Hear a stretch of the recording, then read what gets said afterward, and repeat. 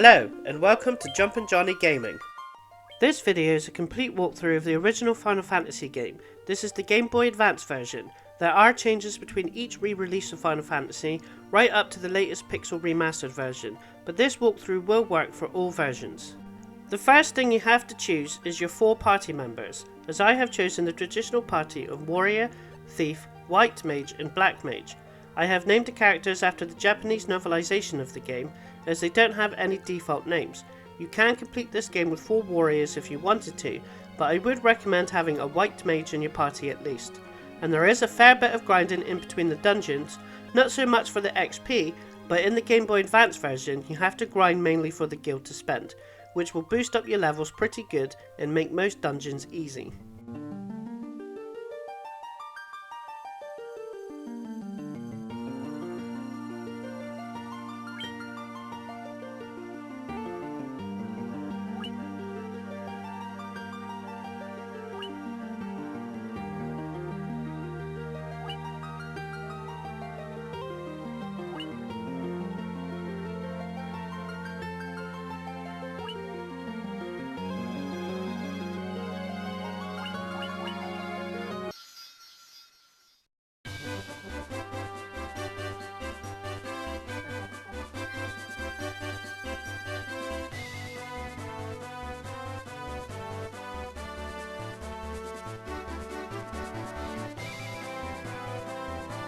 Let's get yourself acquainted with the menu system.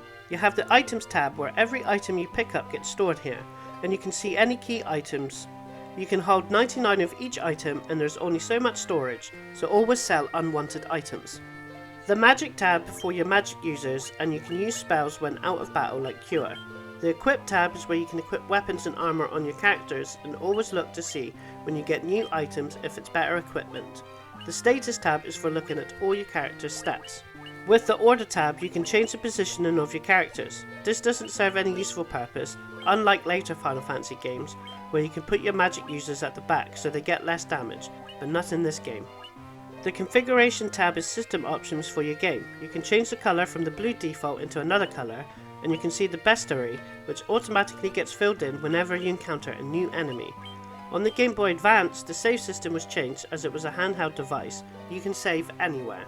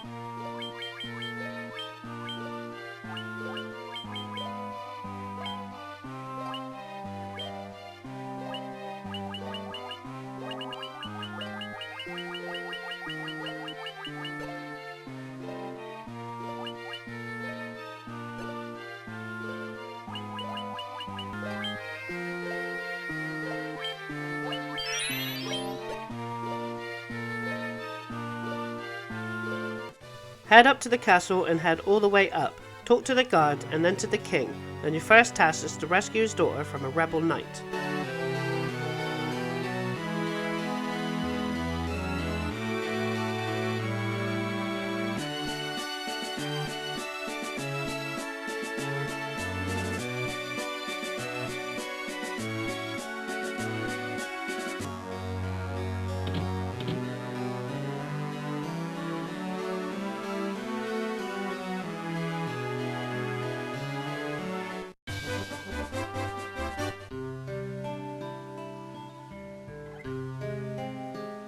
Head into the town of Cornelia. In towns all around the world of Final Fantasy, you will find inns. It will cost some gil to stay, and it will regenerate your HP and MP, so always rest in inns when you need it. It does not resurrect any KO characters, you need to go to a church for that.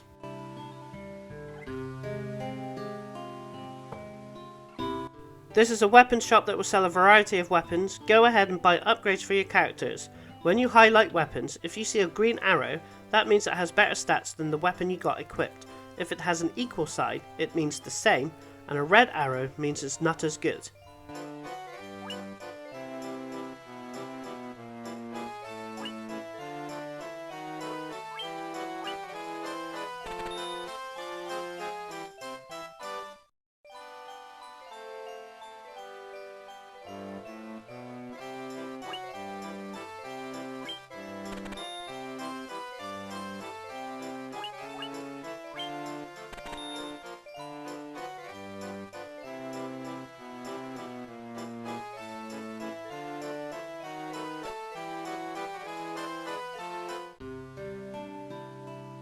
Armor Store sells all sorts of armor for your characters. Go ahead and buy any upgrades you need.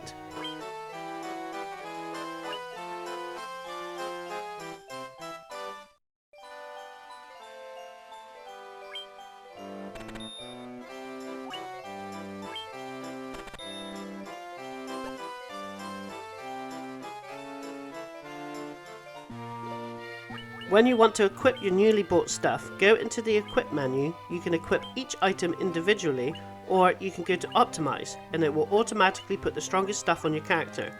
Mostly you can stick to optimize unless you needed a specific weapon or armor, usually ones with specific elements that you need in certain boss battles.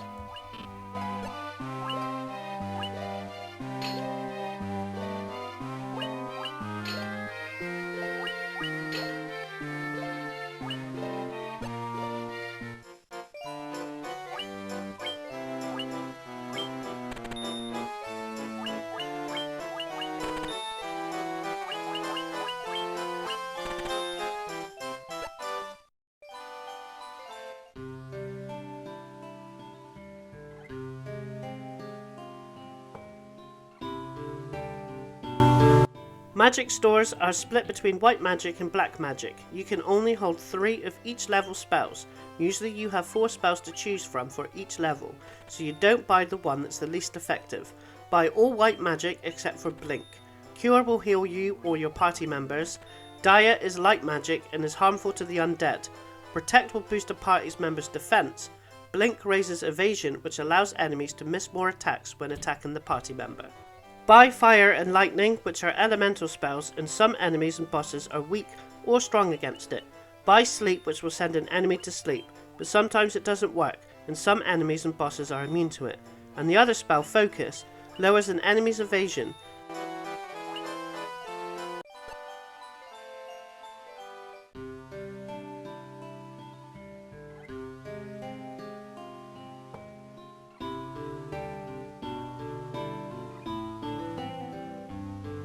These are churches that are in towns, and if you get any of your characters in a KO state, which means all their HP is gone, you can bring them back in a church. Note, if you have all 4 party members that are KO, then it's game over and you have to restart from your last save.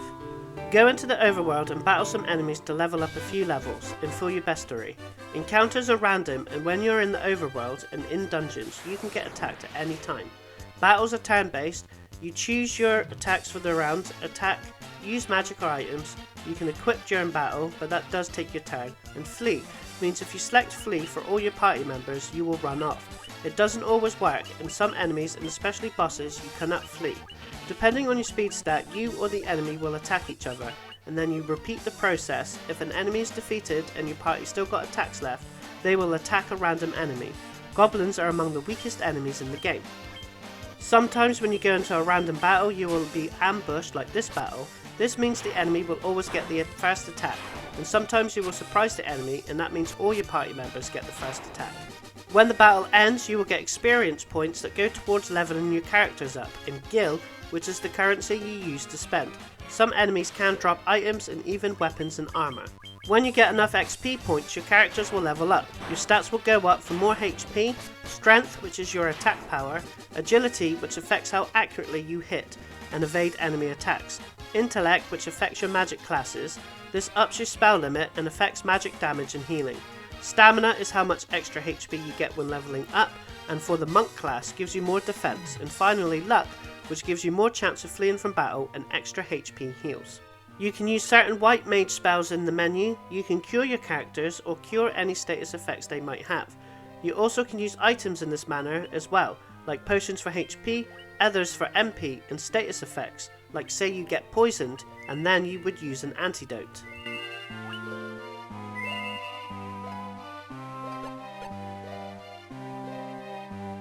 Once you have reached level 3 by battling the creatures around Cornelia, don't forget to use an inn. Even if you didn't take much damage, you will gain more HP and MP when leveling up, and staying at the inn will top you up to maximum.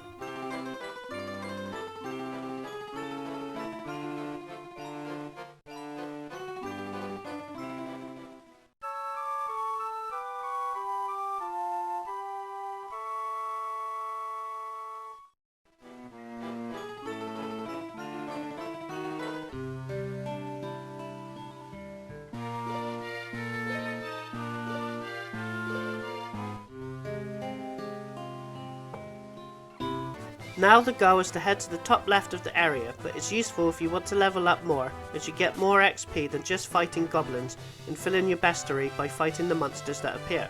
Also, I will be editing out the many random battles. I will keep in any new enemies that appear. This could be the first enemy you face that has some weaknesses to spells. Skeletons are weak to fire and diet. This means those spells do more damage than usual.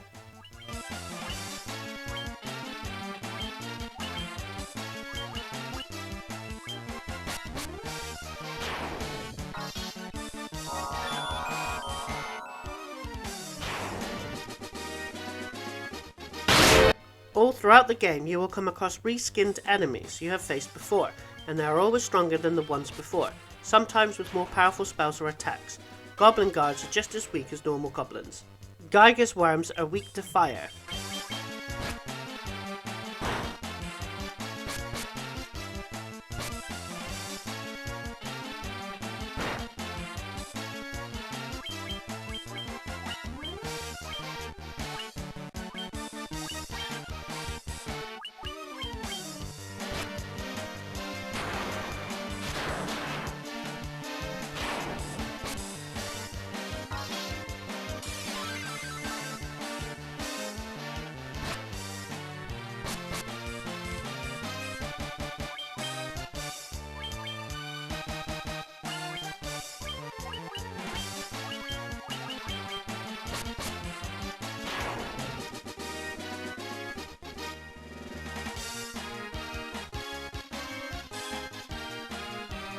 Black widows are very weak enemies.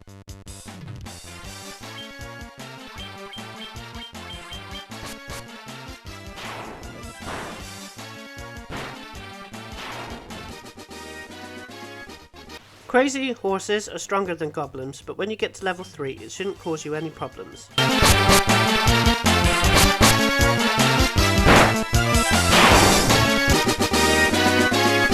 I will be showing the bestiary percentage every now and again, usually after every dungeon if you're going for 100%.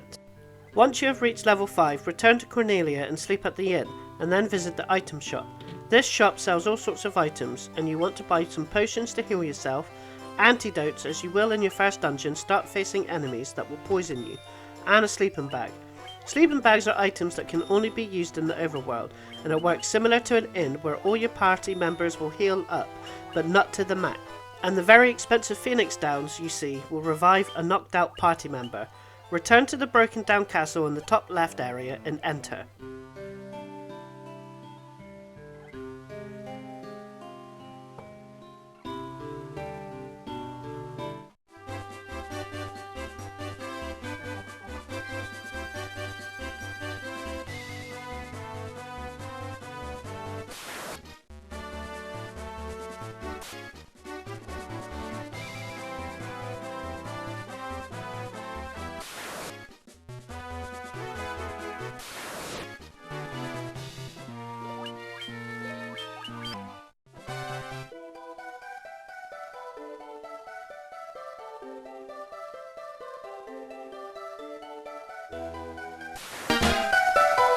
Head left and then down and through the door for a treasure chest. This is a leather cap and equip it to a character that needs it the most, usually the black mage as he's the weakest. Wolves are very weak enemies, especially at level 5. The warg wolves are slightly stronger, so make these a priority when they are among wolves.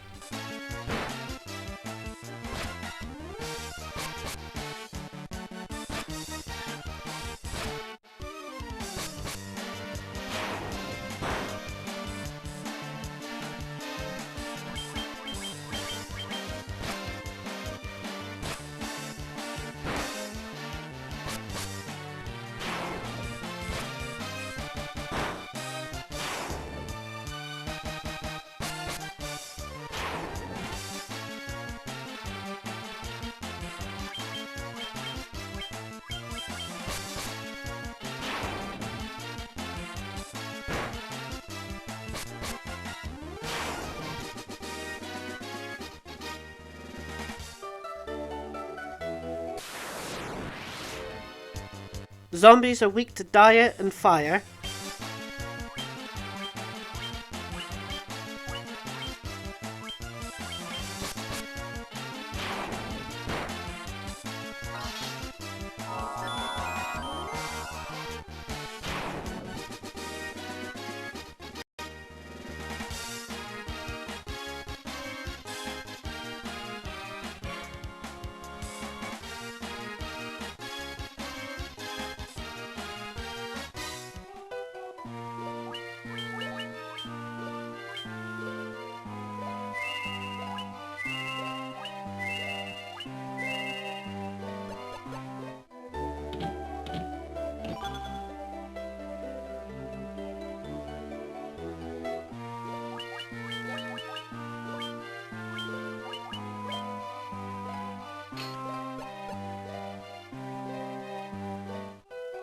Head all the way up and go through the door at the top left for a potion and a tent.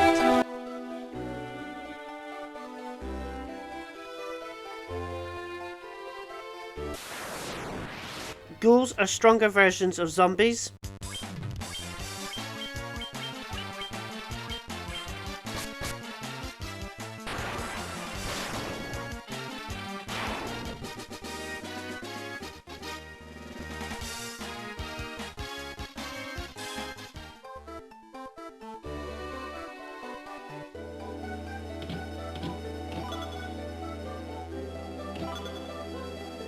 Return to the start of the dungeon, make sure you are healed for your first boss battle. Heal up by magic, potions, or go to the overworld and use a sleeping bag. The boss is not tough.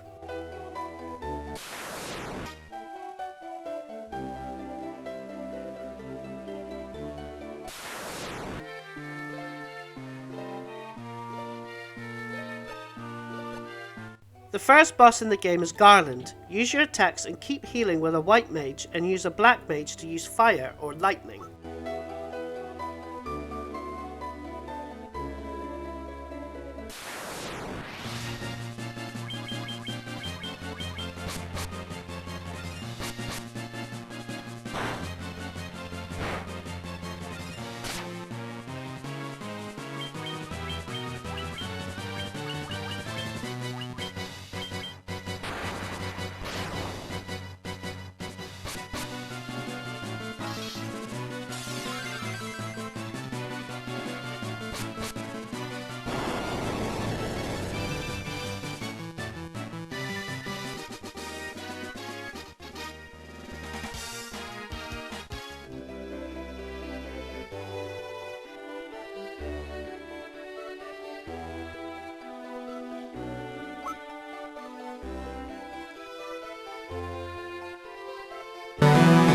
You return to the castle automatically after the battle with Garland. The bridge will be built and you continue your quest to get the crystals.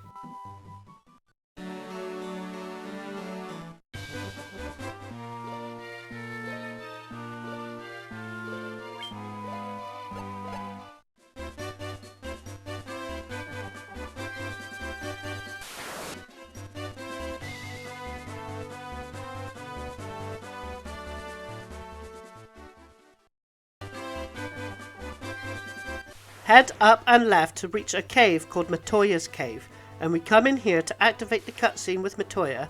This is important for quest progression.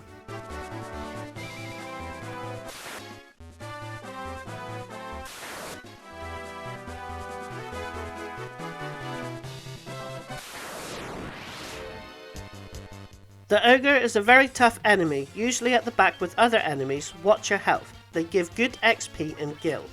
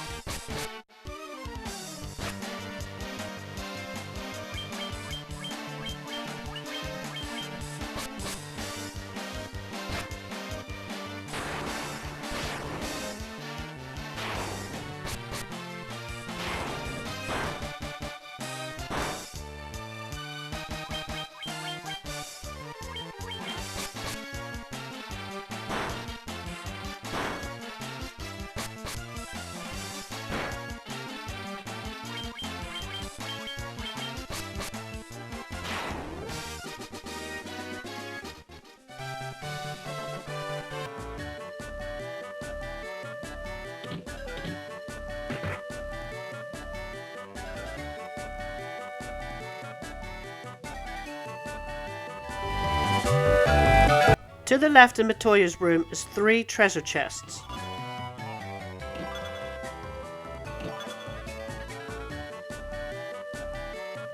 Return to the bridge area and head all the way right to find another town called Bravoka.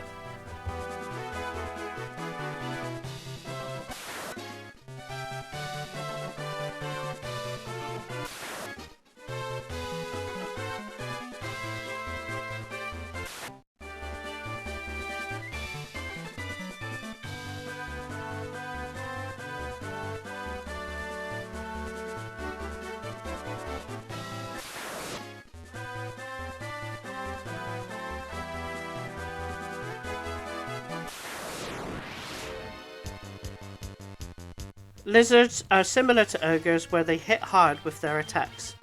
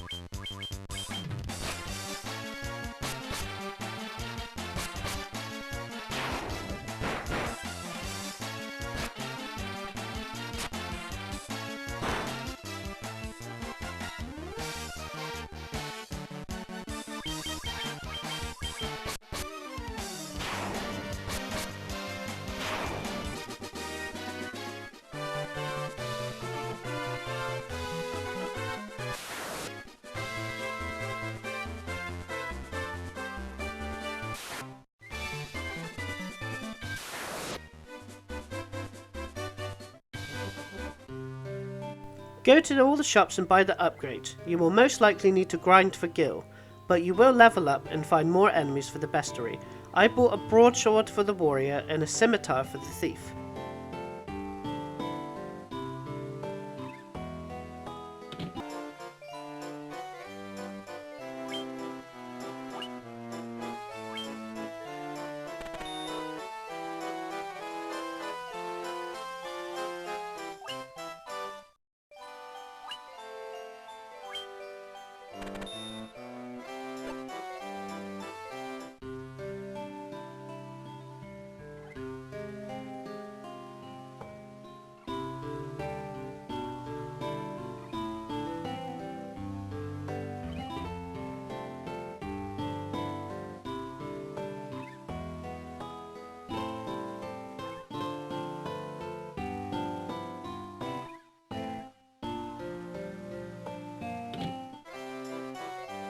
The armor shop, which is on the other side, I bought iron armor and the leather shield for the warrior, and leather gloves for everyone.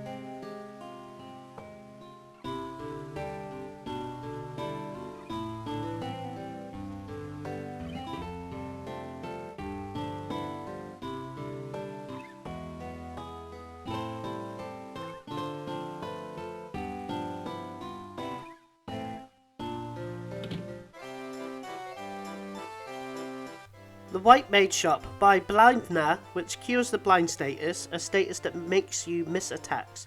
Null Shock, that protects you from lightning damage, and Silence, which can cause the silence status on enemies, which means they can't use magic. The other spell is Invis, which upgrades a party's member's evasion to 40, and it can stack, like most of the spells which upgrade stats.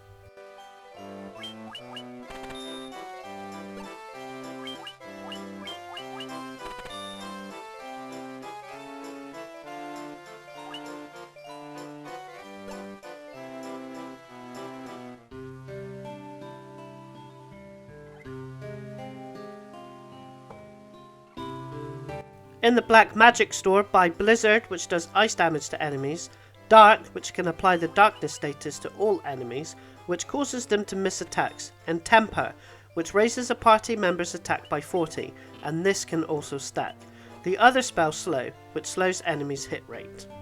When you are finished buying everything you need, talk to the pirate in the top left corner. You will face 9 pirates, who are easy and weak, and you will get a ship, and you are now able to travel to the majority of the world map.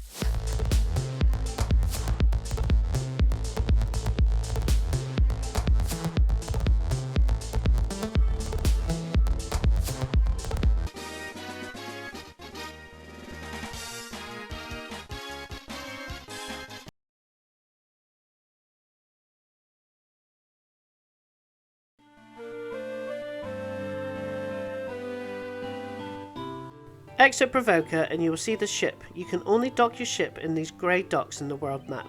Get in the ship and head left until you see Cornelia, and then head down and get off in a new area. You will still get random battles. There's a few different enemies to get for the bestiary, and unlike the different land areas, all sea enemies are the same everywhere.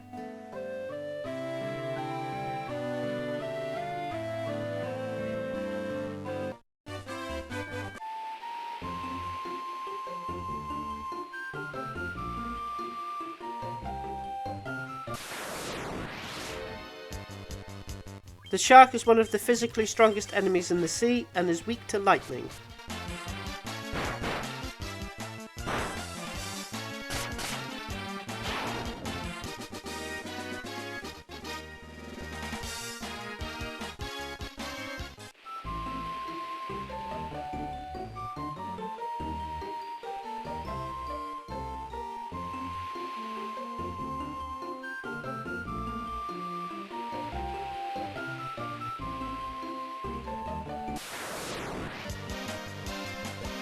Big eyes are weak, but they can cause paralysis to your characters, so they won't be able to move and attack, so make them a priority. Sagans come in large groups, but they are the weakest of the sea enemies. They are weak to lightning.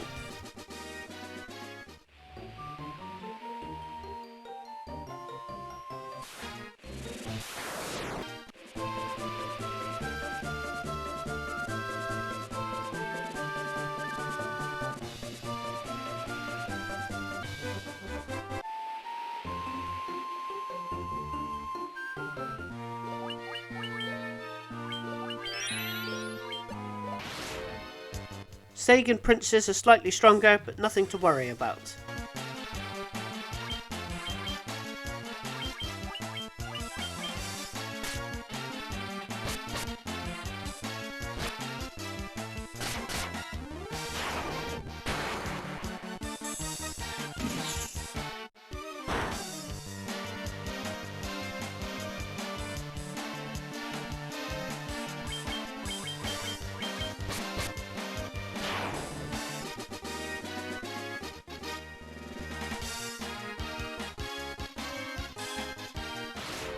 The Buccaneers don't seem any different to pirates. They do drop good gil.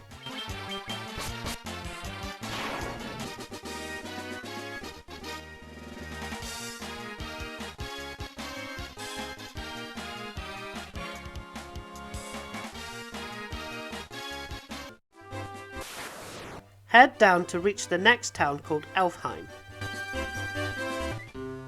There is new weapons and armor to buy. It has level 3 and 4 spells. Only buy level 3 for now. Far too much grinding for the money, you can get it later. There are still a few enemies that turn up outside Elfheim, and you will need to get gil and level up your characters.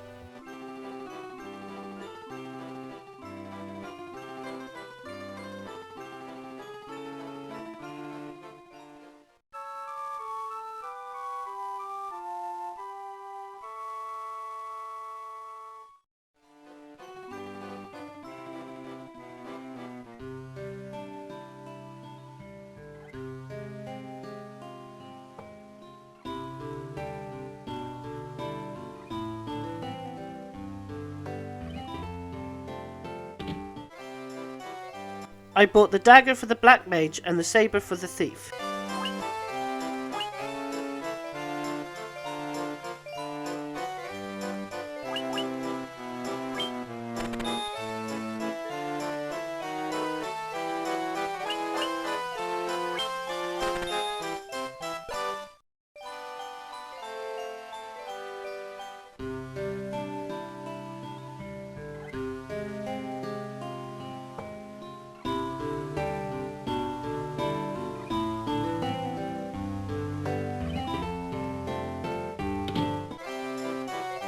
I bought 2 copper armlets for the mages, an iron shield and helm for the warrior, 2 leather caps for the white mage and thief.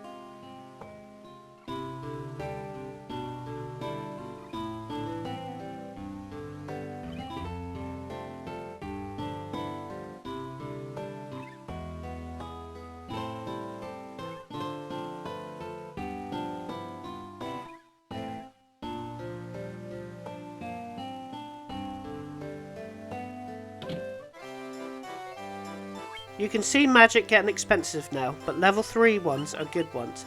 Buy Cura for bigger heals, Diara for bigger damage to the undead, and Heal. This heals a small amount of everybody in the party. The other spell, No Blaze, protects you from fire attacks. I didn't have enough, so I needed more gil for battles, in which I encountered some new enemies, and the black magic are the same price as well.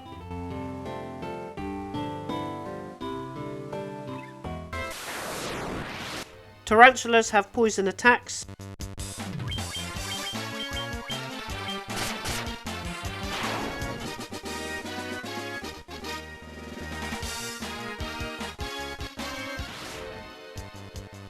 Another enemy that has poison attacks.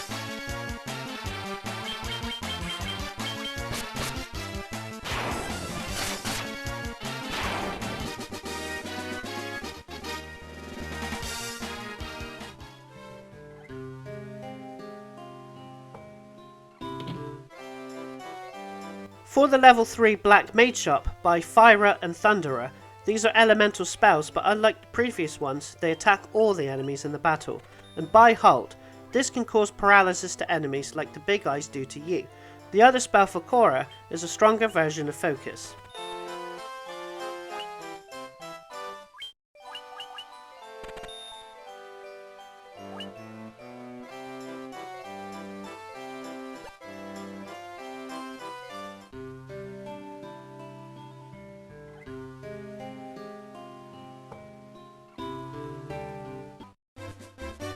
Head to the castle and go to the top left to find out the prince has fallen to a sleeping curse.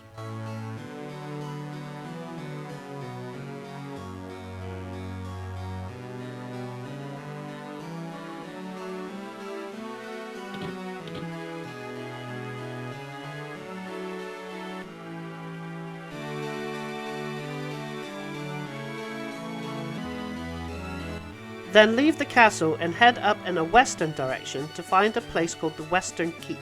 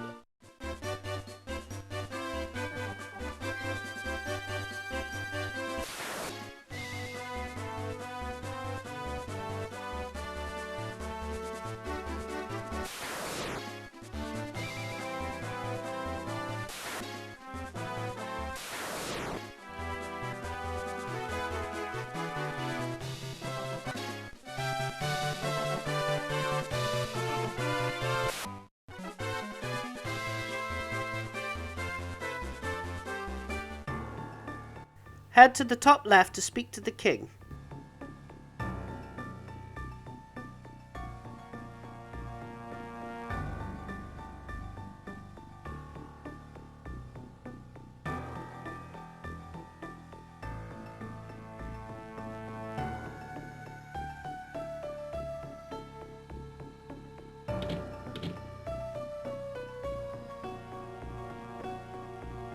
Head back to Alfheim to stay at the inn if you need it, and then you need to go to the southwest side of this area to reach the Marsh cave.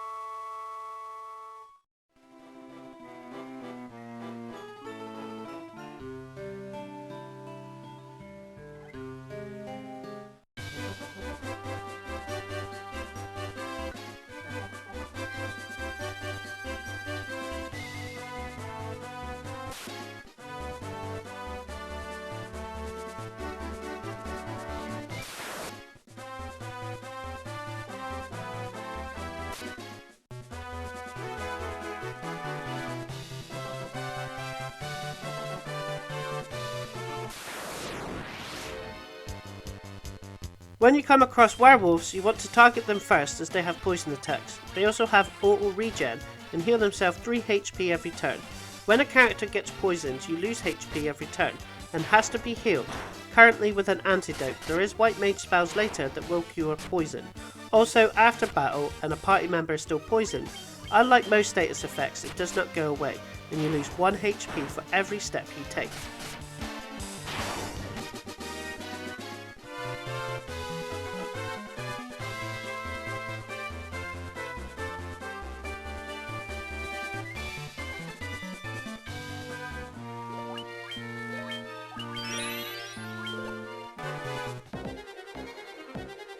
When you're in the Marsh cave, head up and up the stairs to the next floor.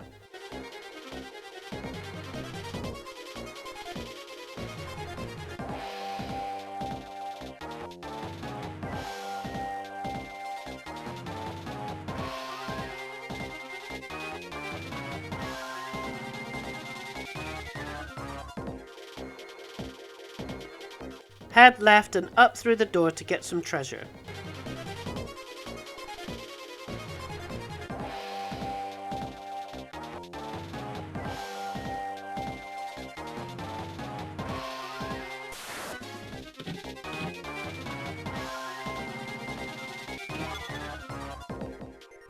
Then head all the way right to the next door for treasure.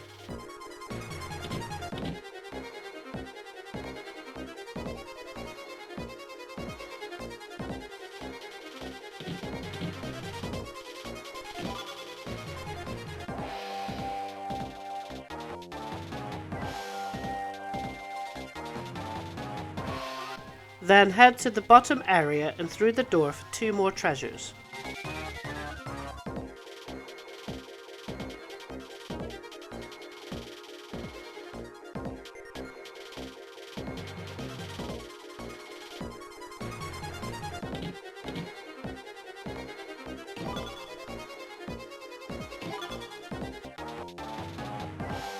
Head back to the previous floor and then head down to the bottom and through the door and up the ladder.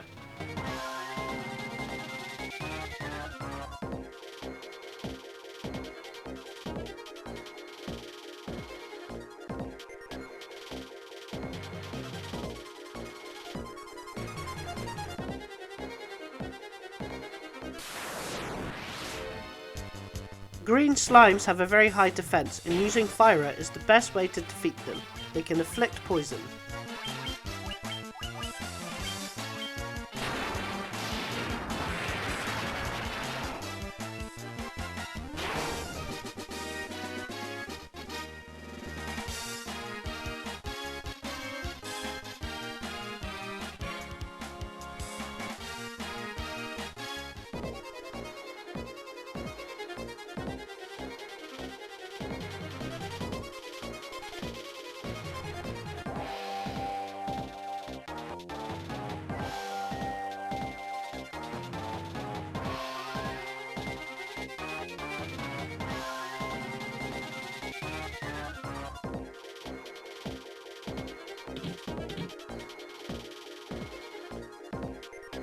Head to the bottom right of this area, through the 2 doors and down the stairs to the next floor.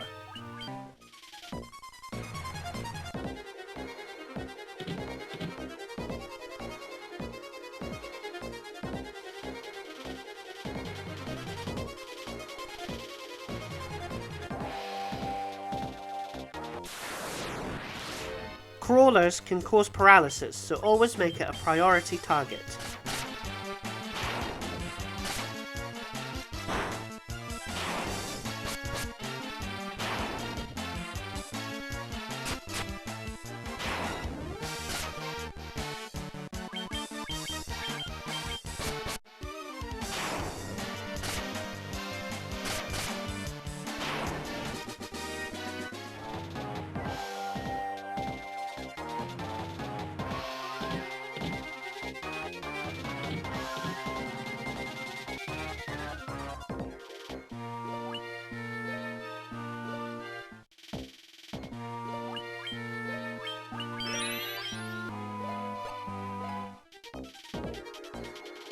This floor has lots of sections with rows of 4 sections that all have doors. Some with treasures, some are locked, and one has the boss for the dungeon. Head down to the first section to get a treasure. This is a Phoenix Down. Head all the way right and into the last room of the first row for a treasure.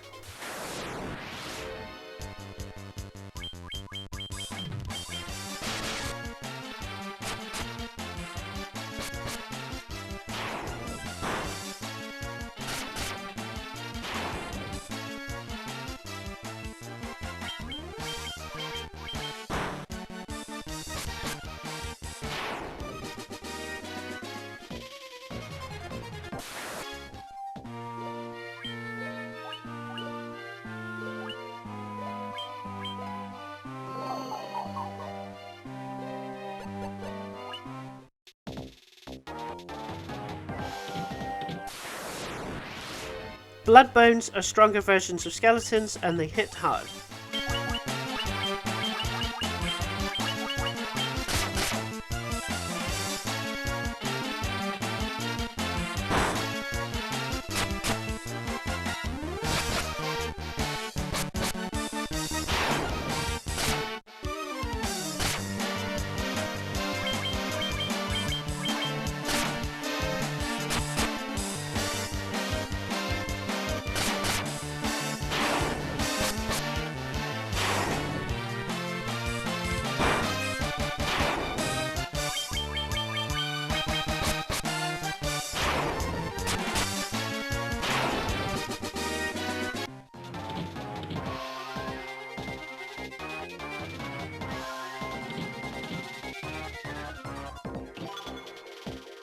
Head down to the next row and head left and enter the second room from the left for a treasure. Cottages are the strongest versions of the overworld sleeping items and will restore all HP and MP.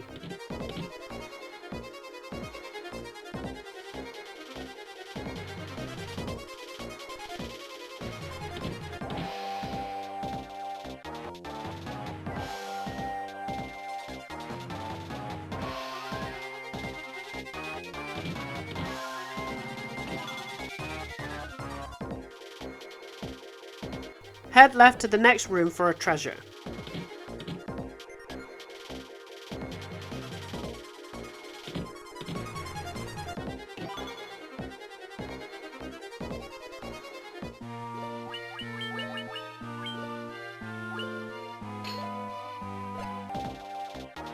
Head down to the next row and enter the third door from the left. The second door from the left has the story progression.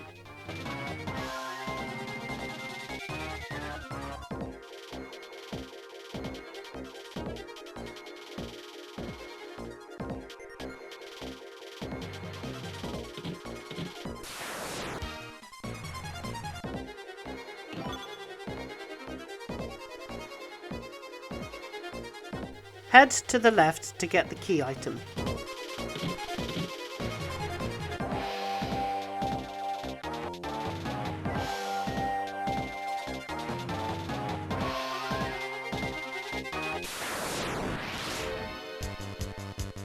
The grey oozes have a low defense, so physical attacks will be fine.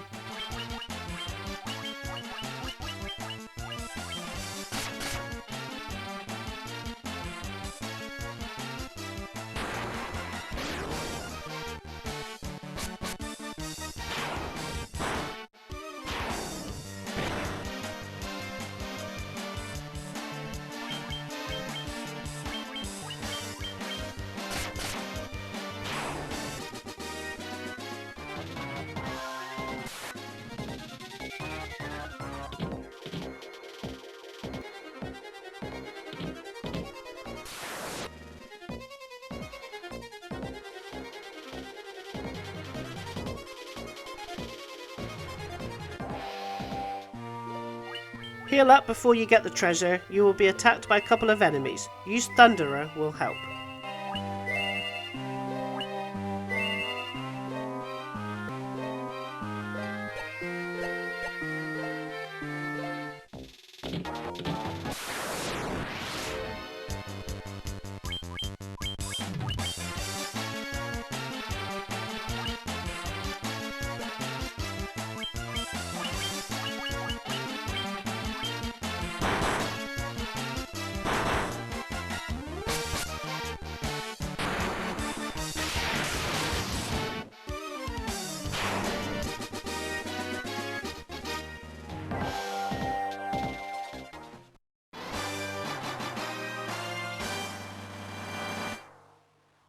Now you need to exit the Marsh cave by going up the stairs and then through the next floor.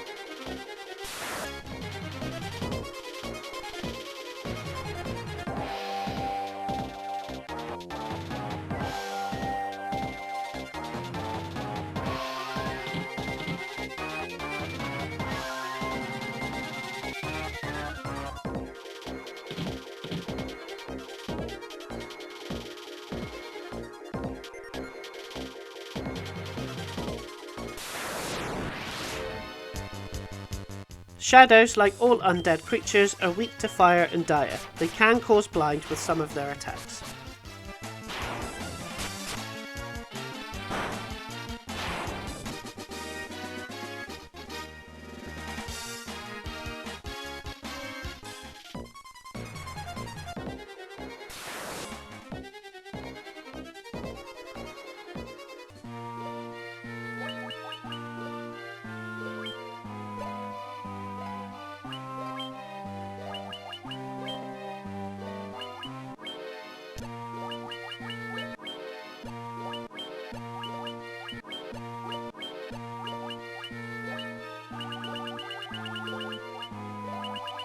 Return to Alfheim and you should have lots of gil that you can afford the majority of the level 4 white and black spells.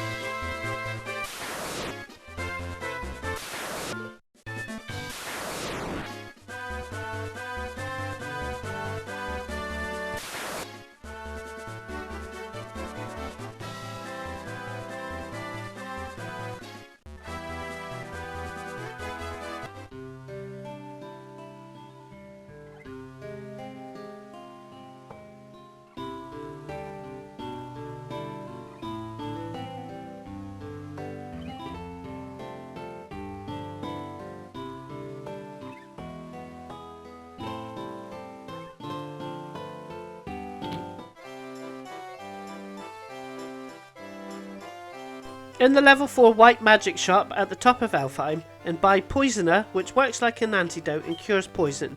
Fear can cause enemies to run away, it has a low success rate, and Vox, which cures the silent status. The other spell is called Nullfrost, and it protects you from some ice damage.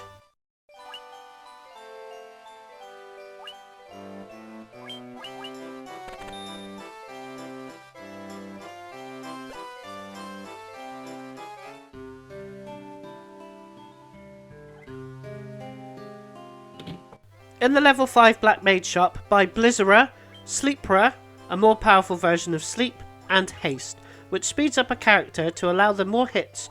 You combine this with Temper, and they can make your physical party members stronger.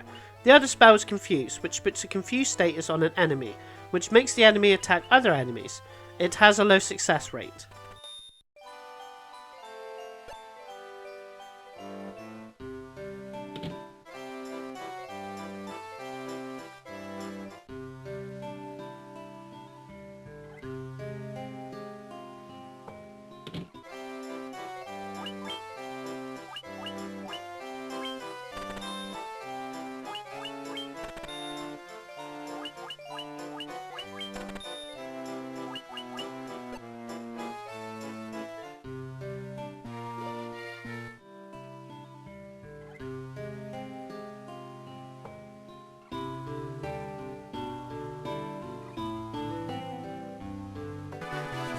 Return to the Western Keep to return the crown, and you will face a boss. This is one of the first bosses to challenge the party.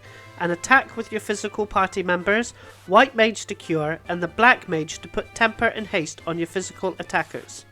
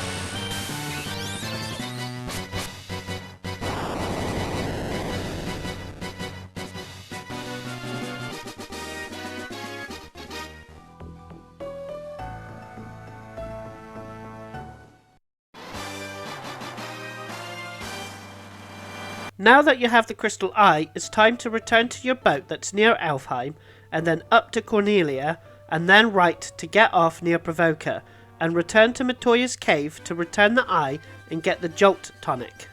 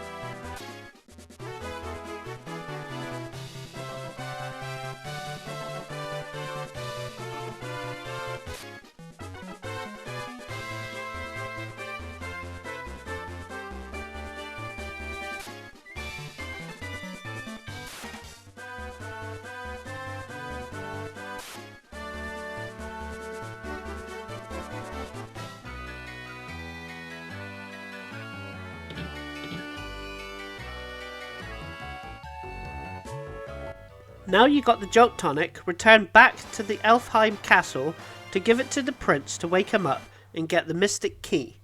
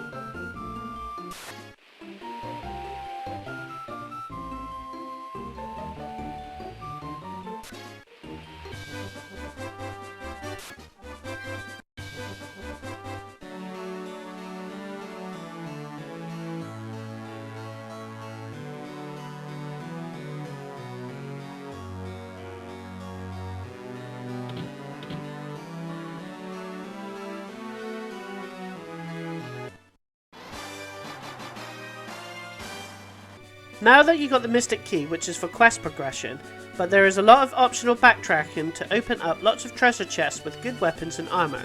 For story progression, you gotta go to Castle Cornelia. For the treasure chests, you get the first few in this castle. Go down into the right section and then head up, staying close to the wall, and equip the mithril hammer to the white mage and the bronze gloves on the warrior.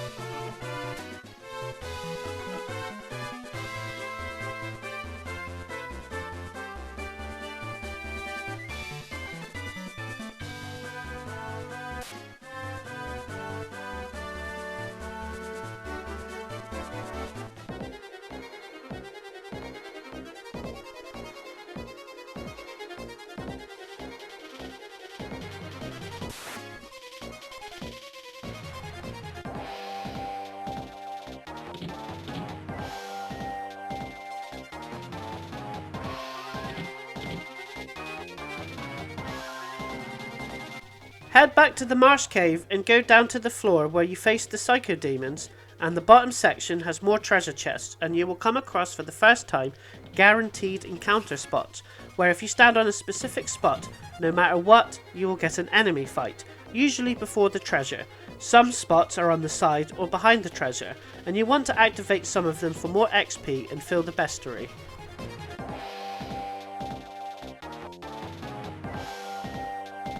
Head right down to the bottom and get the treasure chest. The left and bottom of the chest gives an enemy encounter. You will encounter psycho demons again, and sometimes 4 of them. Don't forget they hit hard and use Thunderer.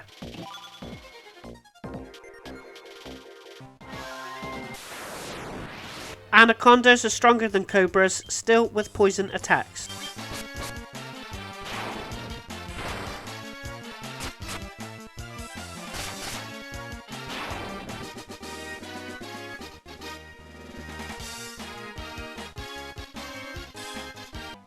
Head to the room on the left for a silver armlet and equip it on the thief.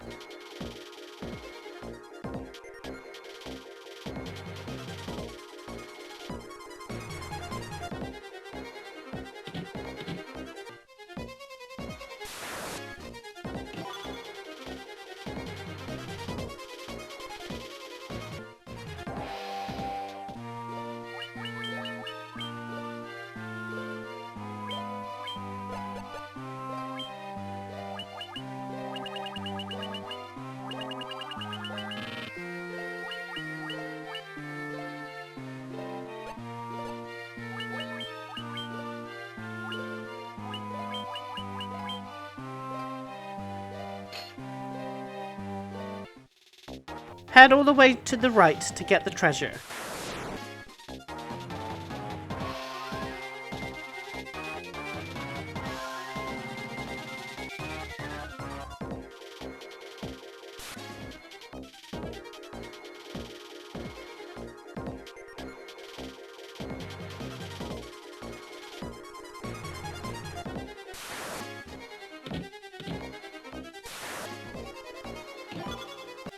Exit the Marsh cave and then head all the way back to the western keep. Head to the right, up and around for a room with more treasure chests.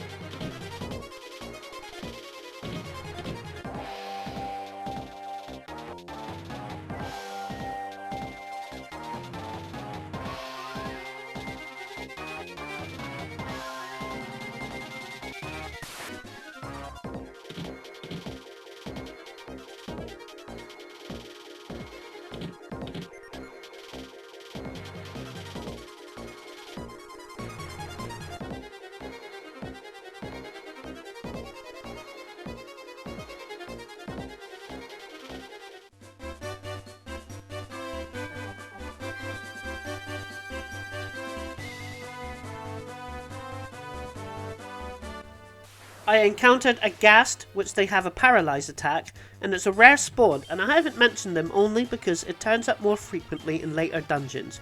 There is a lot of creatures that are better to get, like the ogre chief turns up in this area but never got him, and this saves you from grinding for too many hours, only to encounter them regularly later.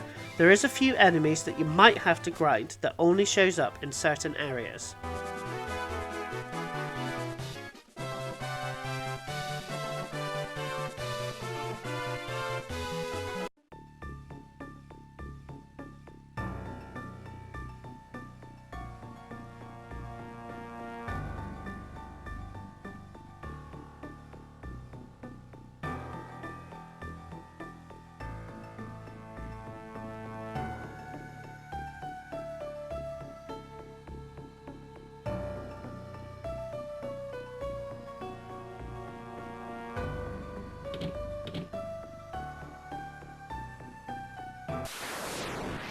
Wraiths are stronger than shadows and they have attacks that cause paralyze. Equip the Falcon on the Thief.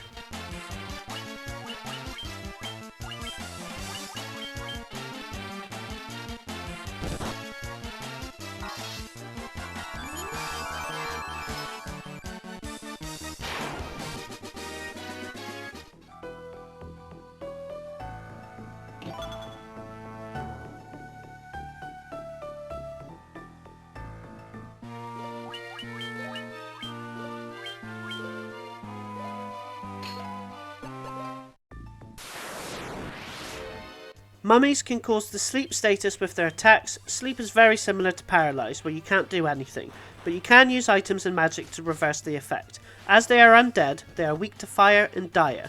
Equip the power staff on the Black Mage.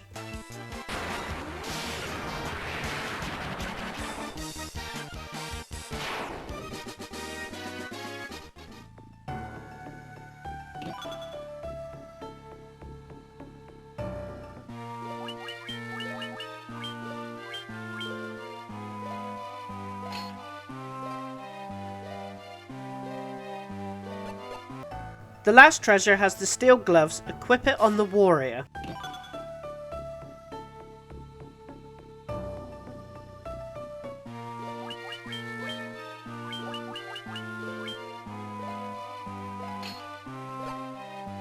The next stop is in the first dungeon, the Chaos Shrine. Return the boat next to Elfheim, head up to Cornelia, and then to the top left to enter the shrine.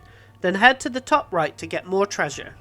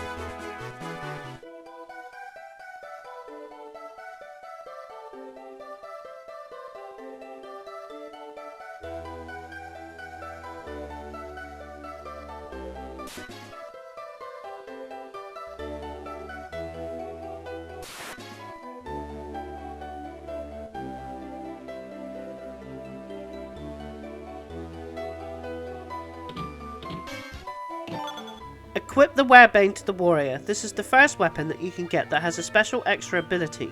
This sword gives extra damage to werebeasts. Some weapons, especially with elemental damage, you want to keep and not sell them in case you need them. The other treasure has a gold needle. This is an item that cures the petrify status, a dangerous status unlike sleep and paralyze. If all of your party members are petrified, it's game over. Head to the bottom right of the area to get the final treasure chest, the Rune Blade. This blade gives extra damage against any enemies that uses magic in their attacks. Equip it on the thief.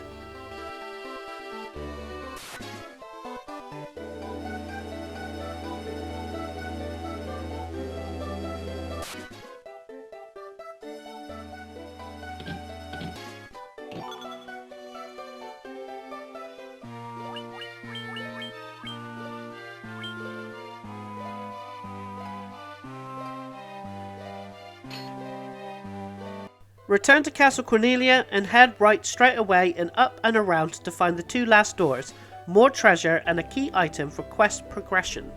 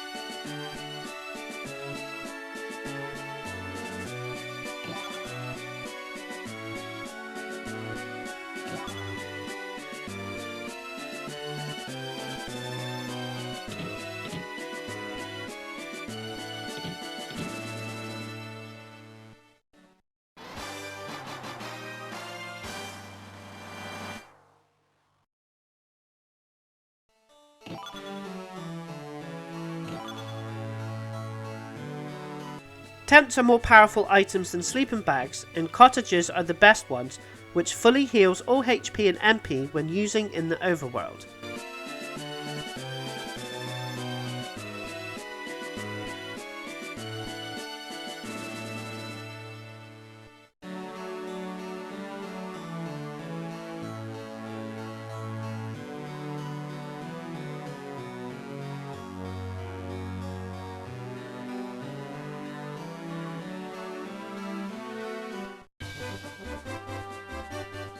Get on your ship and stick to the land on the right hand side and get off the next port, and then stick on the right side and head down and left at the end to enter a cave called Mount Durga.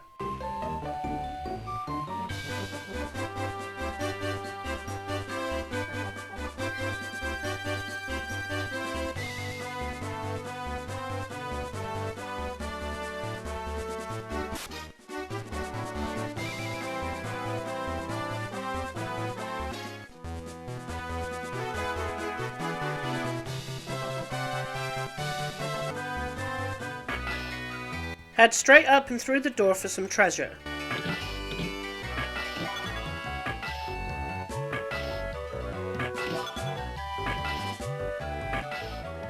Head to the bottom left for some more treasures, equip the Great Helm and the Mithril Mail on the Warrior and the Worm Killer on the Thief.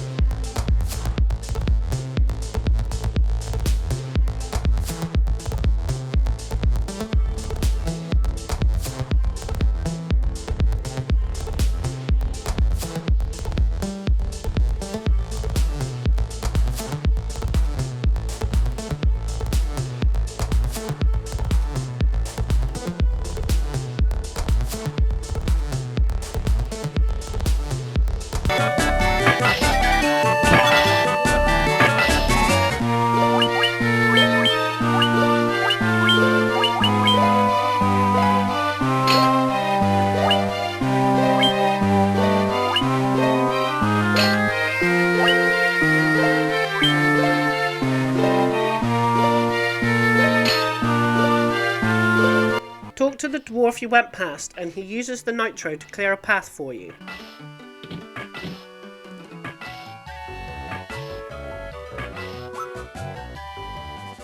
Head to your ship and then stick to the left and go through the gap that the dwarf blew up for you.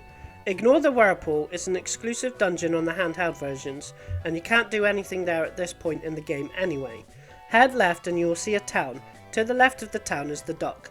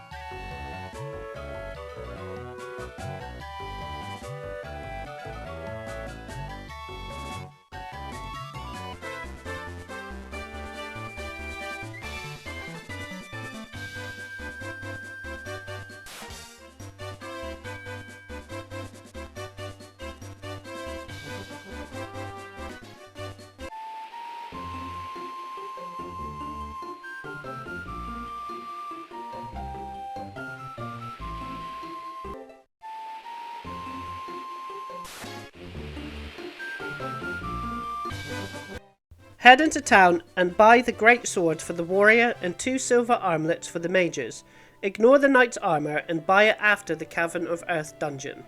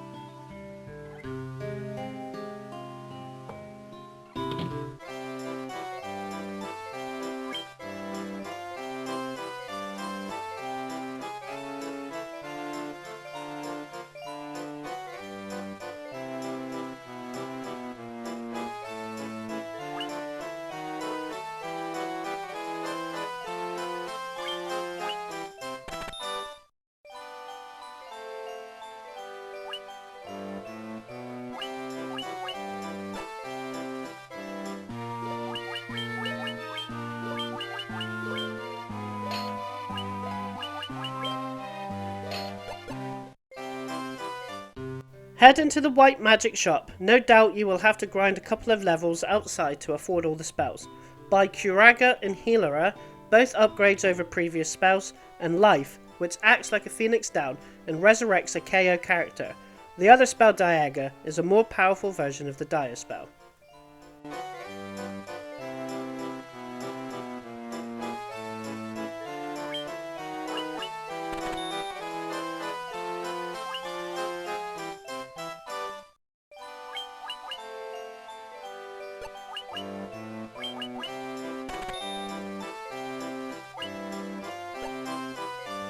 Outside of Malmond, while grinding, I ran into 2 more new enemies. The first, Ogre Chief, is just a more powerful version of the Ogre.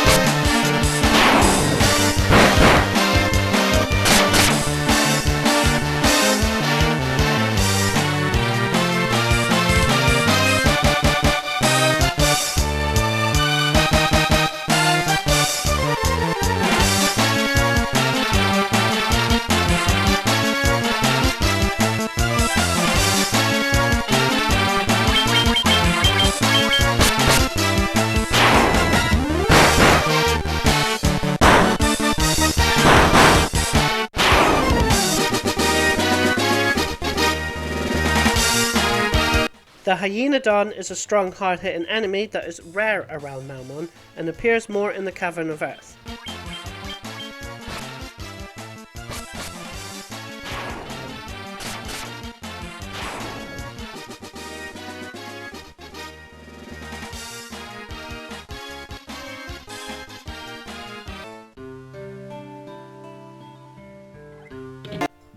In the Black Mage shop, buy Faraga, a more powerful version of the spell, Scourge, which has a low level chance of causing instant death to enemies, and Slowra, a more powerful version of Slow. The other spell is Teleport, which you can't use until you get your job upgrades. You can buy it now instead of Slow if you want to quickly teleport out of dungeons, but I always like to do it the hard way for XP and Bestiary.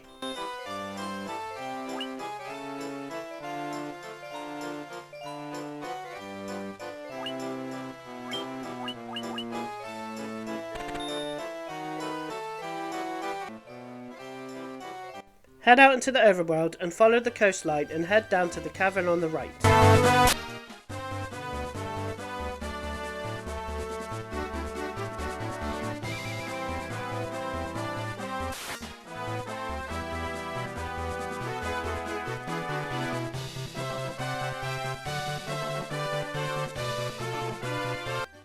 Head to the top right of the area and go through the door for some treasure.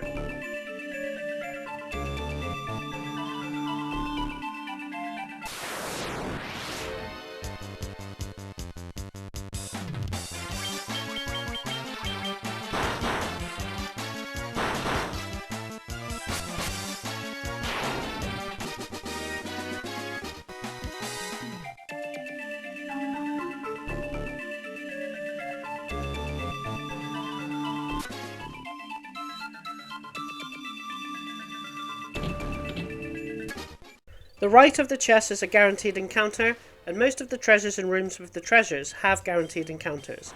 They are always earth elementals. They are the strongest enemies encountered so far, and the strongest in the Cavern of Earth. They are weak to fire.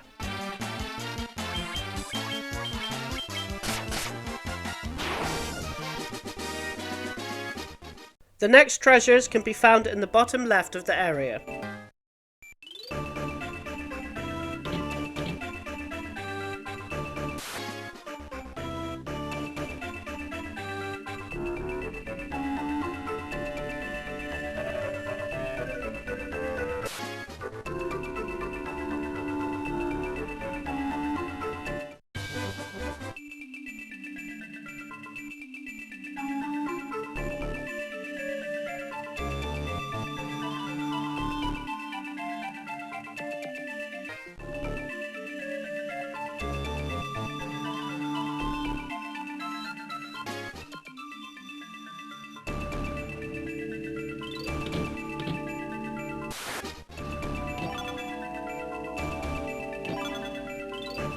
Head up and to the right for the last two treasures of this area.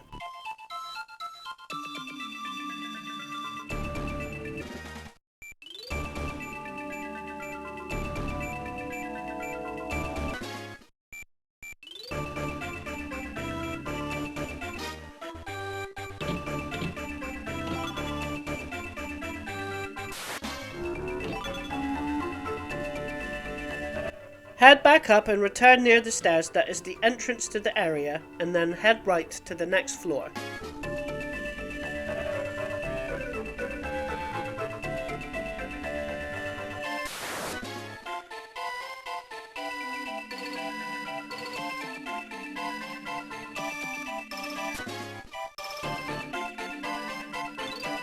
The first few treasures in this floor is in the top right. It's a bit of a windy route to get there.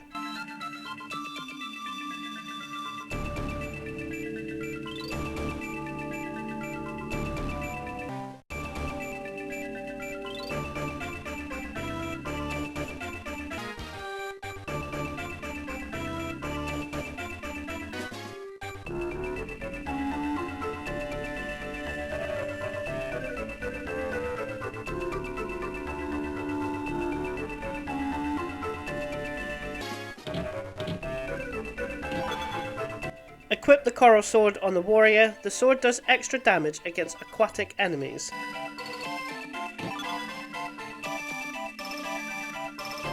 Head into the middle of the floor and head down and around to the left to access the last treasures on the floor.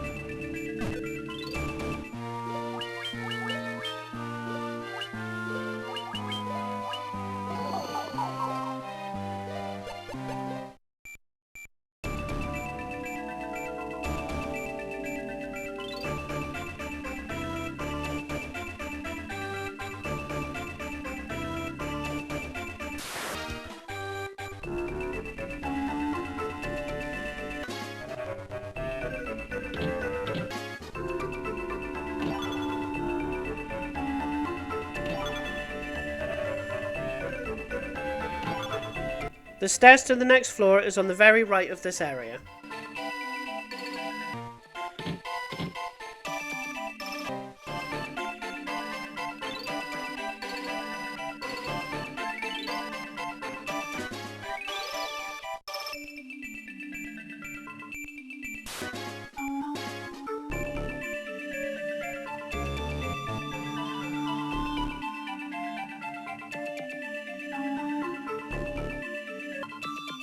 Head all the way right for the first treasure of this floor.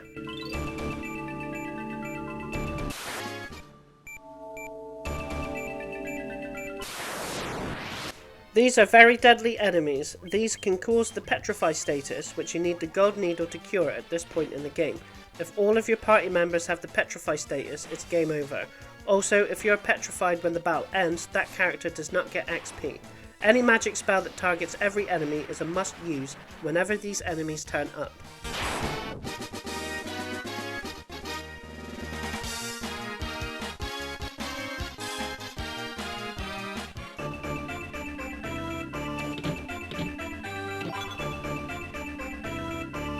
Head up and around to the right for the next treasure chest.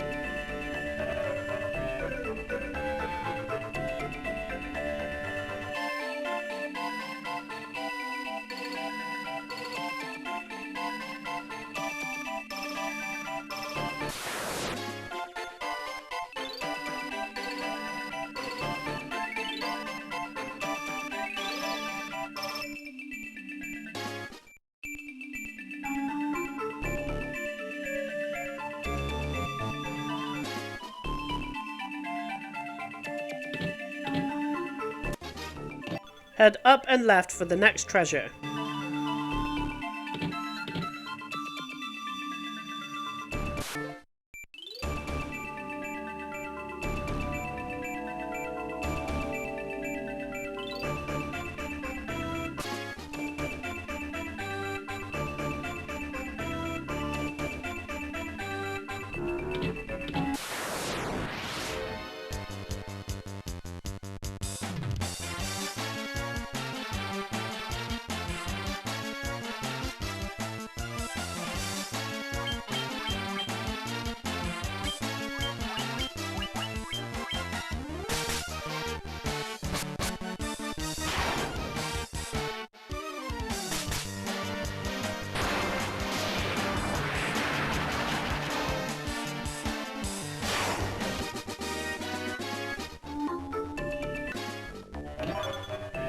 Head left, down and around to the right for the next treasure chest.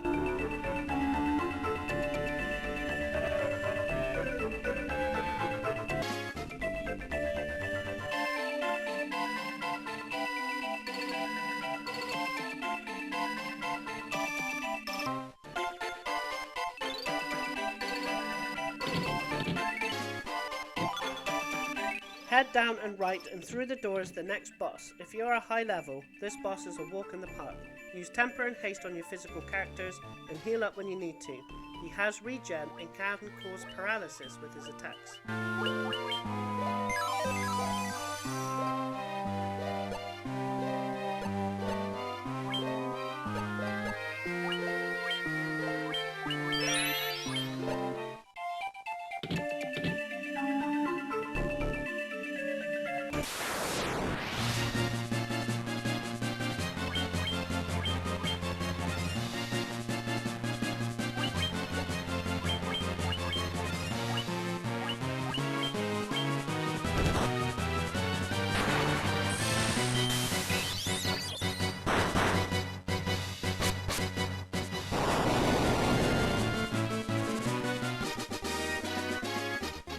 Get the key item from the chest for quest progression and head back to Malmund to heal up. Optionally, I'm going to show you a very good grinding section for Gil in the Cavern of Earth and gets the hill geigers for the bestiary.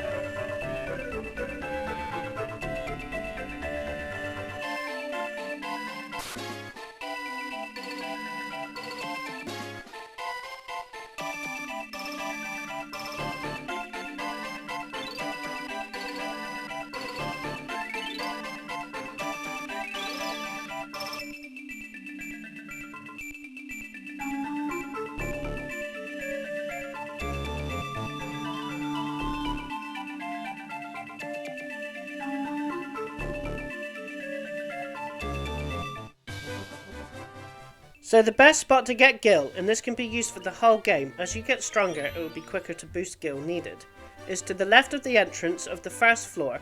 Go all the way to the left and you will hit a guaranteed encounter with a Hillgeigus.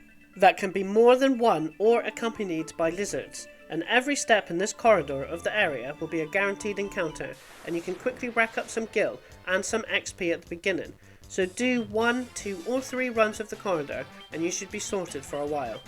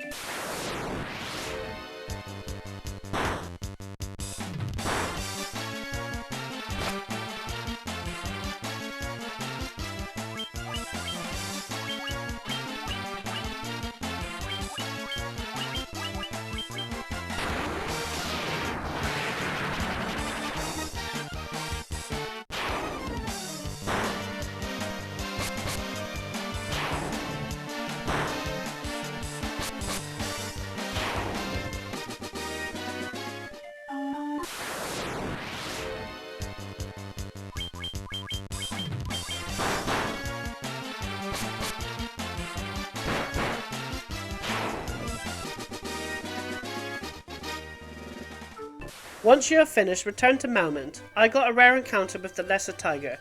They turn up more regularly in the Giant's Cave. Heal up and don't forget to buy the Knight's Armor, you will have more than enough.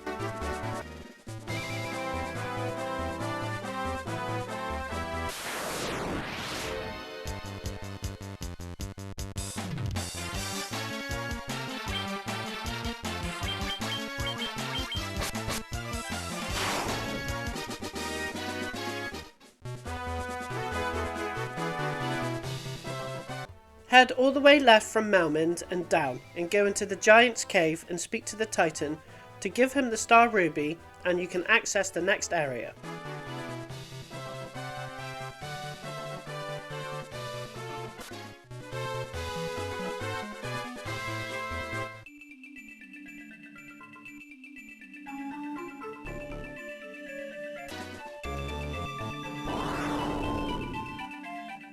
Head all the way down for some treasure chests and equip the new equipment on your warrior.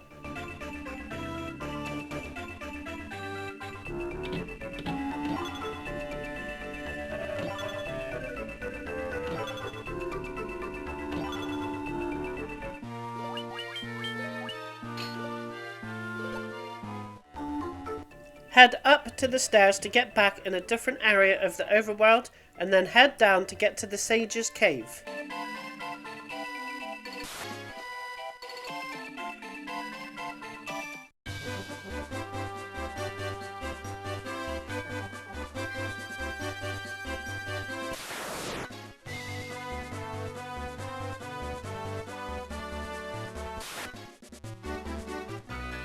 Head up and left through the second door and speak to the Sage to get the Earth Staff, and this will grant you access to the final 2 floors of the Cavern of Earth dungeon.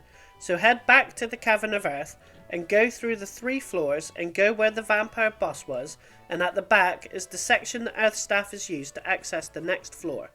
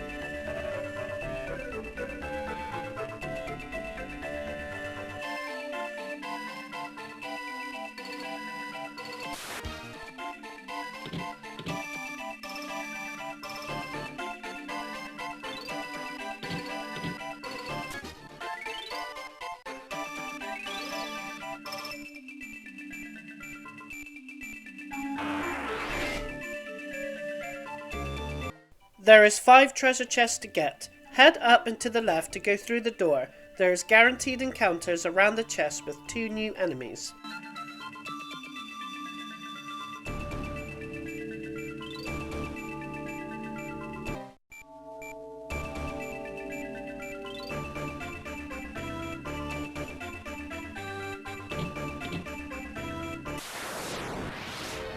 Ogre mages can cast the blink spell, which raises its evasion, and it has regen as well.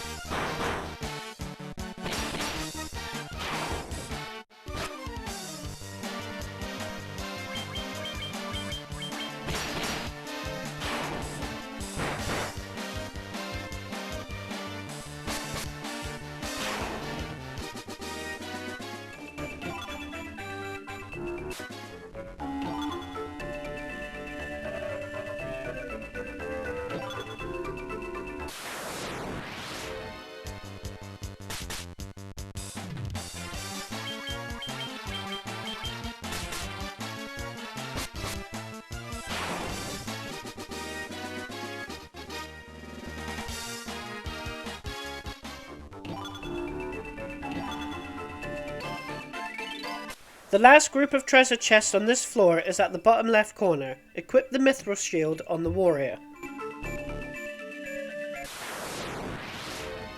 Trolls hit 3 times in an attack and has regen.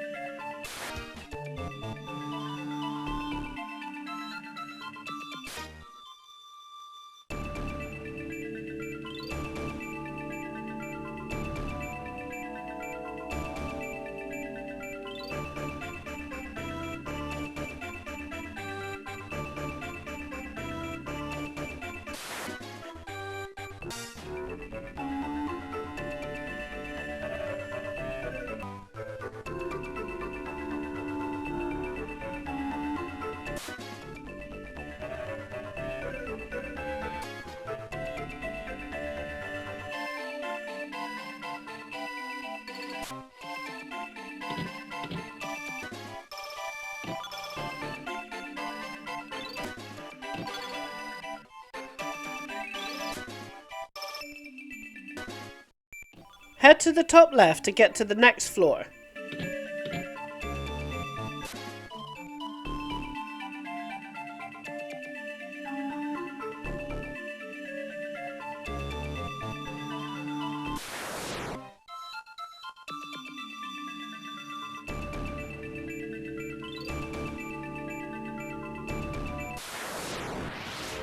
Ochre jellies are resistant to physical and lightning attacks. It is weak against fire and ice.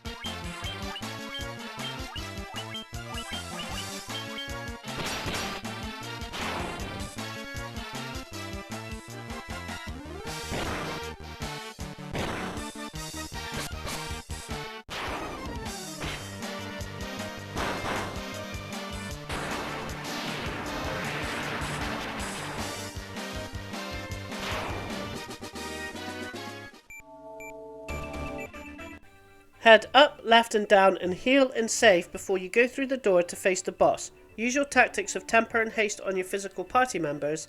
The white mage can use dire since it's an undead boss, or heal when you need to.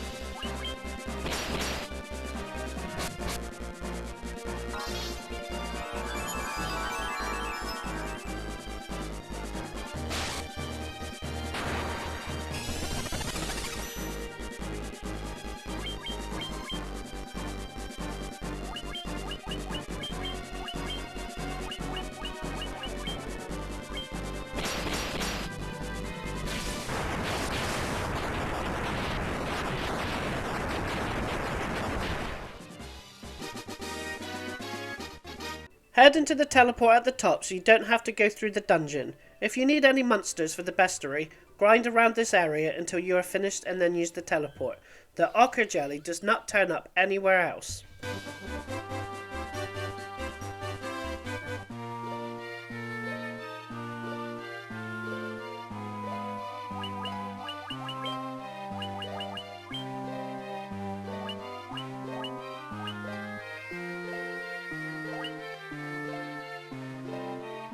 Head back to your ship that's parked next to Melmond and head down until you see the tip of the land on the left hand side, and then head left, and when you see land again, the ship dock is just down below.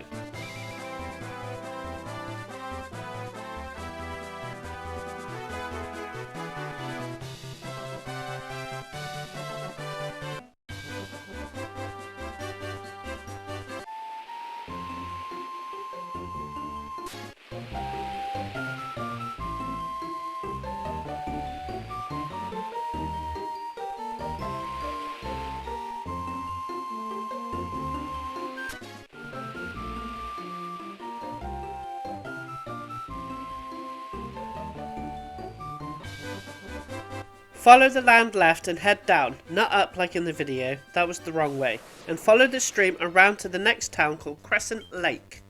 Ancags can cause poison with their attacks, they are weak enemies.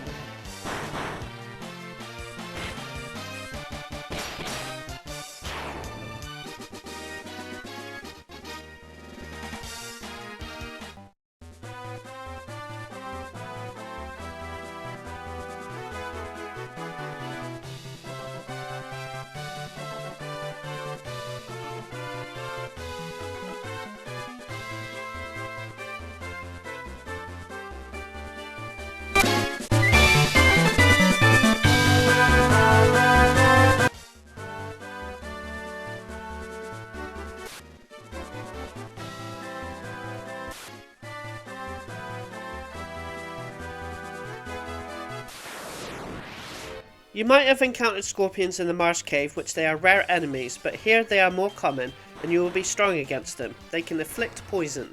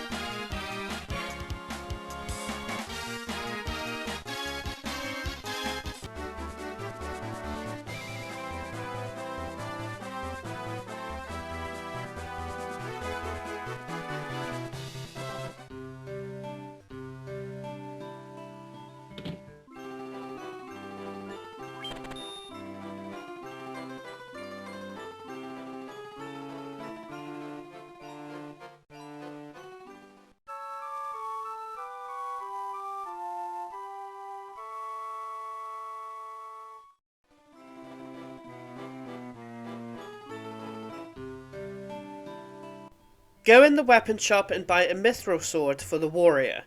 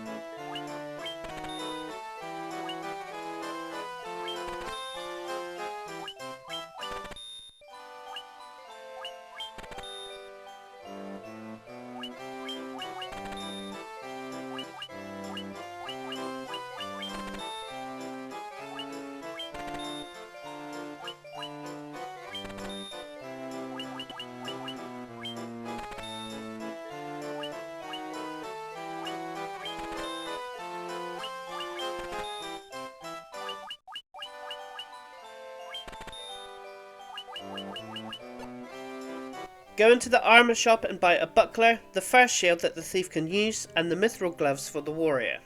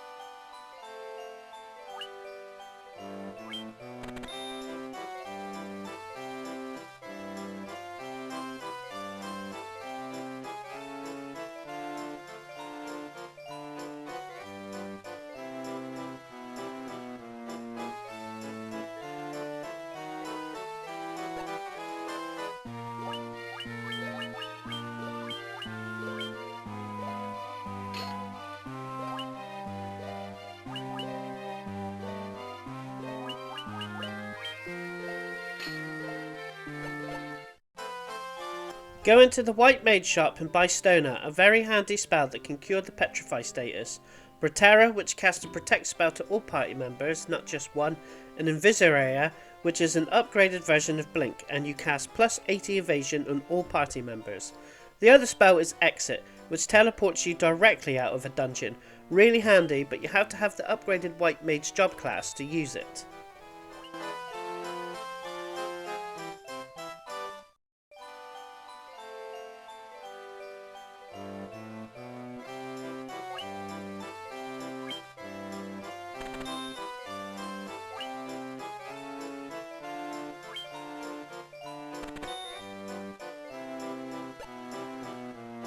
Heads to the Black Mage shop and buy Thundergut, a more powerful lightning spell. Death, which is an upgrade of the Scourge spell, with more of a chance for instant death to happen. And Quake, which damages all enemies and has a low chance of defeating enemies instantly. And the other spell, Stun, causes paralysis on enemies.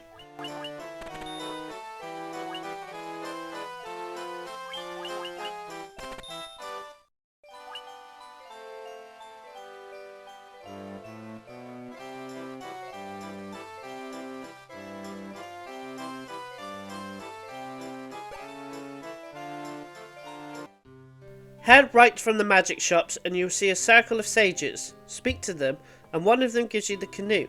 Of course, it's the last one I spoke to, or it could be you have to talk to them all anyway. For me, it was the sage to the right of the one in blue, who gives you the next quest progression item, the canoe.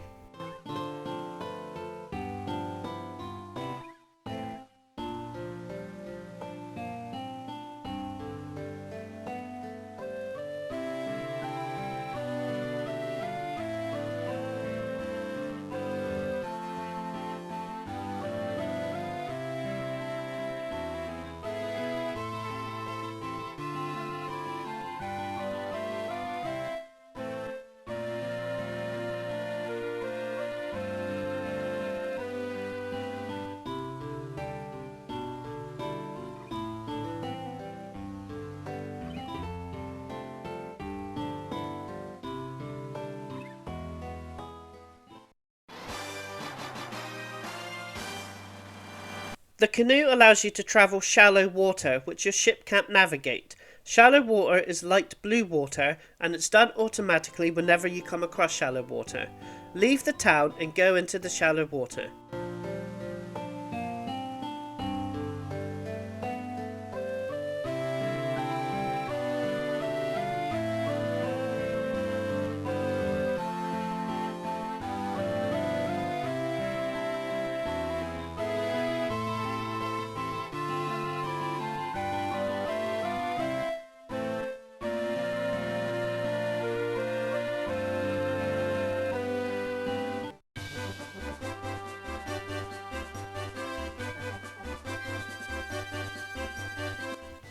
Head left, then up, then right, then left, and you will come across some land, and the next dungeon, a volcano called Mount Gulg. Now, like the sea, there is unique enemies to battle that can be found in all shallow water. I didn't get any on my travels, so I will be covering them after. None of them are too tricky except for crocodiles. They hit hard, so target them first.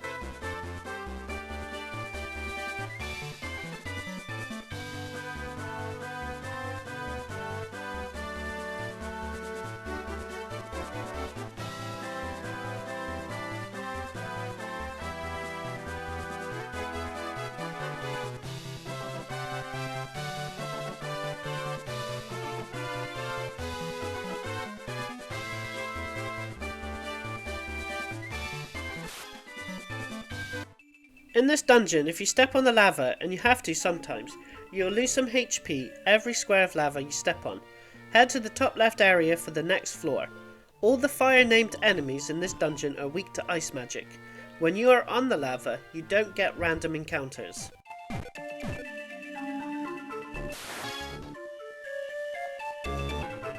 Head up and left for the first treasure of this floor.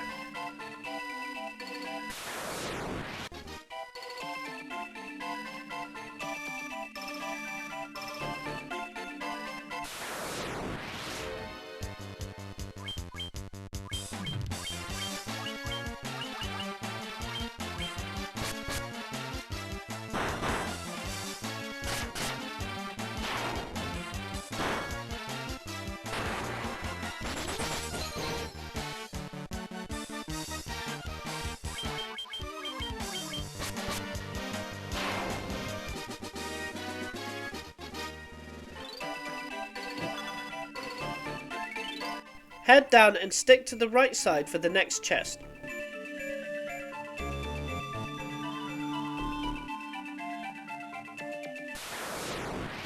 Fire Hydras has a blaze ability which causes fire damage to all party members.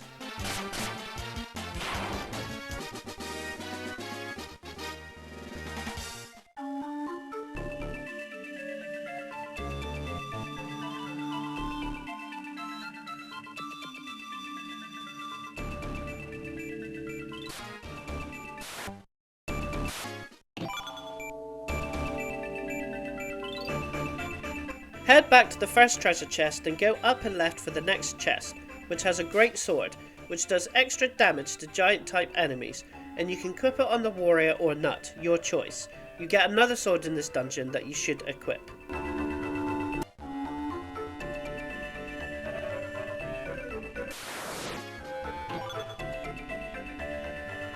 Head to the chest on the right that you saw when you went to this one.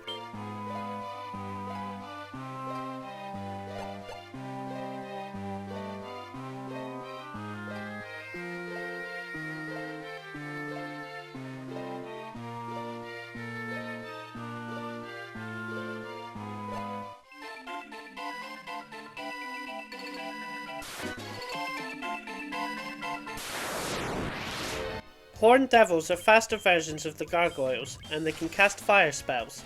They have high magic resistance, so stick to physical attacks.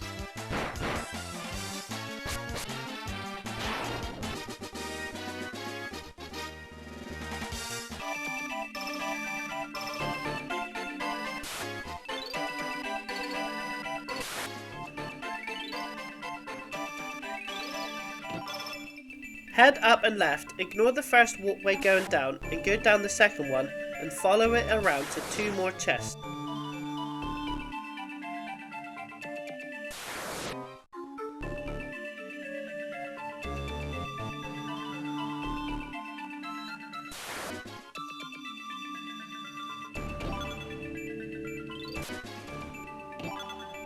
Head all the way down for a bunch more treasure chests, and that's the last on the floor.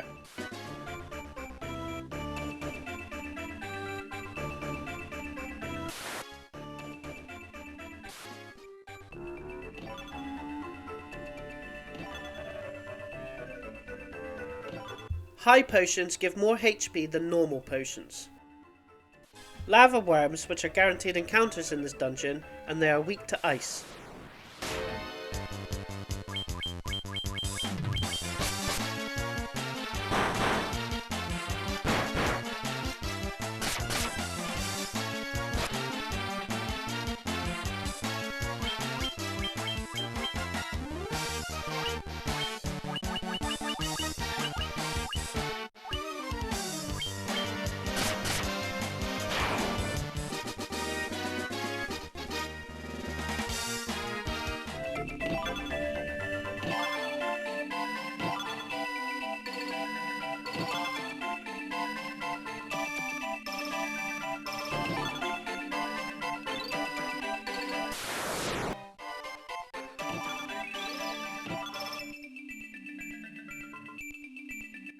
Head up, right and down through the door, and then left to the exit of this floor.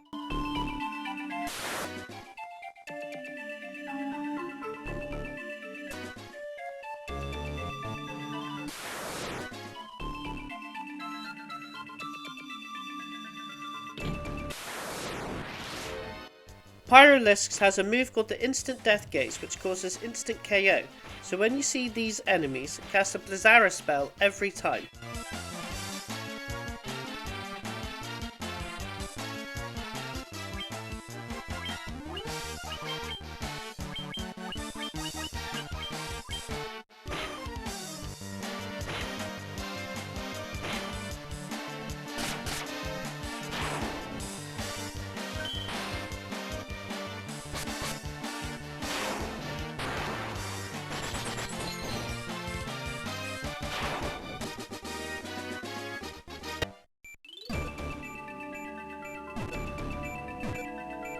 Head all the way to the right to exit this area.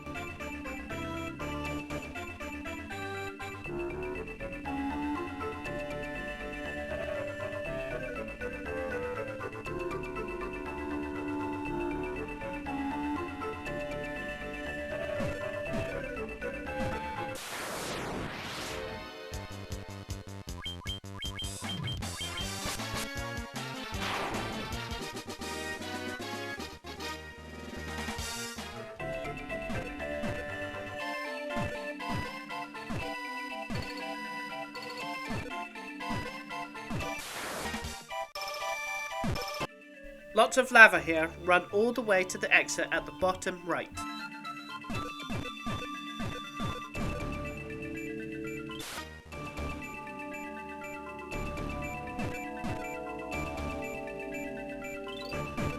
Head down, left, down and left for the exit of this area.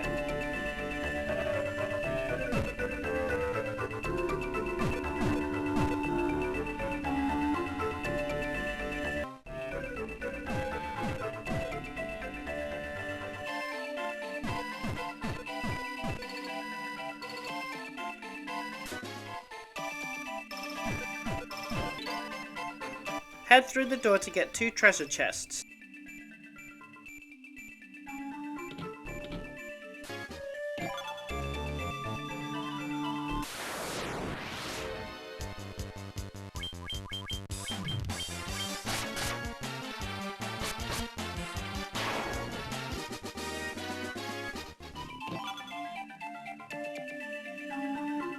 Follow the route and go through the door for another treasure chest.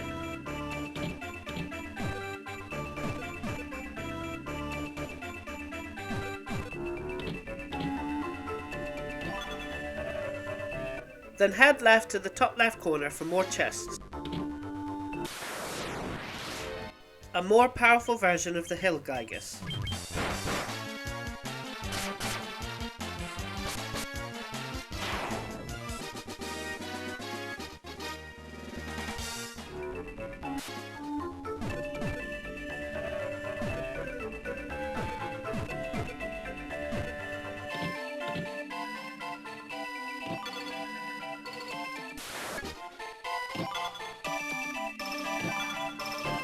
Equip the Ice Brand and the Flame Shield on the warrior. These are good items for this dungeon. Ice Brand is good against fire enemies and Flame Shield resists fire attacks.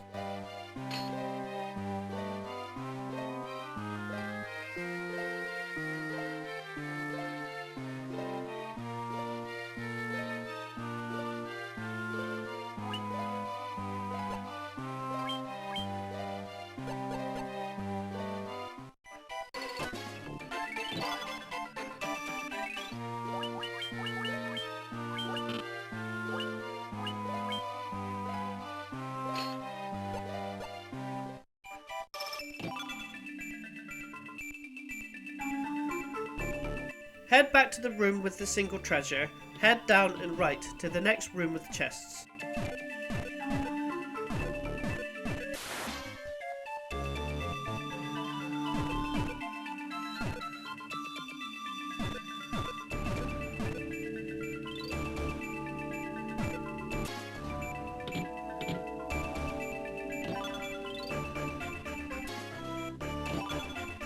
Then head right into the top right area for more chests.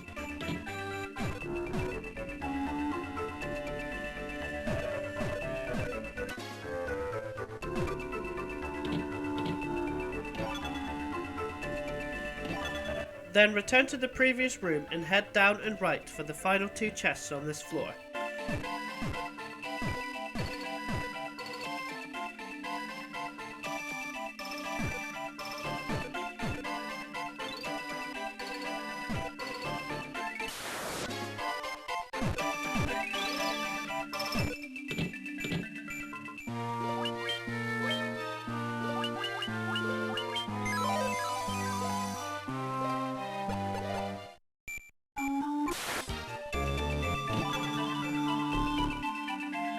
Head down and left to exit the floor. Head left and down for the final treasure chest of this dungeon. It's guarded by a red dragon. It uses powerful physical attacks and blaze, which does fire damage to all party members. Equip the flame mail on the warrior, another armor piece that's resistant to fire damage.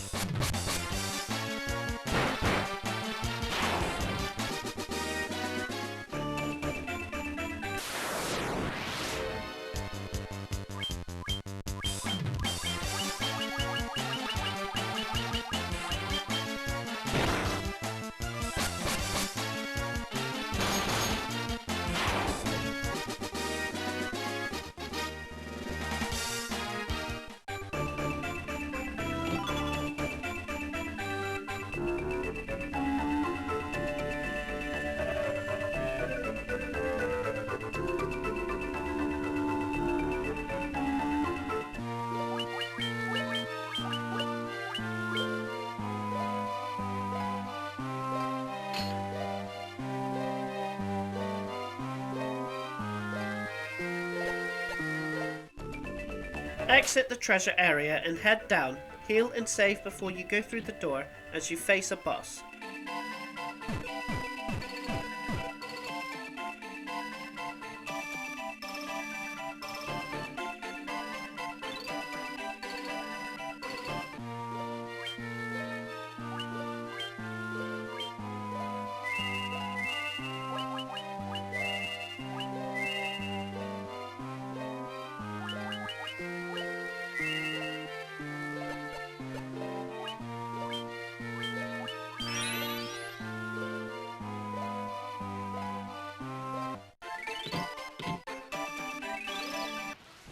Tamper and haste your physical attackers. Use Proterra and Invisora if you don't have to heal.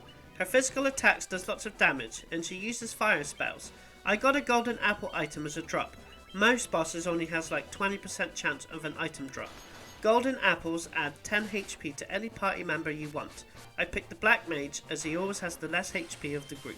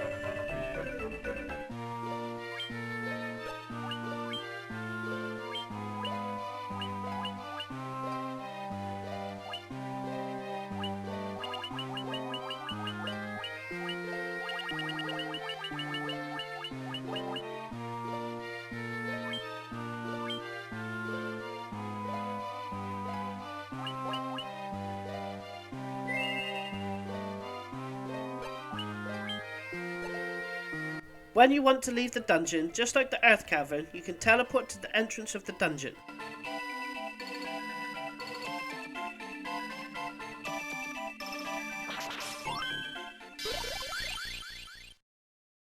Return to Crescent Lake where your ship is docked. I finally faced some of the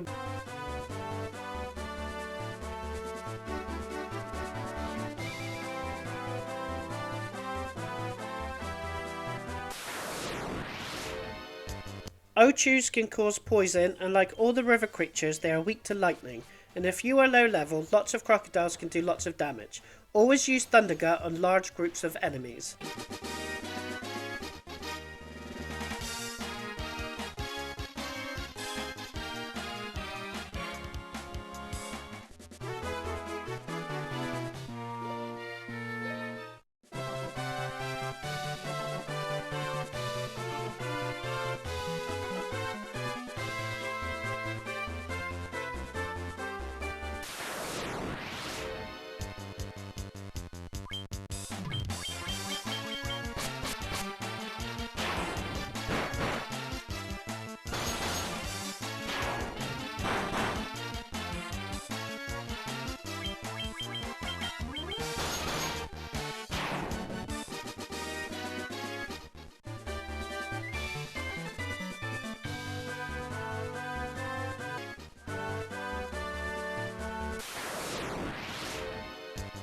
Neochus are more powerful versions of Ochus, still inflicts poison and is one of the most powerful enemies in the river.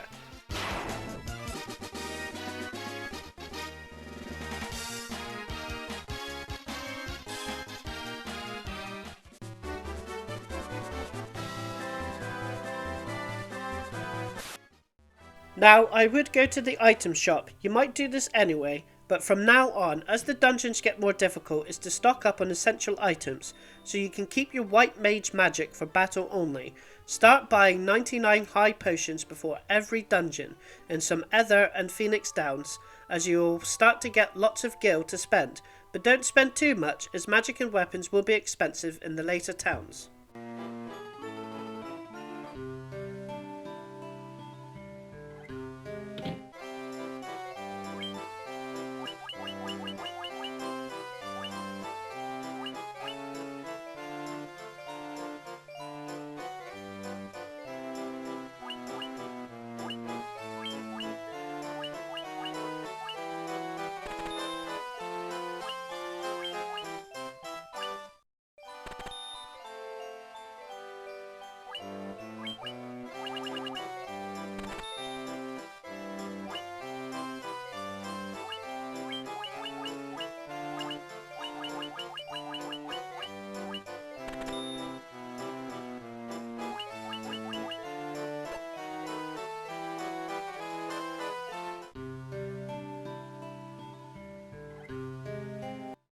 Head to your ship and head up to the next dock and then go into the river.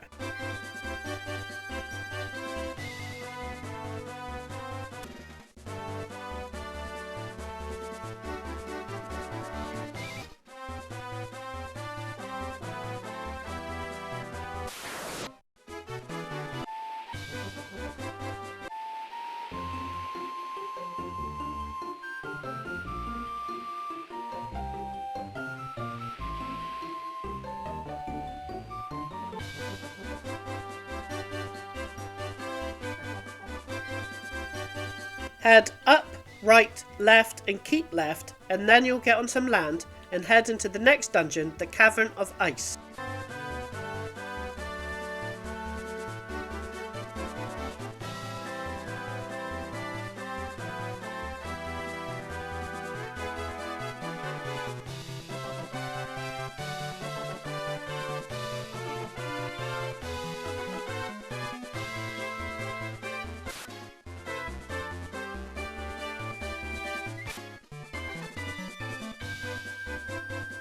I would unequip the ice brand from the warrior, as most of the enemies in this dungeon are ice enemies and will absorb ice damage, which will heal them instead of damage them.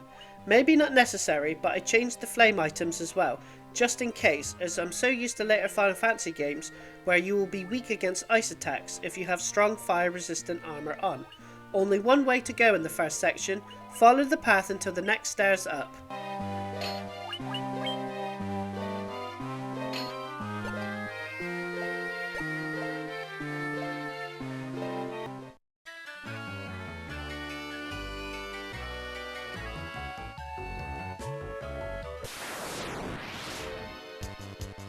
A most common battle in this dungeon, I would use Faraga on most enemies, as the undead and the ice enemies are all weak against it.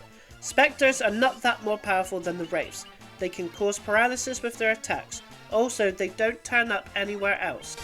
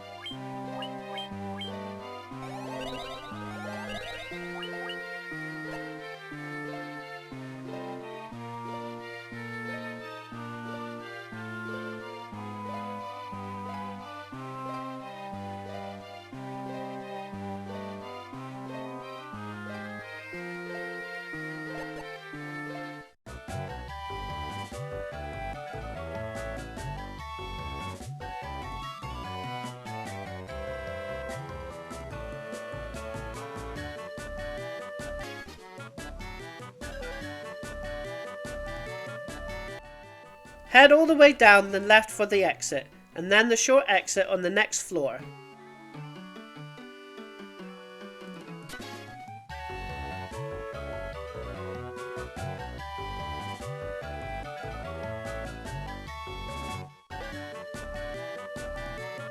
Head all the way round the linear path and through the door. Now if you want the 2 treasures, do not go on the cracks on the floor, as you will fall down to the floor below. Go to the left for the first chest and equip the flame sword on the warrior for extra damage in this dungeon, and then around to the right for the second chest, and then after that fall down one of the holes, as they all take you to the same spot.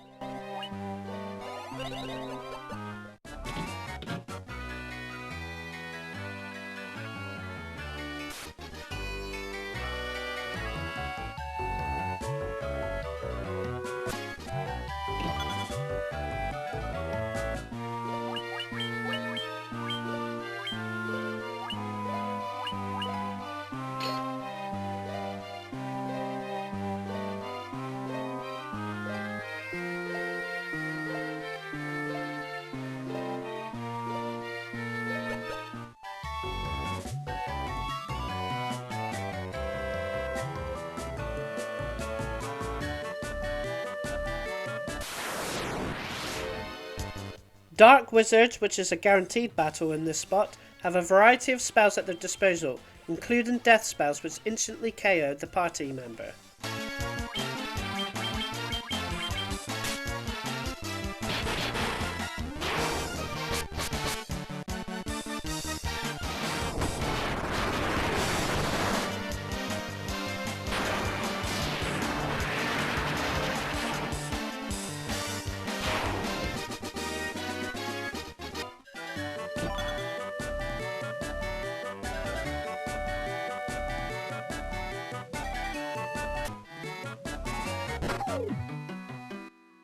Head down and through the ice shards. Like the lava dungeon, you will lose HP for every square of ice you go through. Head through the door for a couple of chests. The white dragons are a guaranteed encounter. They are pretty much ice dragons, so weak to fire, and they are not as powerful as the red dragons. Equip the ice armor on the warrior that will help you resist ice damage.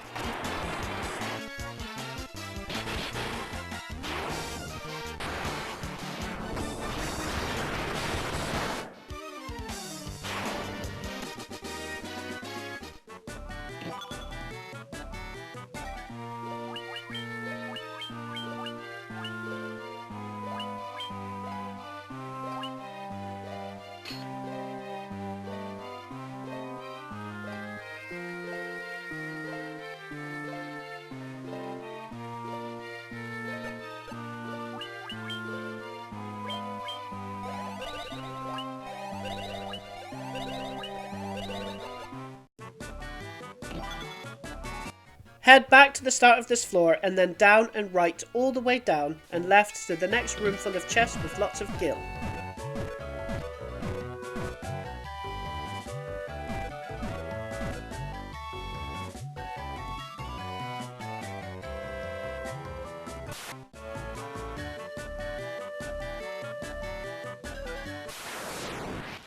The Mirage enemy does not appear anywhere else, and unlike most enemies in this dungeon, it's resistant to fire magic, so use physical attacks.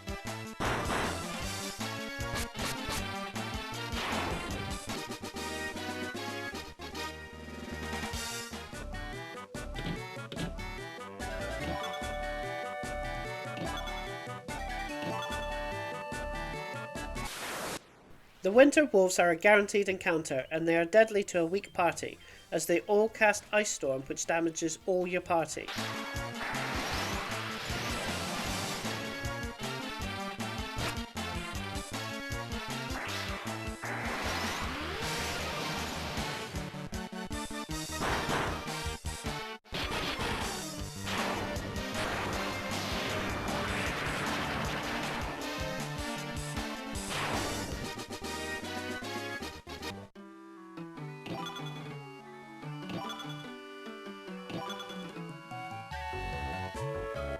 Head back up and turn right and follow till the exit.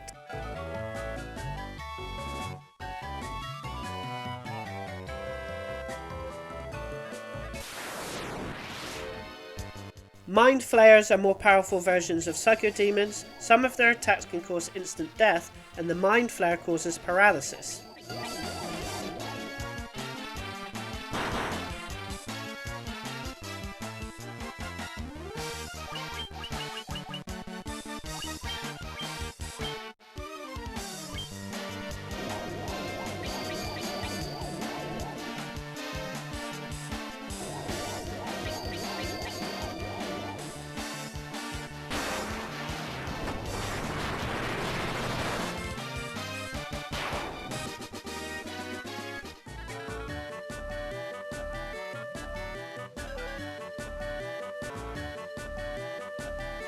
Head through the door and get the first treasure chest on this floor.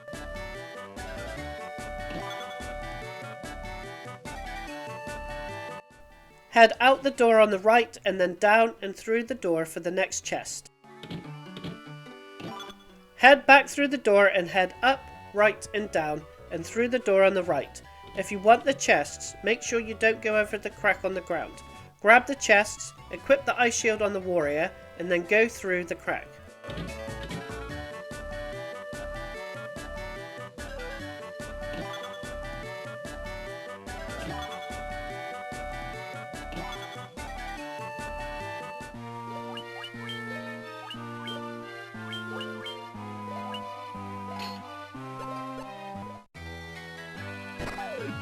Be careful you don't fall down the cracks and touch the diamond object and you will face an evil eye. Really easy to defeat. They do have a lot of attacks that causes instant KO, but if you're a high level, you will be able to defeat it in one round of attacks.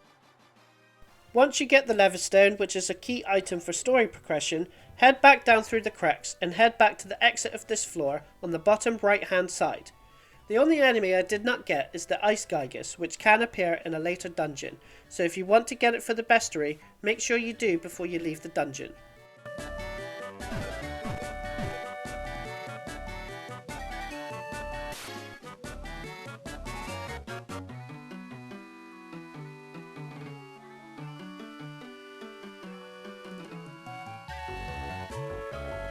Instead of going to the room with the crack and 3 treasures, the exit to the overworld is in the top right area.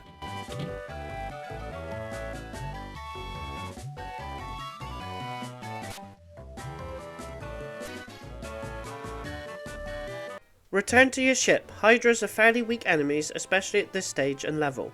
If you face them at the start of your journey, they can do 3 physical attacks.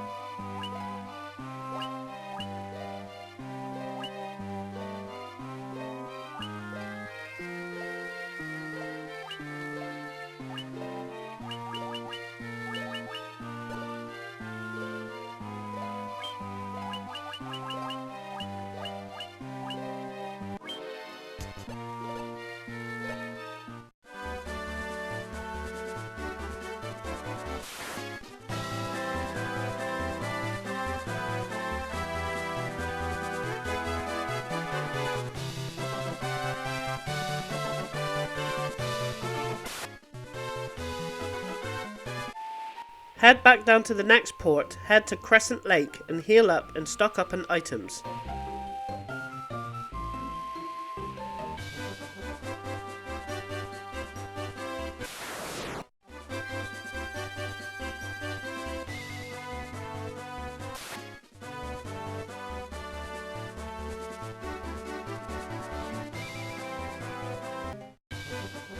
Head back up into the river section and then head all the way down until you get to the next piece of land and you can see desert on the left. Head into the desert and you will get a cutscene and the airship.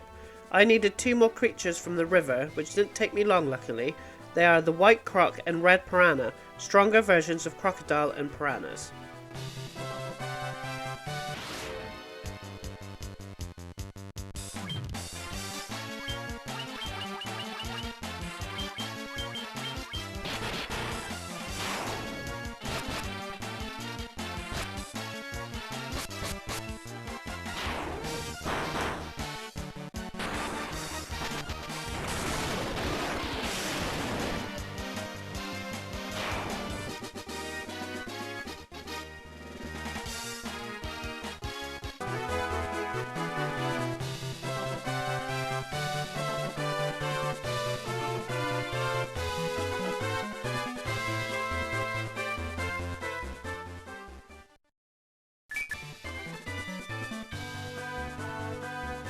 The airship can fly anywhere in the world and can only land in green areas of the map.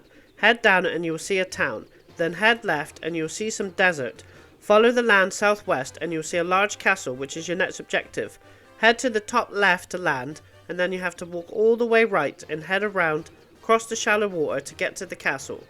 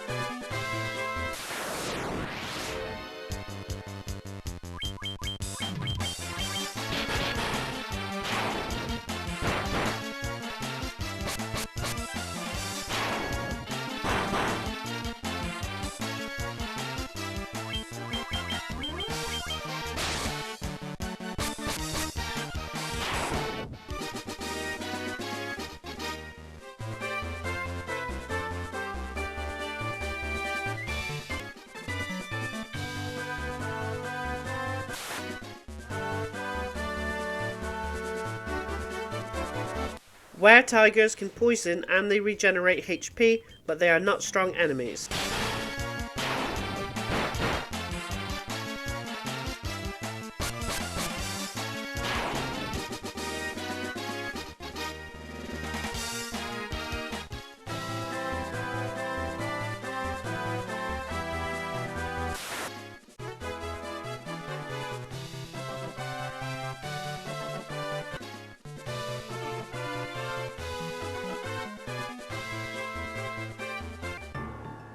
Talk to the man and then head to the top left corner and there is a secret teleporter in the throne, so just walk right into it.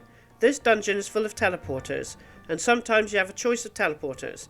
I will point out which is the right one, and when I don't, that's because there is only one teleporter.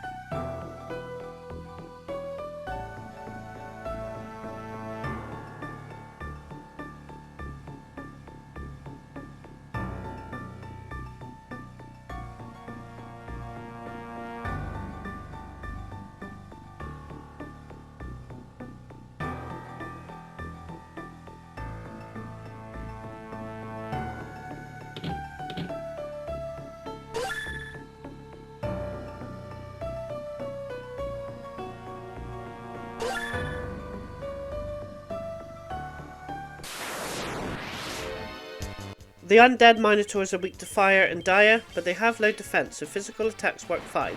Take the bottom teleporter.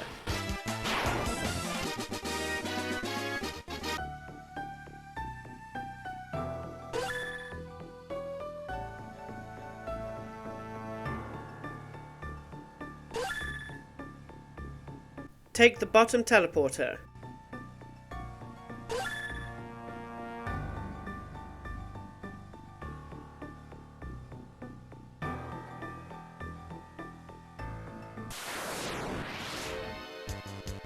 Undead versions of the dragons, they do hit hard, but nothing your party can't handle.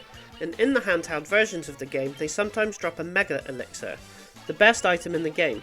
This fills a party member's HP and MP to full, and you want to save these for difficult bosses only.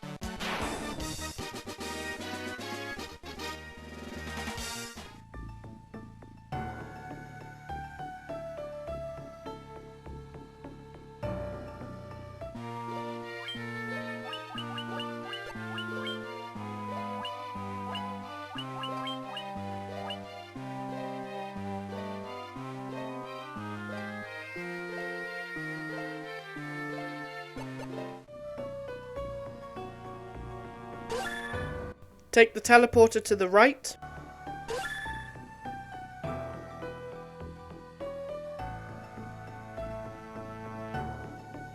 Head right and through the door for a chest guarded by clay golems.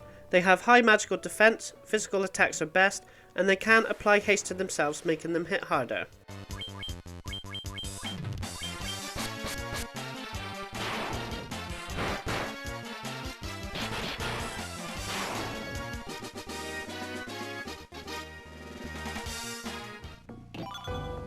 The gauntlets, which is the first weapon or armour that you can use as an unlimited item when unequipped.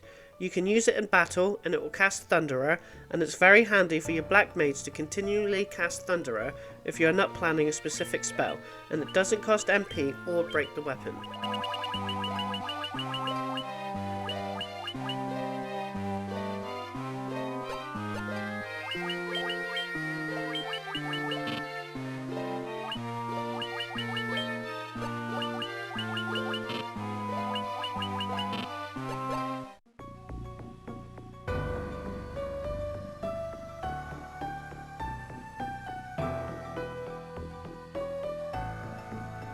Head down the second corridor that leads down and take the bottom teleporter.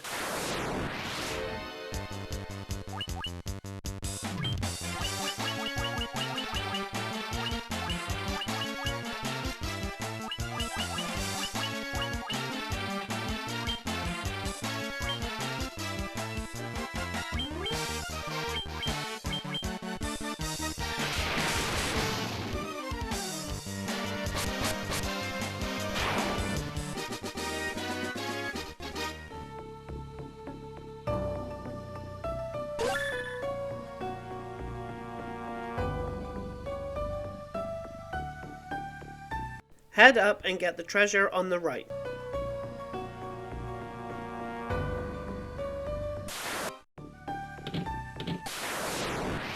Nightmares are weak enemies. The snort attack can cause blind.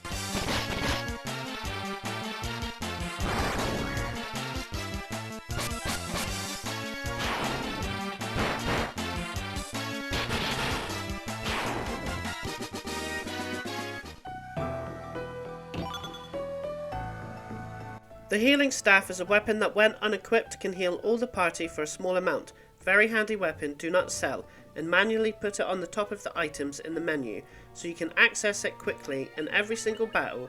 Use your white mage to use the healing staff so you are getting heals all the time, to add to the survivability and not need to use magic or potions. Head left and get the 3 treasure chests, equip the ruby armlet on the black mage.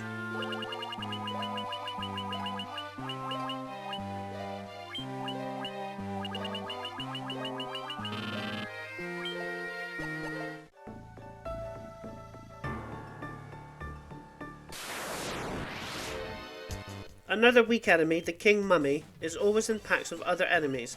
Fyra or Faraga spells take care of them.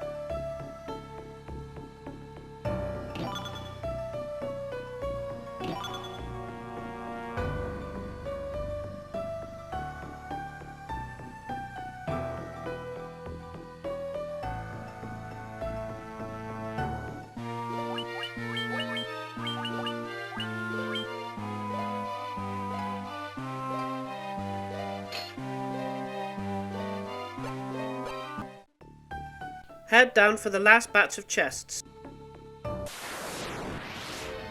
These enemies are only found in this dungeon. They cast a variety of status effects and fire.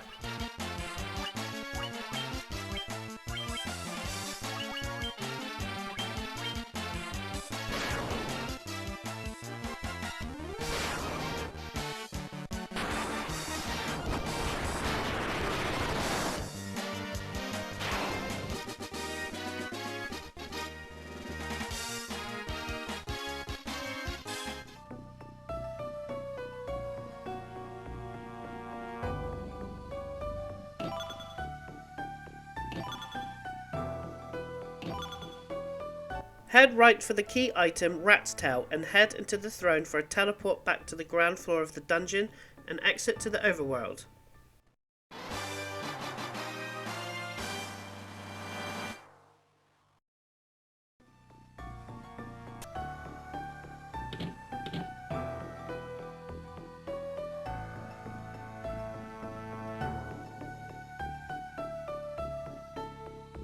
Head back to the airship.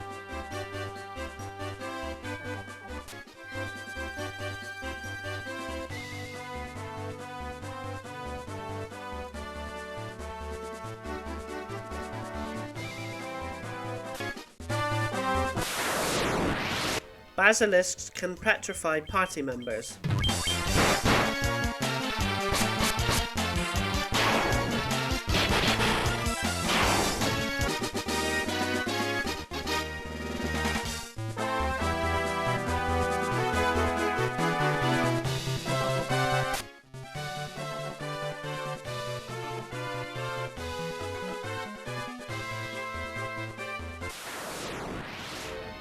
Reams are a stronger version of wyverns because they are flying enemies and something to get used to in this game and future games. The spell Quake does not affect them.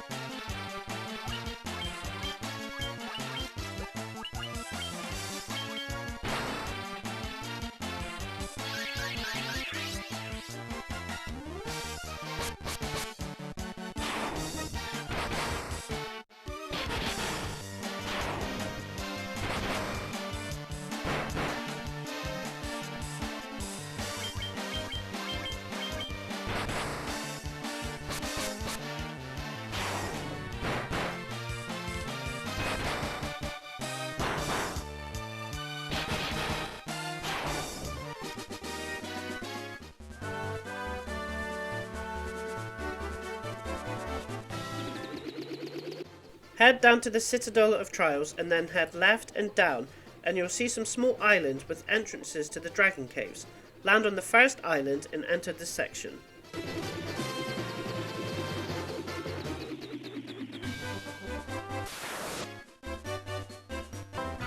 Head through the door to get 3 chests.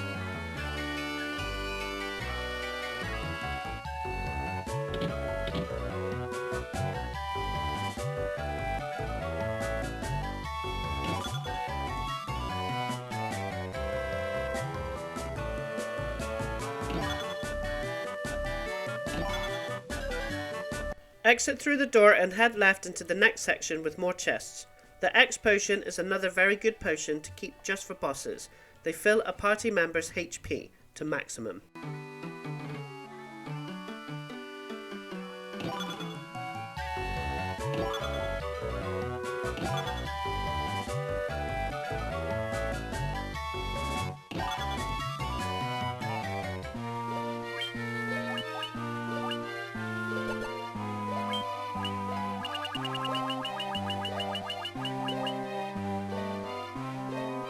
Back in the airship, head left, ignore the 2 islands and land in the one at the top, covered in trees.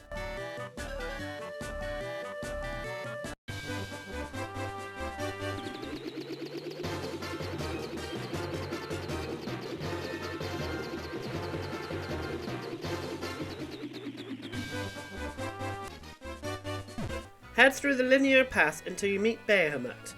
Give him the rat's tail and he upgrades your job, so warriors become knights, more powerful, able to equip stronger weapons, and has white magic up to level 3. Thieves become ninjas, able to equip better weapons and armor, and has black magic up to level 3. Black mages become black wizards, and are able to cast all black magic. White mages become white wizards, able to cast all white magic. Red mages become red wizards, and is able to cast higher white and black magic. Monks become masters, and they become more physically stronger.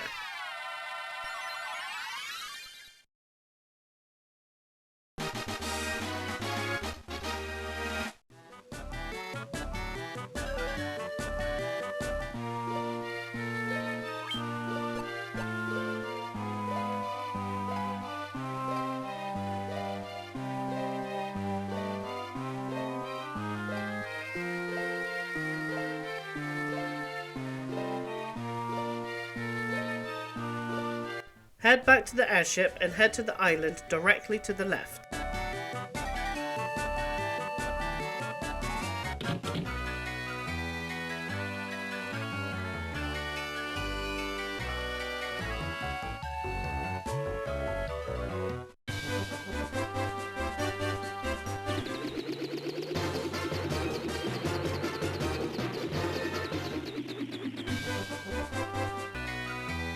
Head up through the door to get the chest.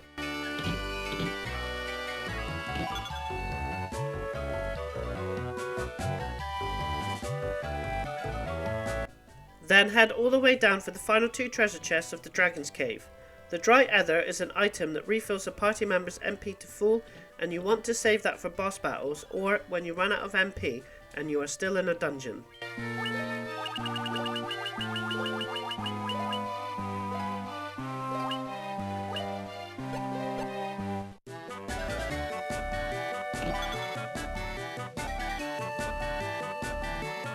Now we are going to get some magic for the knight and ninja. Head back to your airship and head down when you see land. Head right and follow the continent. This brings you back to Cornelia. If you got any weapons and armor, check to see if it will go on your ninja to make him stronger. Then buy some white magic for your knight and some black magic for your ninja.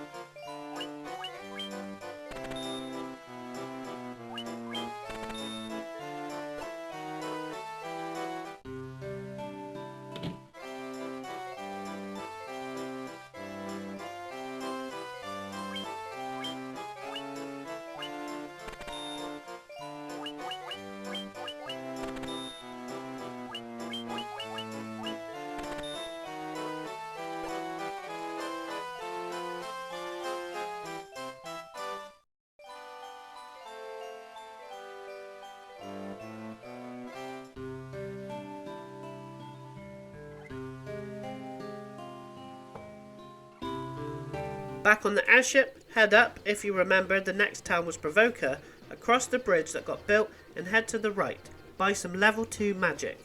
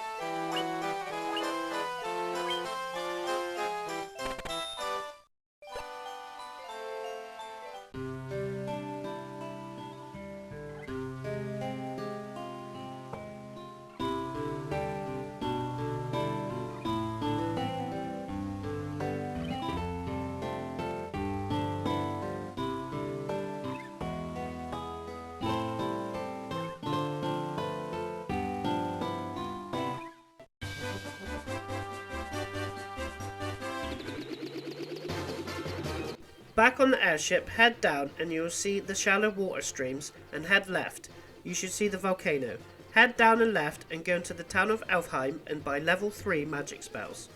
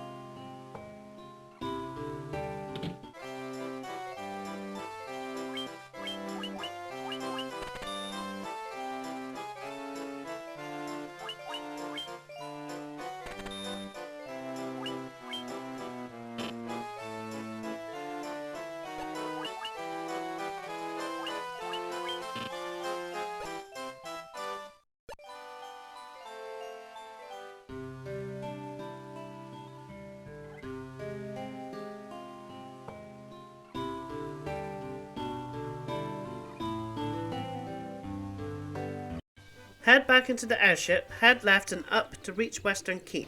Then head to the northeast direction and go into the town of Melmond. Go into your magic tab in the main menu and delete slow in the black wizard spell section so you can buy teleport now that you have a black wizard that can use. And you can now teleport from floor to floor in a dungeon if you need to. Delete Invisiria from your white mage's selection of spells.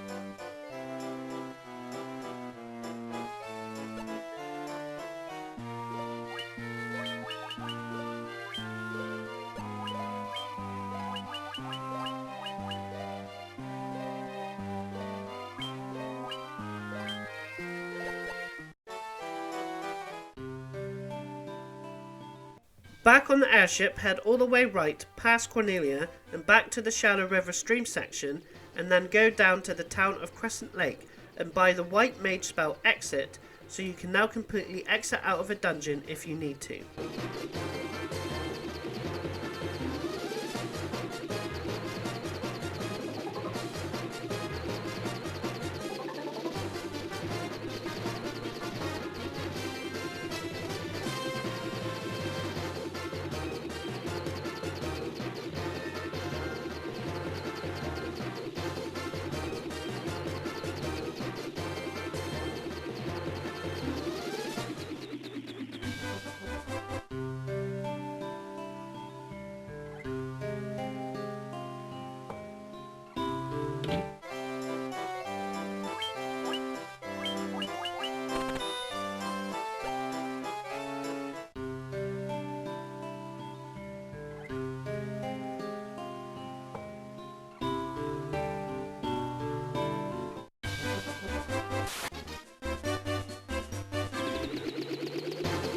Back on the airship, head straight down and go into the new town of Gaia. We are going to buy some new equipment and magic, only the level 7 magic. We will get level 8 at a later point. Make sure you have 40,000 left to buy a key item for quest progression. Buy cat claws for your black wizard, and that makes your black wizard have a half decent physical attack.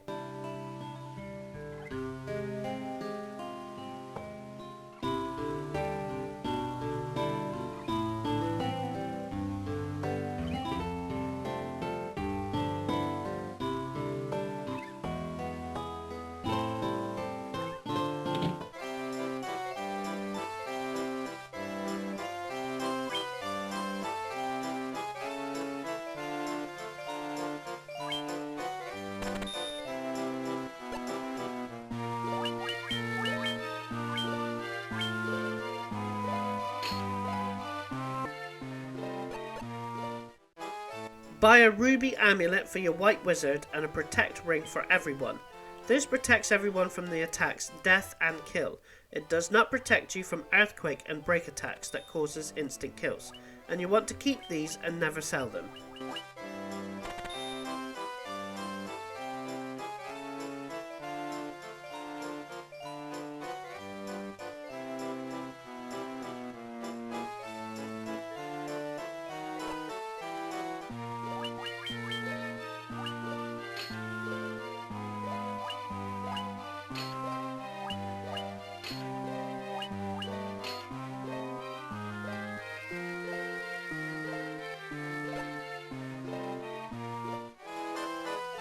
Go into the White Mage shop and buy Curaja and Diaja, the most powerful versions of the Cure spell and the Dia spell.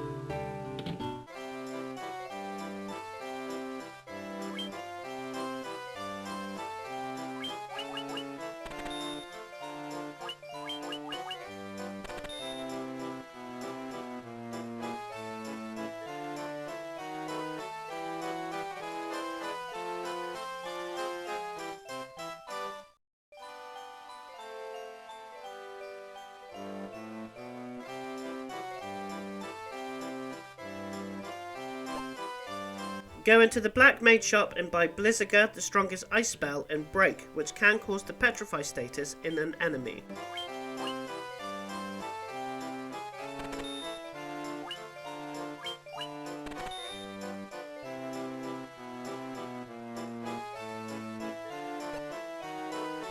Back on the airship, head all the way right and you'll see some shallow water with a waterfall, and then head down and left, past the desert and land on the grass area, and head up into the desert area and walk towards the small desert area next to the small forest area, and you will get to a caravan that sells you the bottled fairy.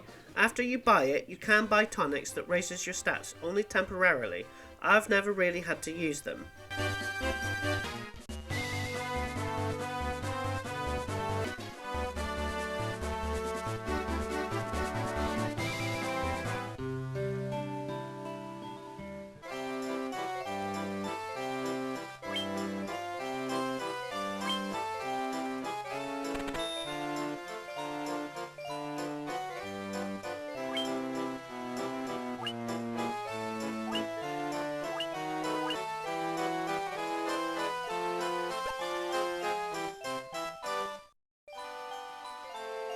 Head back to the airship and head back to Gaia, and the ferry will automatically be released.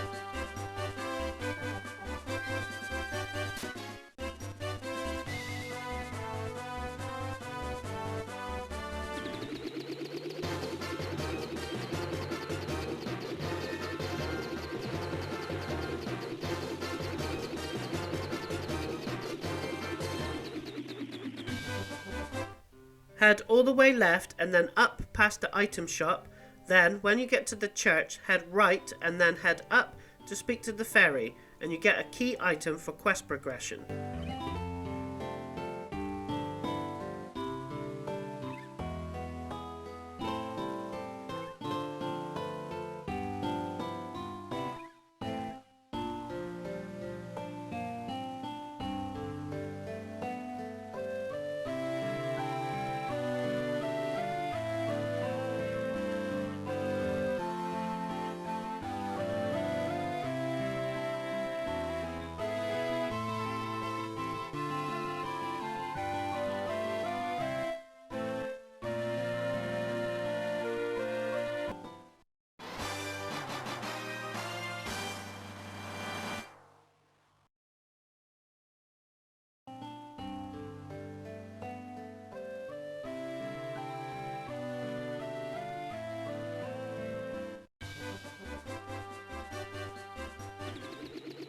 Back on the airship, head right, and we're going to go into that waterfall, which is the next dungeon.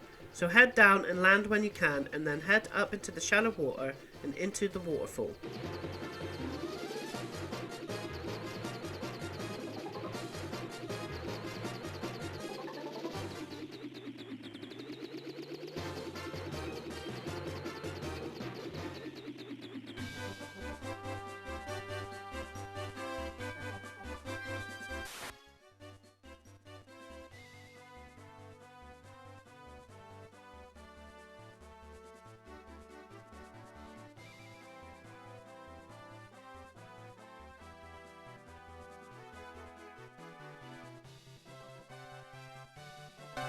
Head up and then left.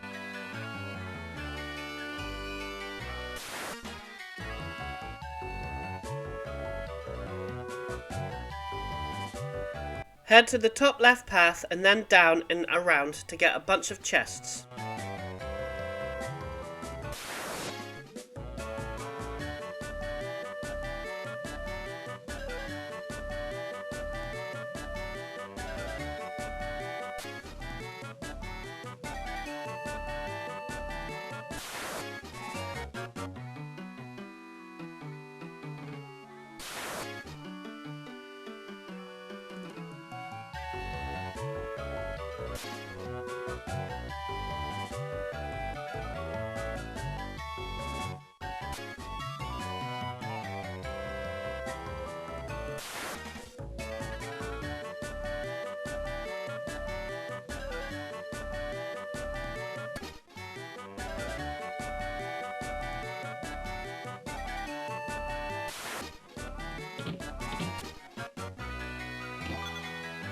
The wizard's staff, when unequipped, can be used to cast Confuse in battle. The ribbon, which is a helm that resists all elemental damage and instant death.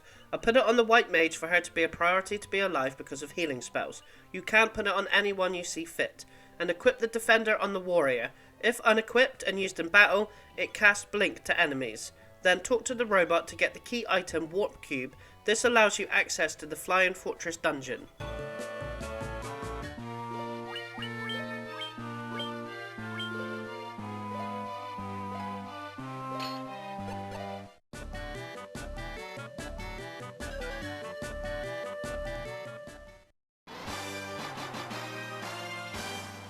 Head out of the dungeon by going back the way you came or use the exit spell.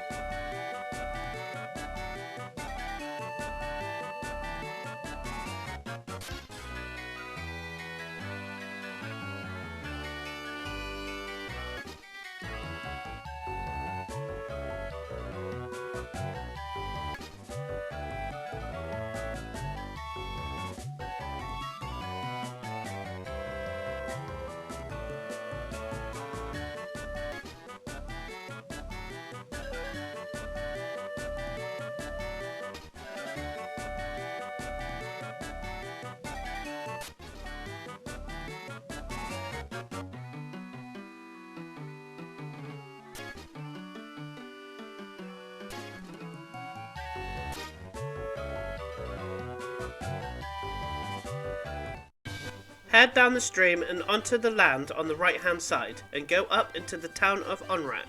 I came across an ice gigas in this area, which you could have gotten in the Cavern of Ice. Like all ice creatures, they are weak to fire.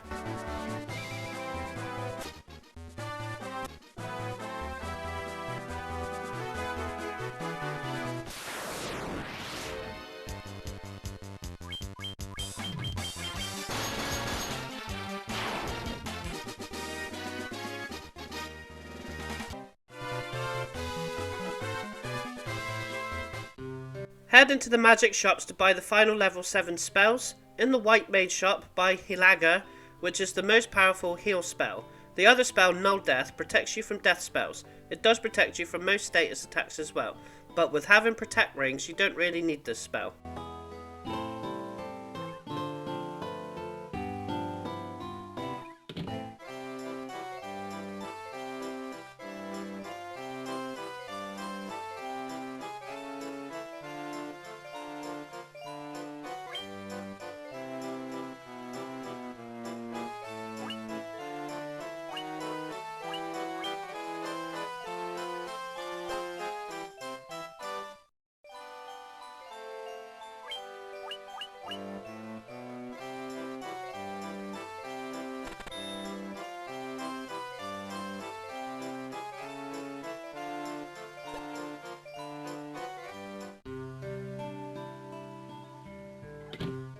In the Black Mage shop, buy Saber, which will raise the Black Wizard's attack and accuracy, and it stacks as well. The other spell is Blind, which inflicts the blind status on enemies. The enemies has to be weak and below 300 HP to work, or they resist blind. To get to the next dungeon, make your way to the bottom right of Onrak and speak to the mermaid, and access a barrel that will take you down to the Sunken Shrine.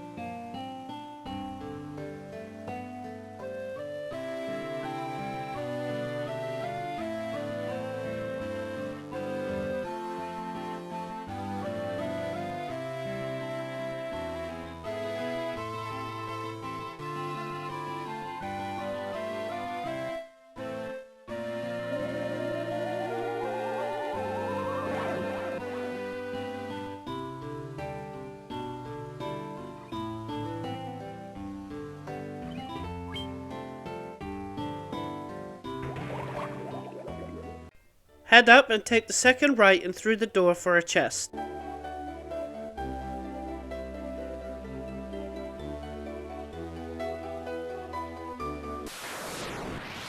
The white shark is stronger than the shark. High magic defense, so lightning is less effective.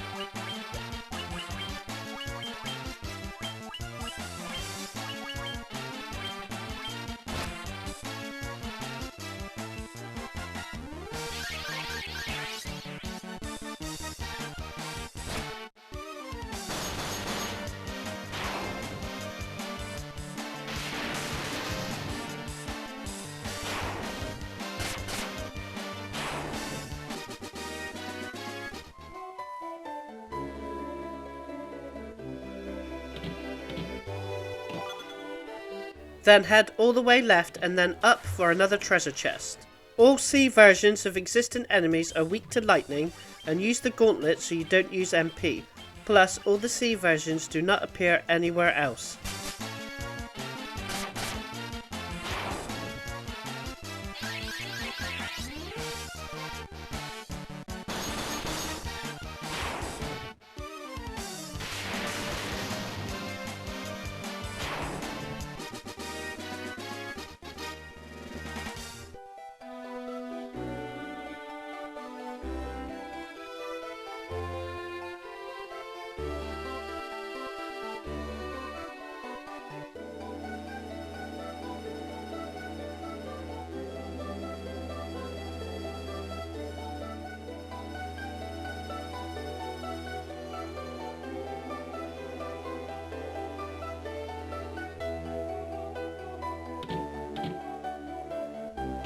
Head to the top right area and take the stairs to the next floor.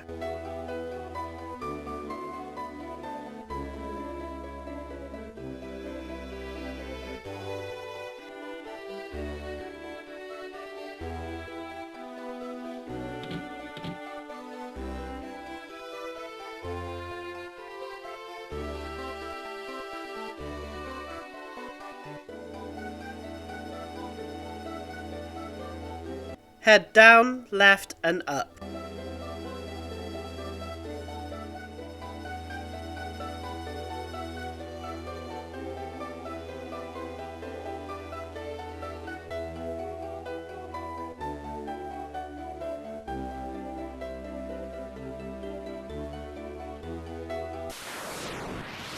Water elementals are weak to ice magic and they can only be found in this dungeon.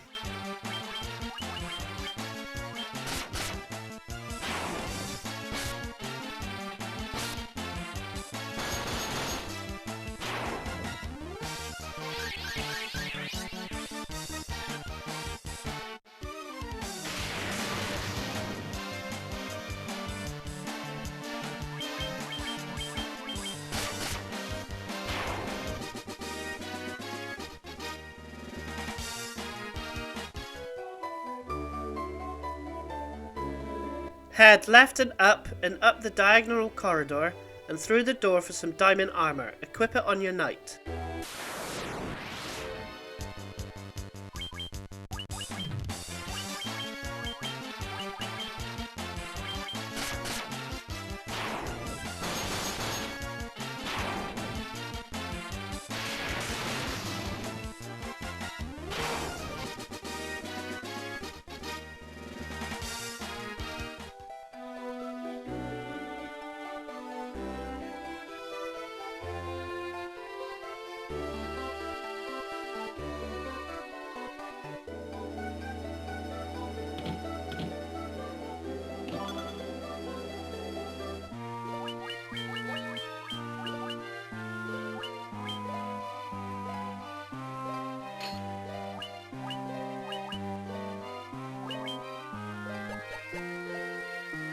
Head back down and then right, down and right into the next room with a chest.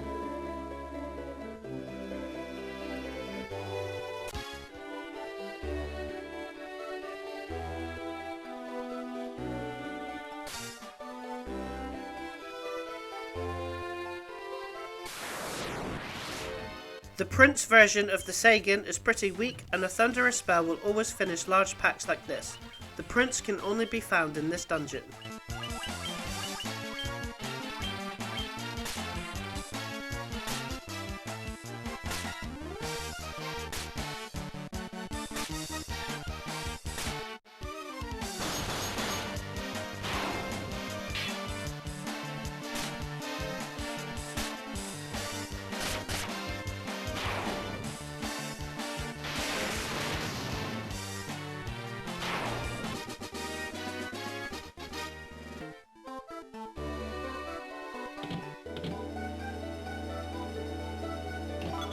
Exit back through the door and head all the way down and go in the room on the left and get the light axe. This axe when unequipped will cast a Diara spell when used in battle.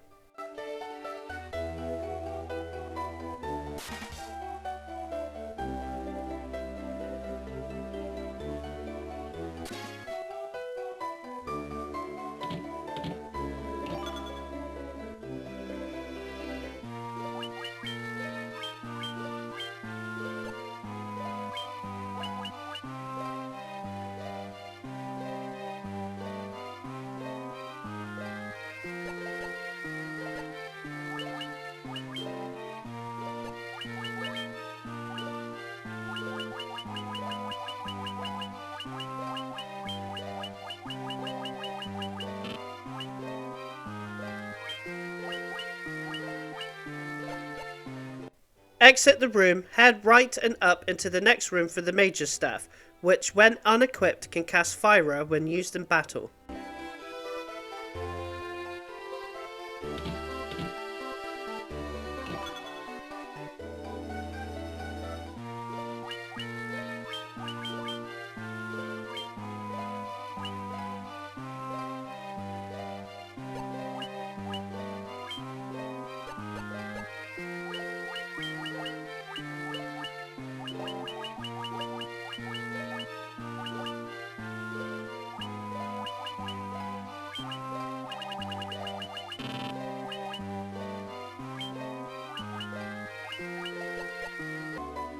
exit the room, head right and down and go in the room before the stairs for the treasure. Then take the stairs.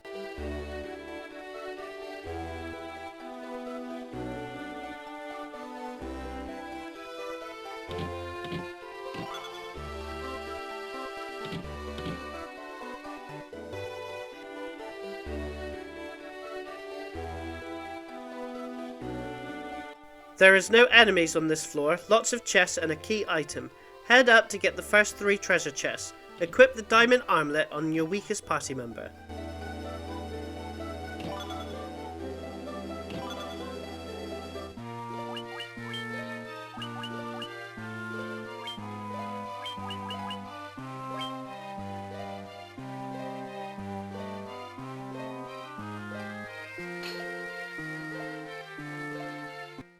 Head left and up, then right to the second room for a chest.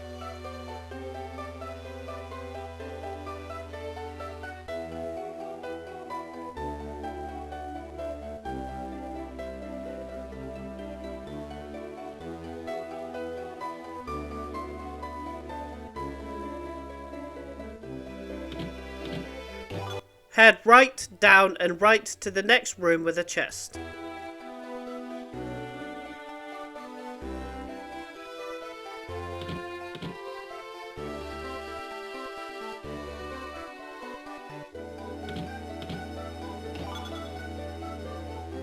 Head up to the next room for the next chests.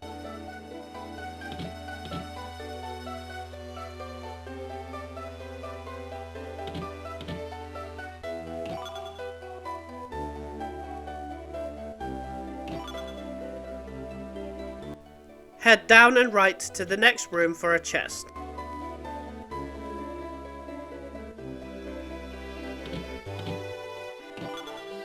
Head left and right down the bottom and left in a room for a chest.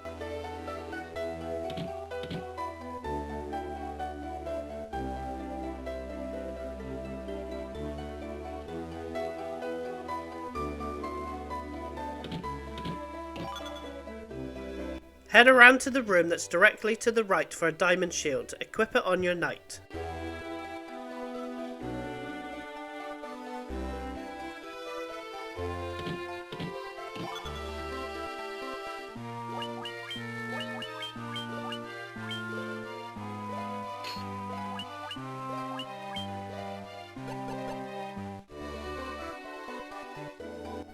Then head to the top left corner to get the final room. You have to go through the left and it loops around to the right hand side, and then head down to the room and get the key item and the diamond equipment and equip the helm on your knight.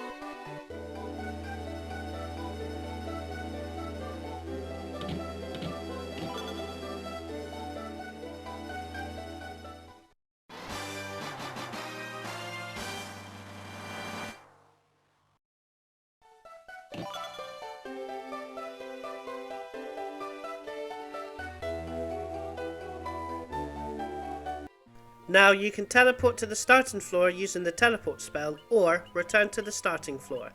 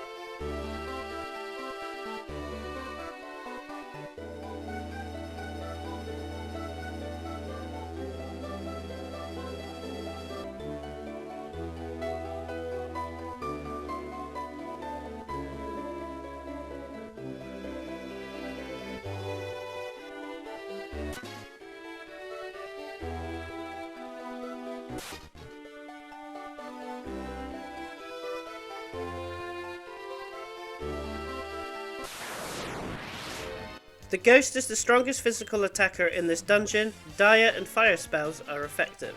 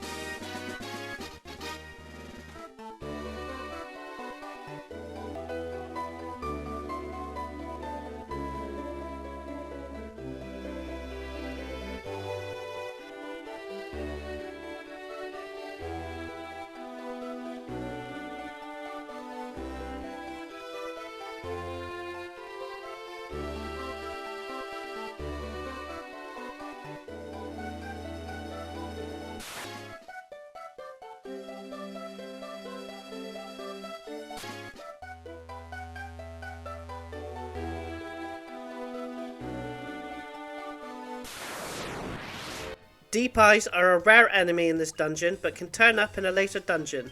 Like Big Eyes, it has the Paralyze ability, and it uses Flash, which can blind party members.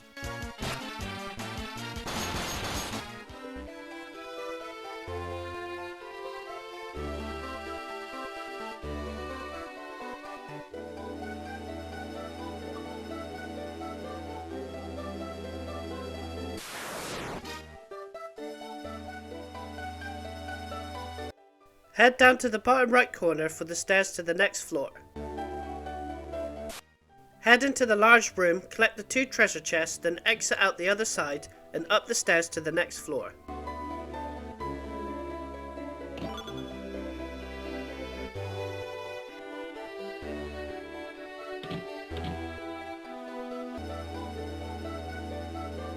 Head left, down and right to the room with 2 chests.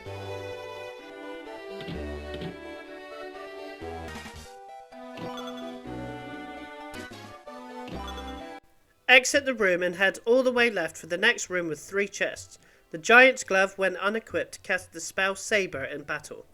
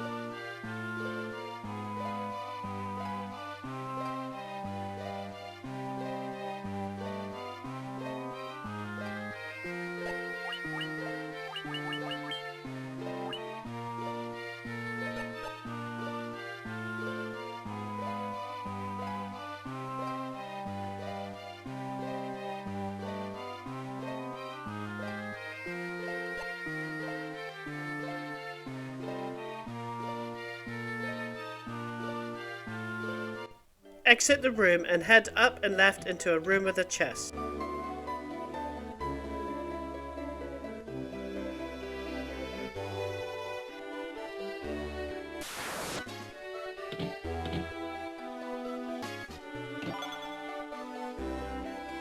Head all the way to the right and enter another room with some chests, and you get another ribbon.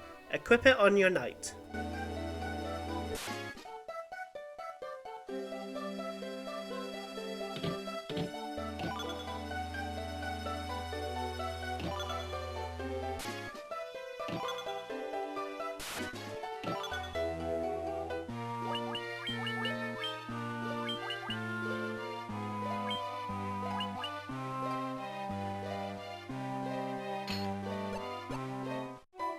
Exit the room, head left, up and left and down the stairs for the next floor.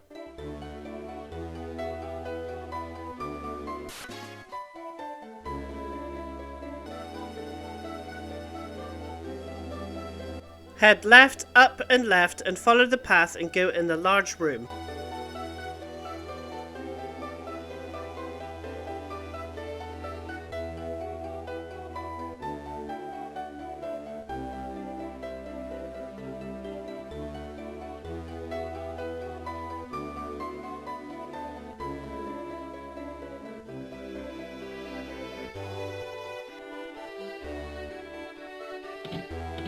You want to head up and take the door on the left to exit this room.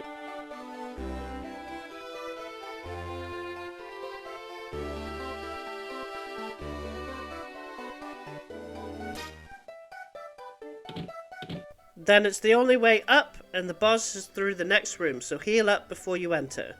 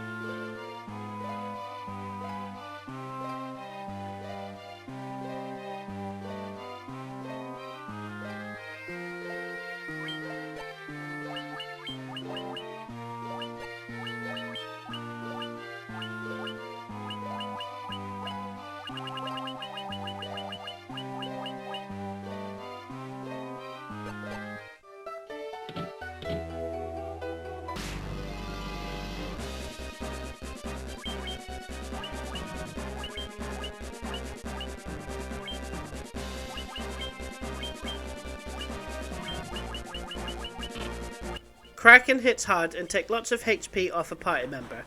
Cast Terra if you can to mitigate the damage, and then use your White Wizard to heal, Black Wizard to temper and haste, and your physical attackers to attack. He does have an attack that can blind your party members.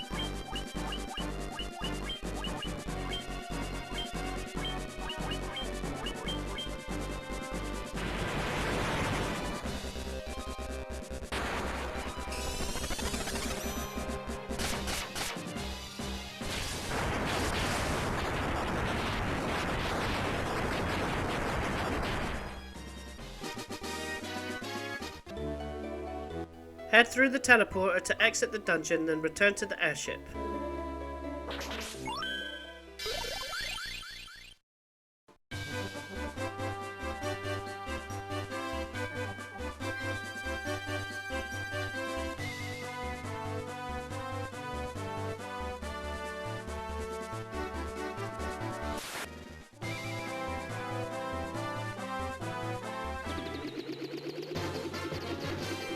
Head up until you get to the coast, then head left until you see land, and go down and return to the town of Gaia. Head up to the level 8 magic shops and only buy 2 from each. You will need a 3rd slot free for the best magic spells in the game.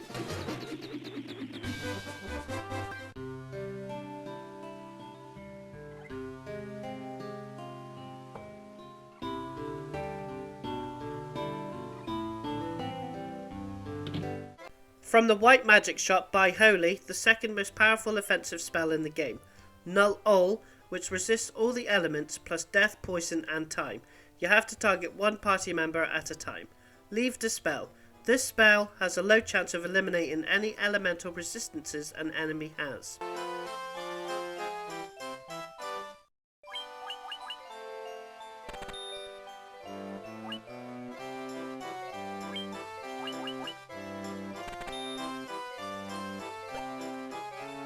From the Black Magic Shop, buy Stop, which has a high chance of inflicting paralyzed status to all enemies.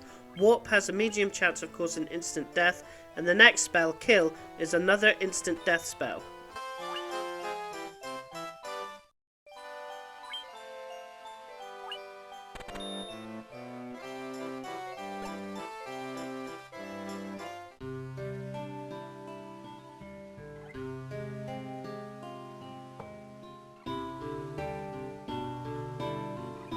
Exit the town and get back in the airship. Head up, and when you see the small desert area, follow the continent to the left and you will see Elfheim.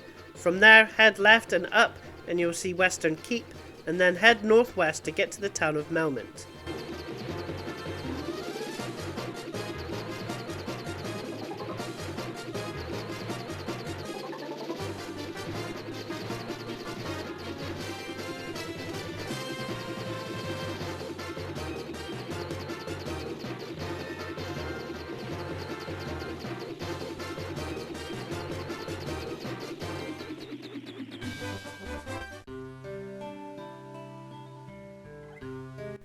Head to the top right of the town and talk to someone called Un, who will teach you a language that you need for quest progression.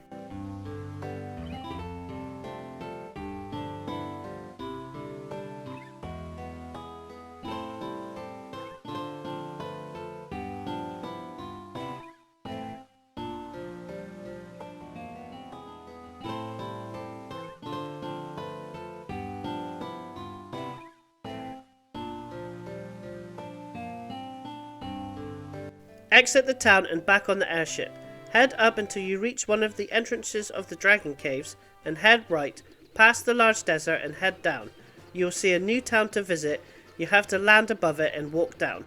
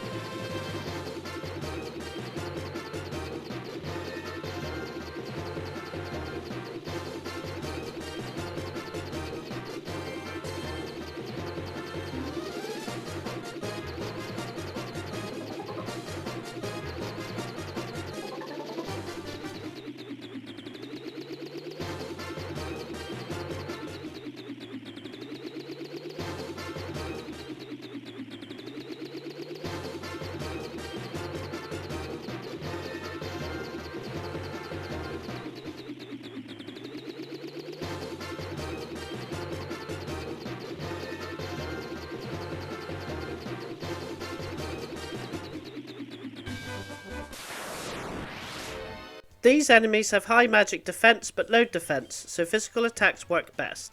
Depending on your level, these can hit hard.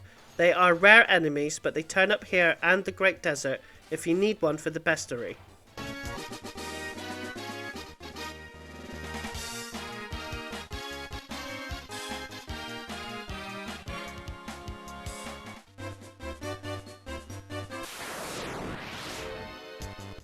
These enemies are the same as the previous Allosaur enemy, except they come in large numbers, so they hit hard and you might want to cast Proterra. Again, they are rare enemies and found here and the Great Desert.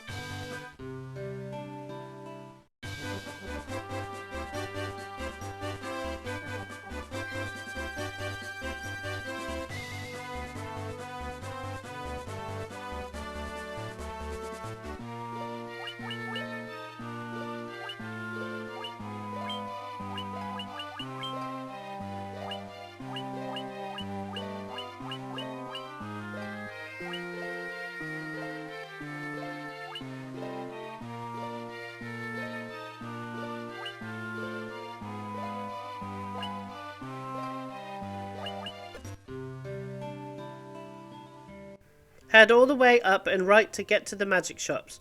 I had to grind a couple of levels to be able to afford the spells that are sold here. Most of the enemies do give good gil at the end of battle. Go to the white magic shop and buy full life, which heals KO party members and fully heals their HP to max.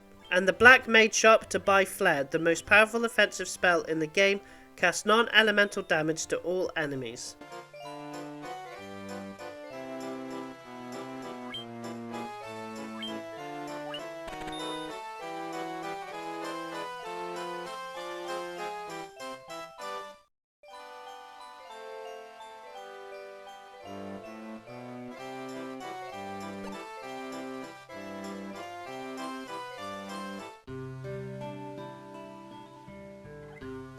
Go down to the bridges area and talk to the person that's in the bottom left corner to get the key item Chime.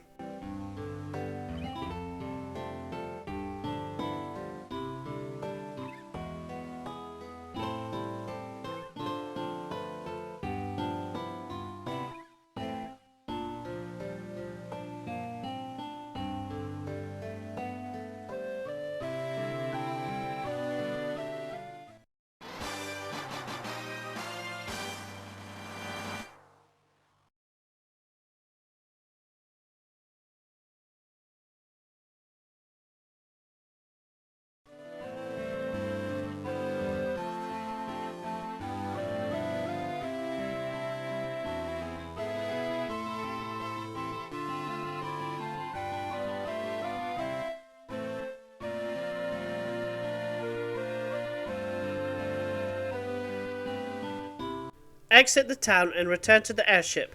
Head a little bit to the left and you will see the large desert area. Look around and you will see a tower.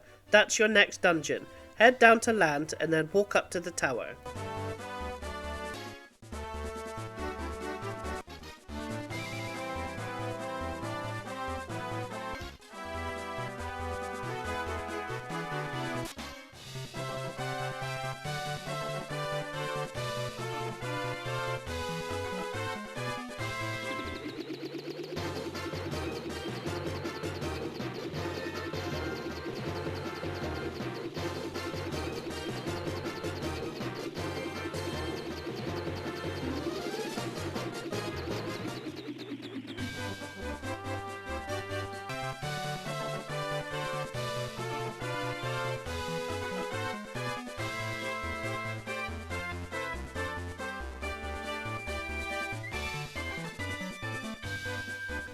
Head up and around to the right and then follow and go down to reach the treasure chest on this floor.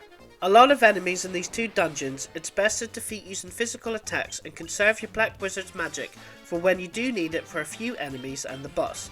Chimeras has a blaze attack and hurts all party members. Chimeras only turn up in this dungeon, and even though they are not flying, they count as flying enemies and Quake does not affect them.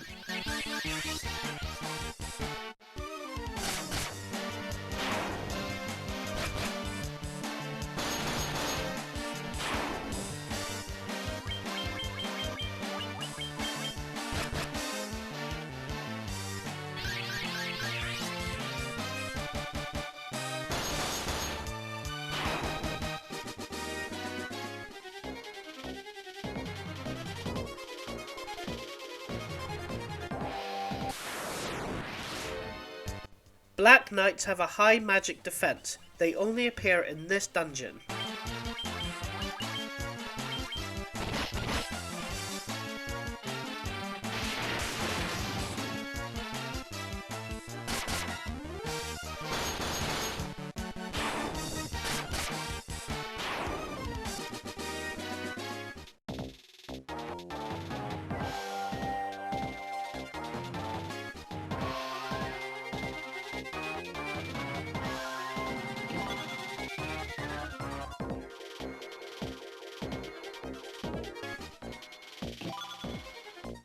The Aegis shield protects against stone and poisoning attacks. Equip it on the knight. It has the same stats as the diamond shield.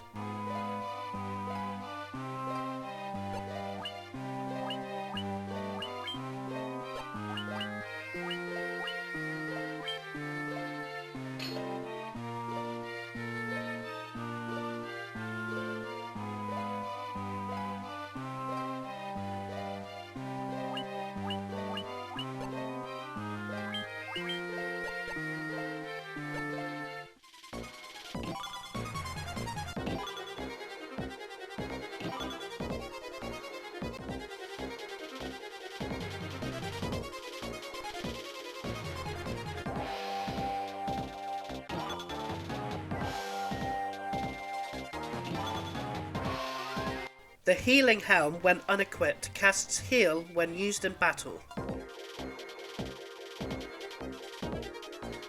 Head back up and then left to the bottom left area and through the other door and the stairs up to the next floor.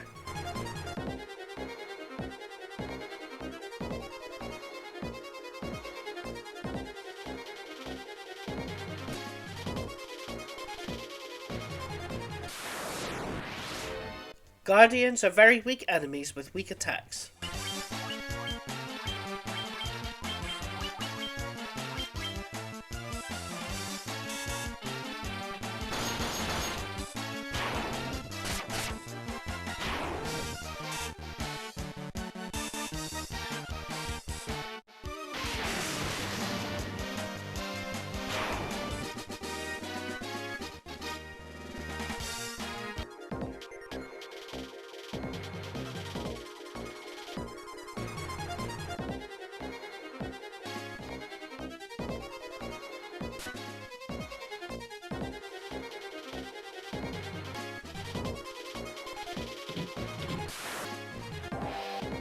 Head all the way round to the right. It's linear until you get to the small gap.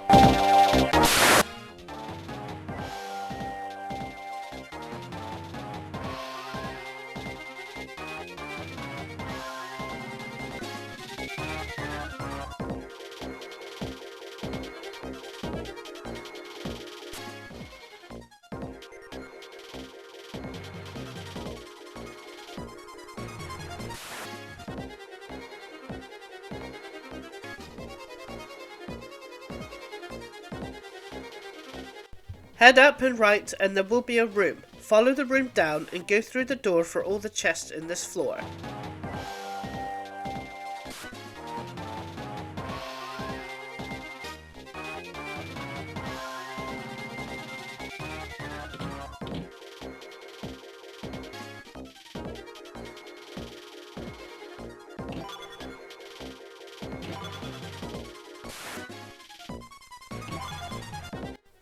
Equip the hammer on the white wizard and when unequipped can cast Thunderer when used in battle.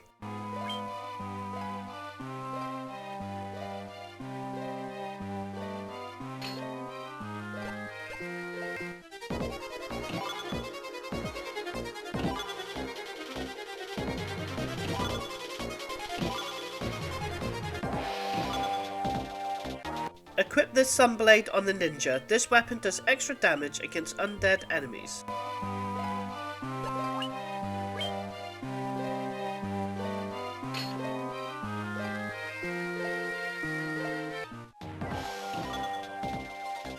Equip the Dragon Mail on the knight. This armor cuts lightning, fire and ice damage by half.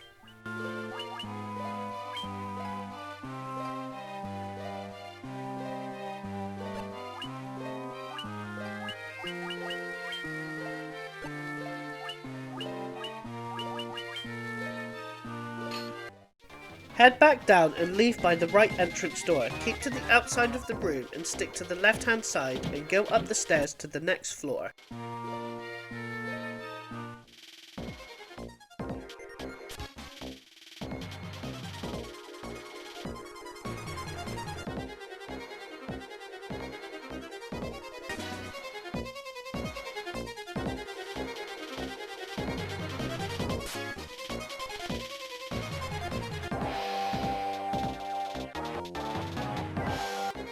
This is a linear path. Head down and through the door into the room. You will face a blue dragon in a guaranteed encounter.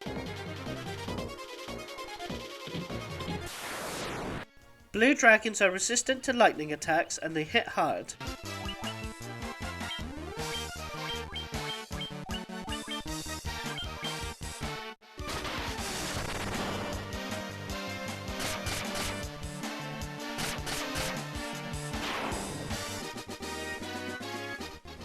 Take the teleporter and you will teleport to the next dungeon, the Flying Fortress.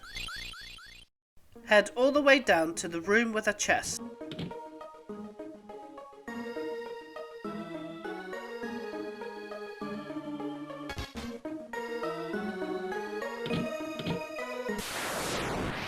You want to take down Death Knights as soon as possible, as they have a low chance to use 2 deadly spells, Flare and Kill.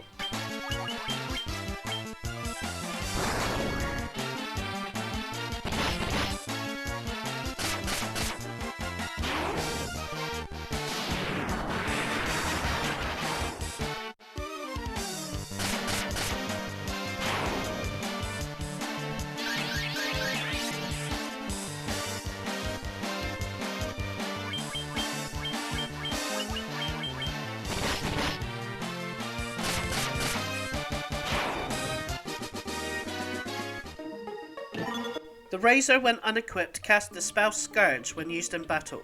Return to the teleporter room and head all the way left for a room with some chests.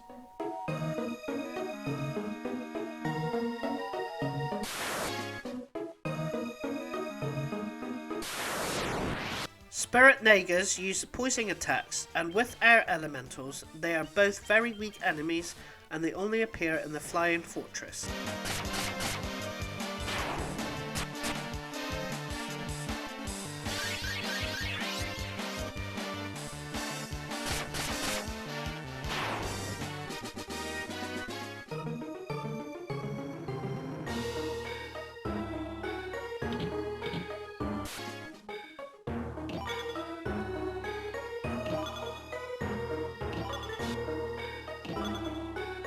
Then head all the way right for a room with 5 chests.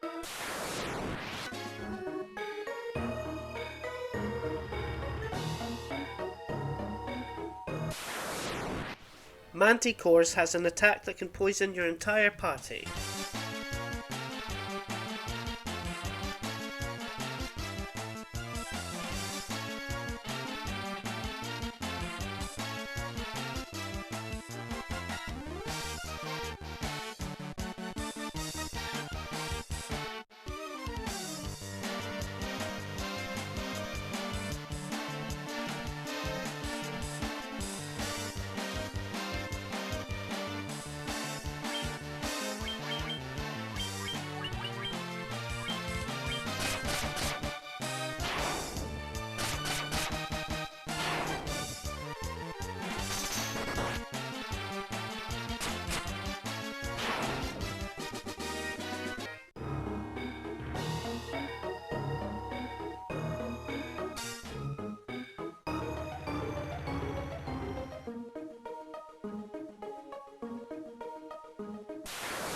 The Black Flans has a very high physical resistance, so a Faraga spell is the best attack to defeat them quickly. They only appear in this dungeon.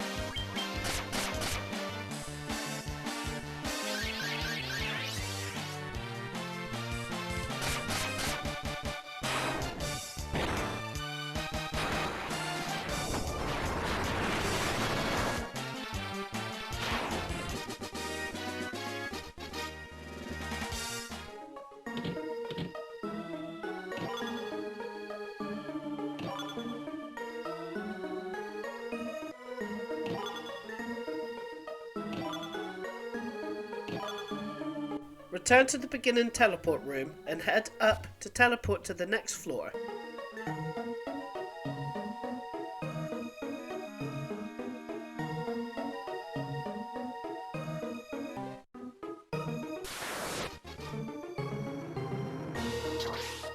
Head to the top left area for a room with 2 chests.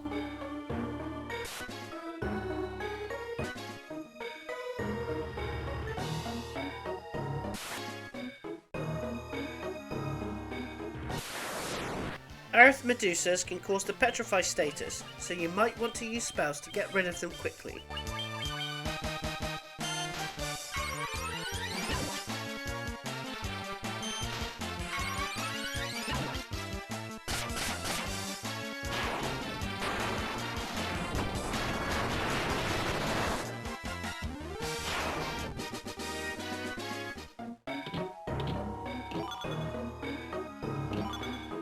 Then head down and left for a room with 2 chests.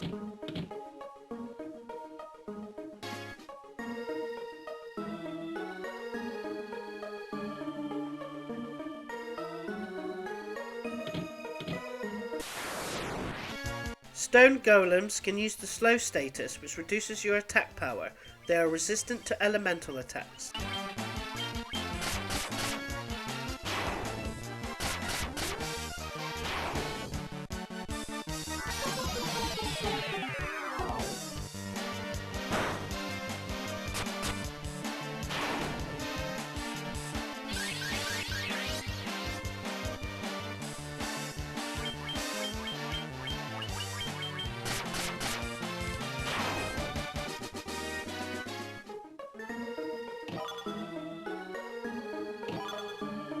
Then head to the bottom left area for a key item. This is used to get the best sword in the game.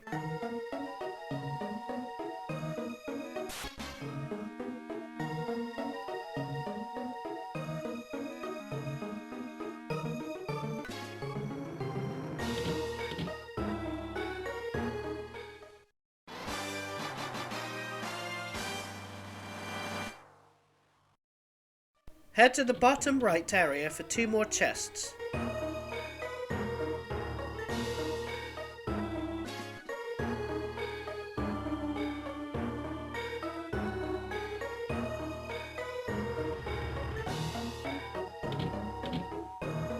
The black robe, when unequipped, will cast Blizzara in battle, and the white robe will cast Invisaria in battle. Head up and right for a room for 2 chests.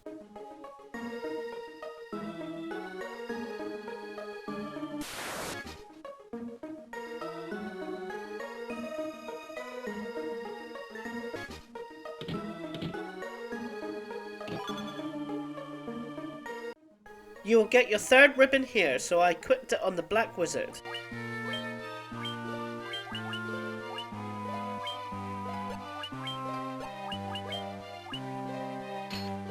Head to the top right for a room with a chest.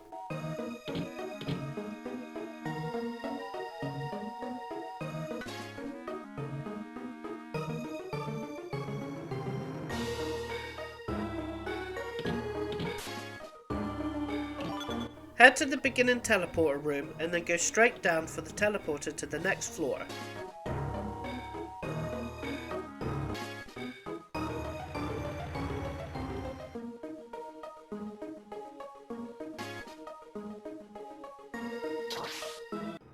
Head to the big glowing sphere and it shows you where the final dungeon to the game is, which is the first dungeon you did, the Chaos Shrine. Head up past the beginning teleporter and enter the room in the top left.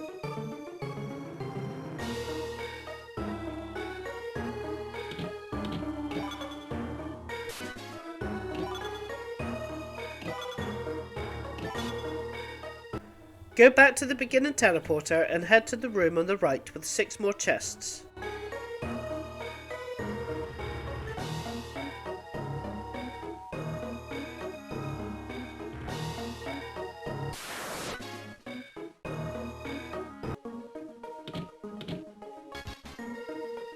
You can put the Protect Cloak on a wizard's shield slot. I put it on the Black Wizard.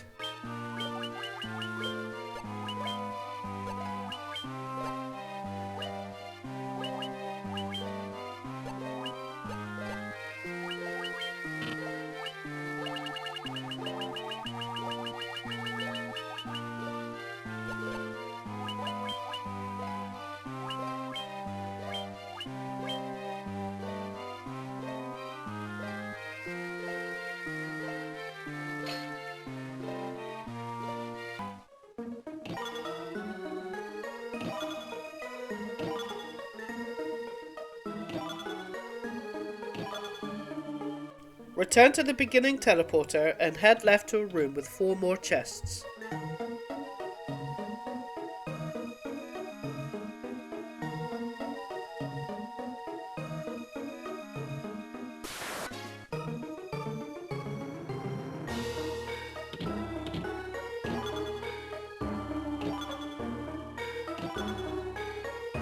Equip the new blade on the ninja.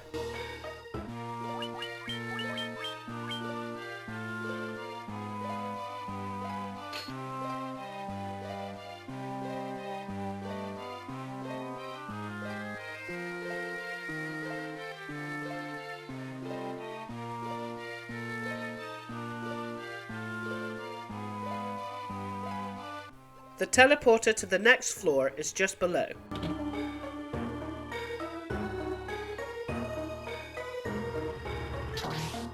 This is a confusion floor and it's one large room that loops around. Head right and down for 2 sections, then right, and you will come across the teleporter to exit to the next floor. The Medusas are exactly like the Earth Medusas.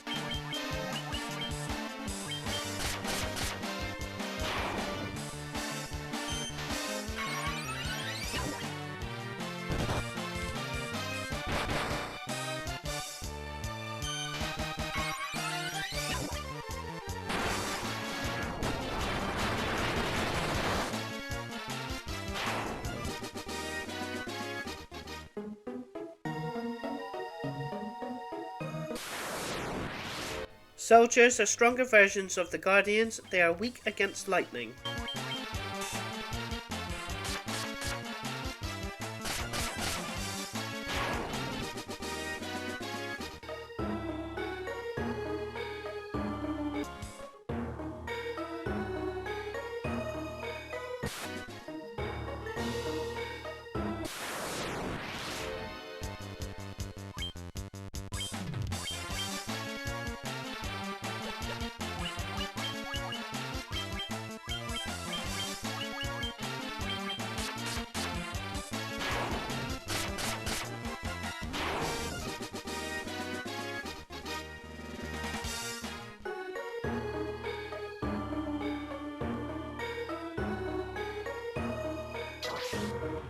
Head all the way up and activate the green orb, and you will face the boss, Tiamat.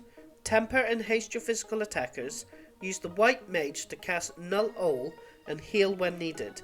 Tiamat's attacks are different elemental attacks that hits all party members.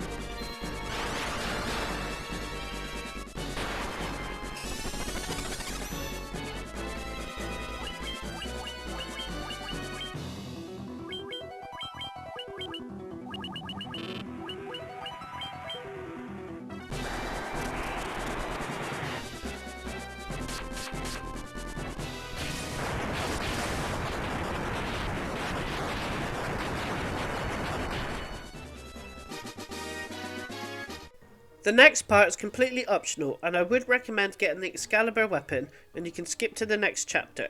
Just got a few more enemies I have missed for the bestiary, all located in the desert, and facing the hardest optional boss in the game. Exit the dungeon from the teleporter and return to the airship.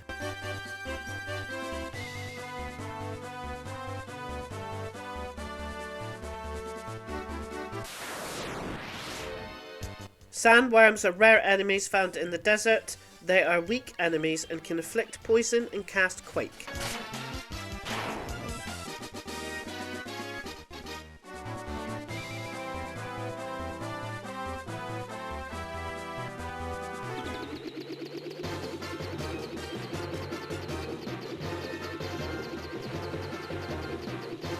Head down to the town of Bravoka and make your way to the left and down the bridge to Cornelia, and then up and to the left to Mount Durgar, where you had to get the dwarf to destroy a bit of the continent for you to get through.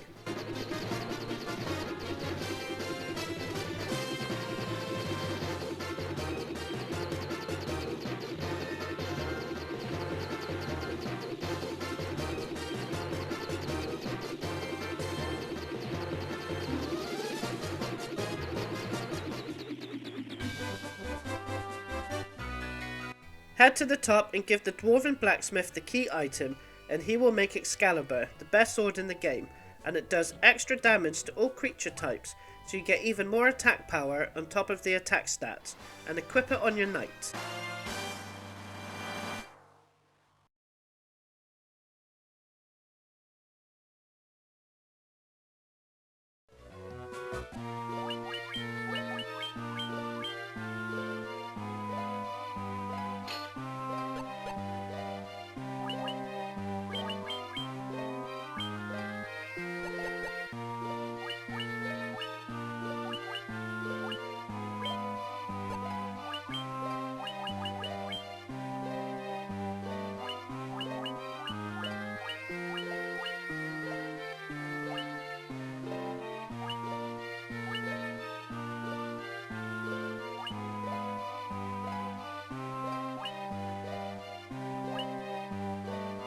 Return to the desert by the Mirage Tower, and there's 2 more enemies you can get, and the Tyrannosaur is a rare enemy and it can take a while, but if you're going for the super boss, then you want to level up as much as you can.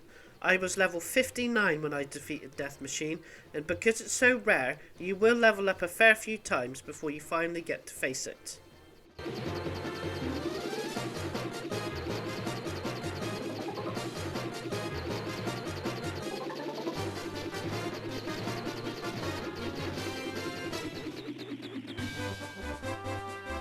The desert variant of the Beretta hits harder, but they don't come in large groups and easily defeated with physical attacks.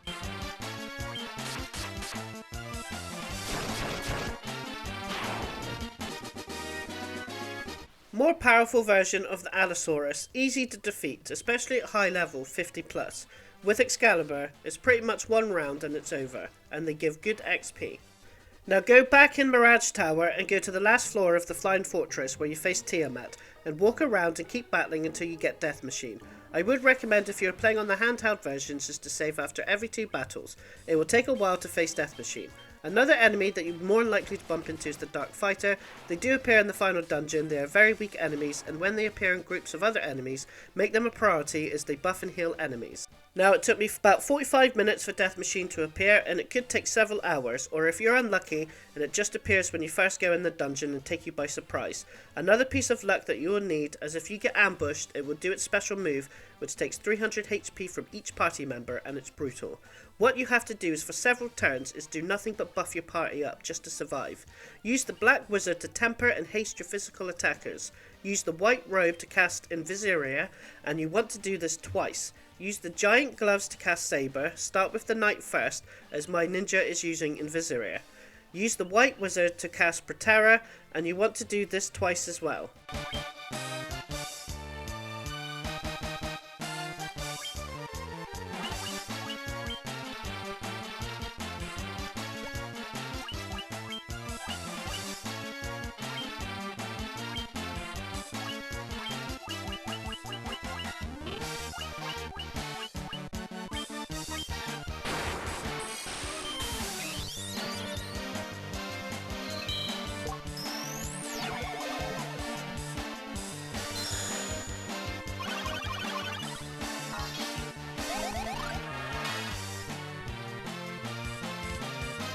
Then the second round, get the ninja to use the Giant Gloves.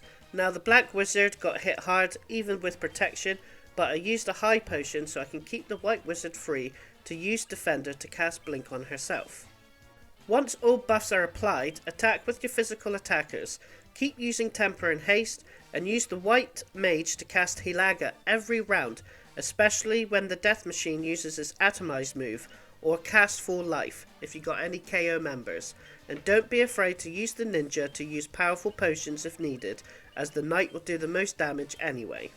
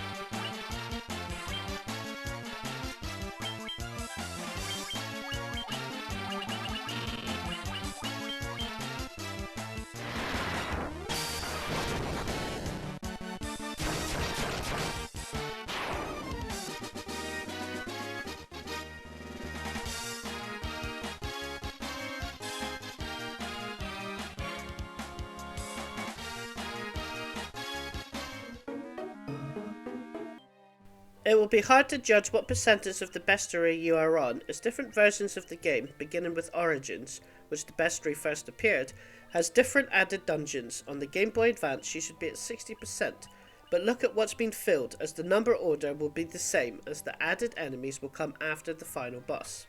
Exit the dungeon and return to the airship.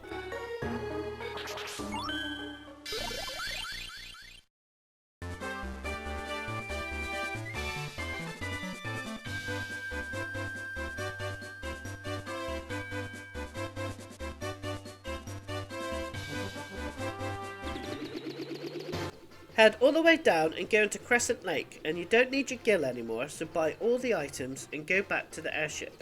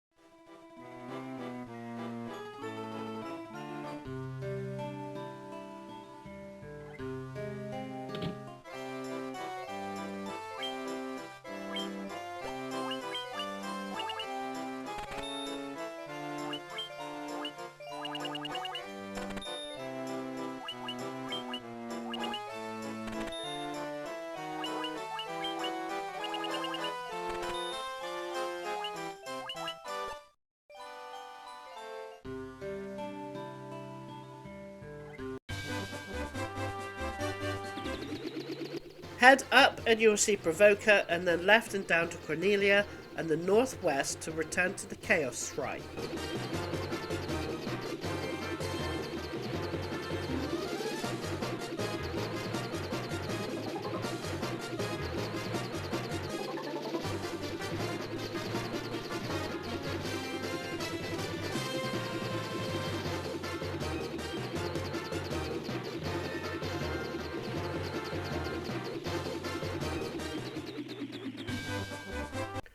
Make sure you have done everything you need to do, as once you have completed this final dungeon, you will finish the game, and you can't go back to the overworld.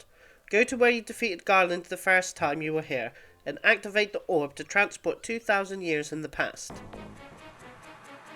Head down and exit the room, then right and up, and right at the columns, and then to the bottom right area for the exit to the next floor.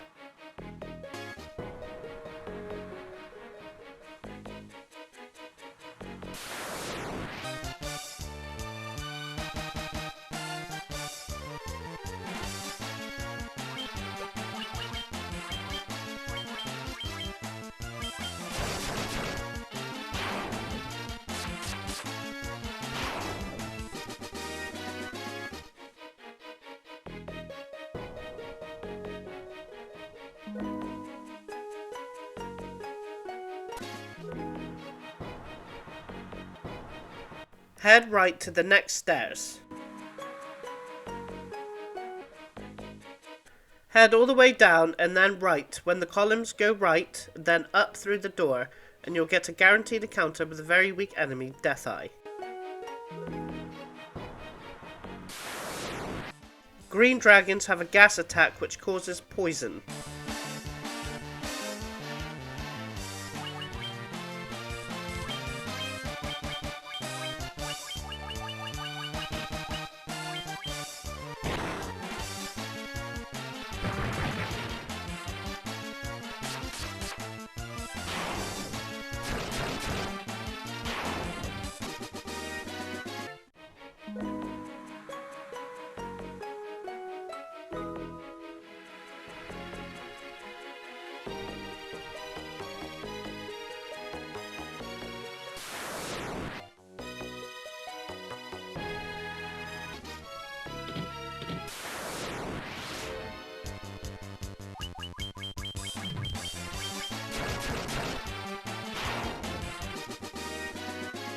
Get the 2 chests and then activate the exit.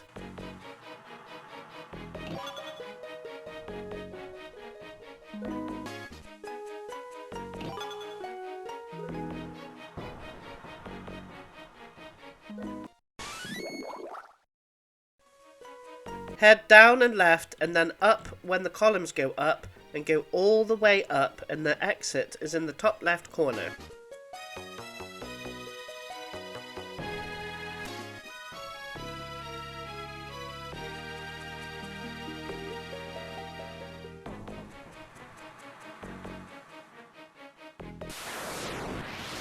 Rios has a blaze attack and a move that can petrify your party. They are weak against ice magic.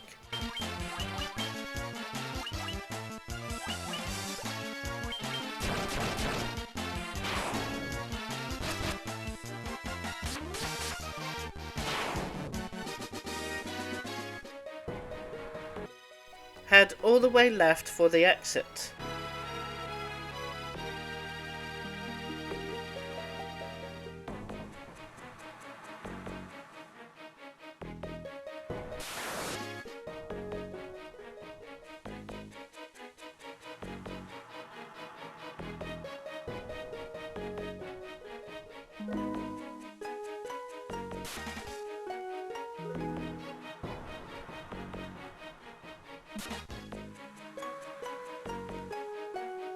Head up and right, ignore the corridor with columns, and go down the corridor on the right and all the way down.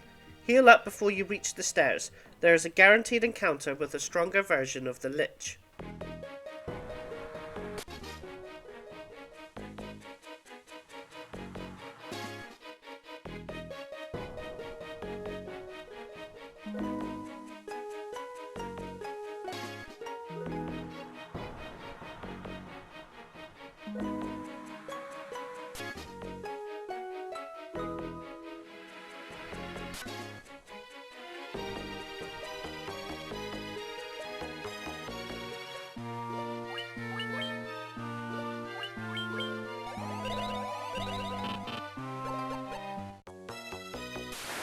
Use the white wizard to cast Holy and heal if needed, and you should know by now the black wizard to exclusively use Temper and Haste for every boss, and the physical attackers to attack.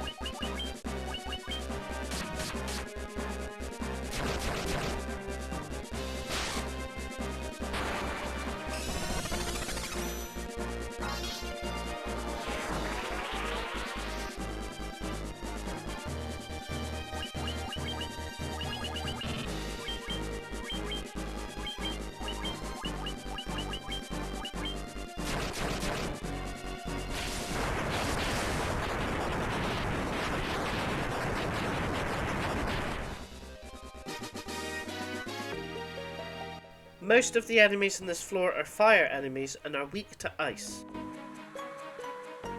Head left and up and through the door.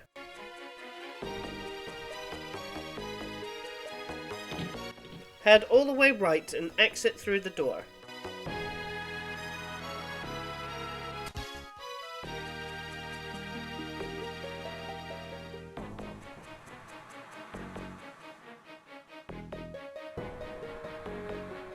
Head down and left and you will see the exit, but first go down and there is 2 chests on the right hand side and 2 chests on the left hand side. You will get your second protect cloak and you can equip it on your white wizard. Once you have got the 4 chests, return to the exit stairs and heal up, as you will face a stronger version of Marilith.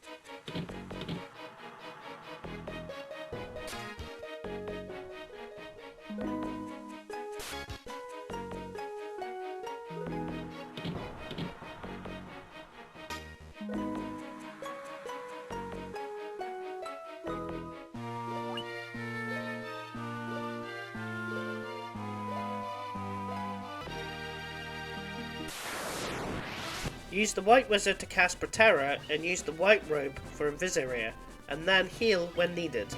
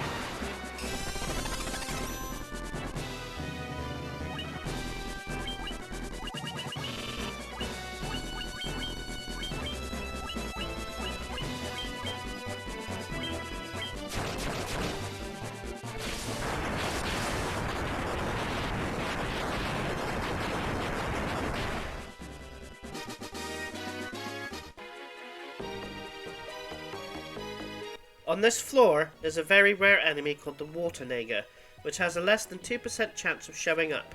If you want the bestiary, then it will take at least an hour of grinding, but useful for being powerful when facing the final boss. I will show you the Water Naga. I defeated Tiamat for the second time as I had to go back to this floor.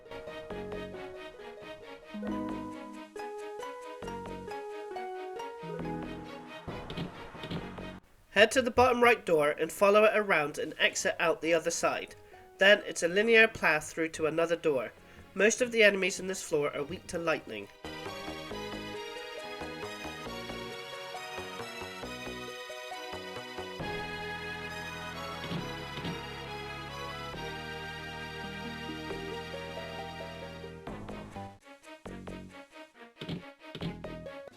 Head left and down through the door, and the corridor on the right is the guaranteed encounter with a more powerful version of Kraken.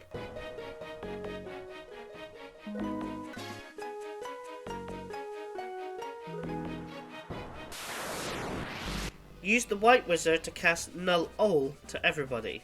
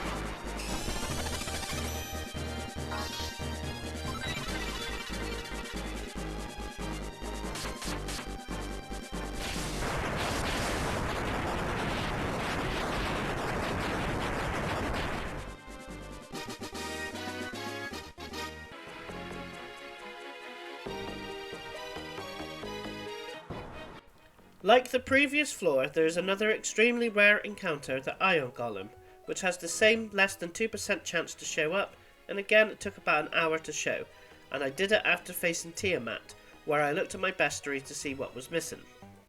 Head down and right, and aim for the bottom right corner, and enter a room to get a chest, to get the best katana in the game, and equip it on the ninja, and it will be nearly on par with damage as the knight.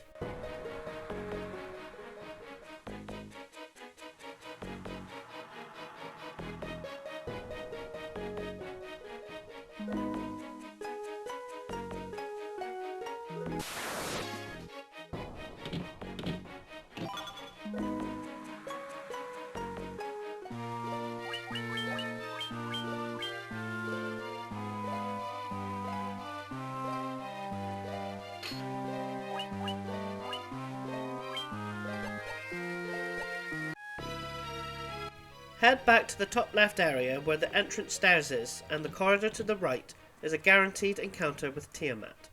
Same with the Kraken fight, have the White Wizard cast Null All to everybody. Now, I head back to the previous floor to get the water naga, and I jumped about 20 levels by the time I got the 2 rare enemies, so I was level 84 by the time I faced the final boss.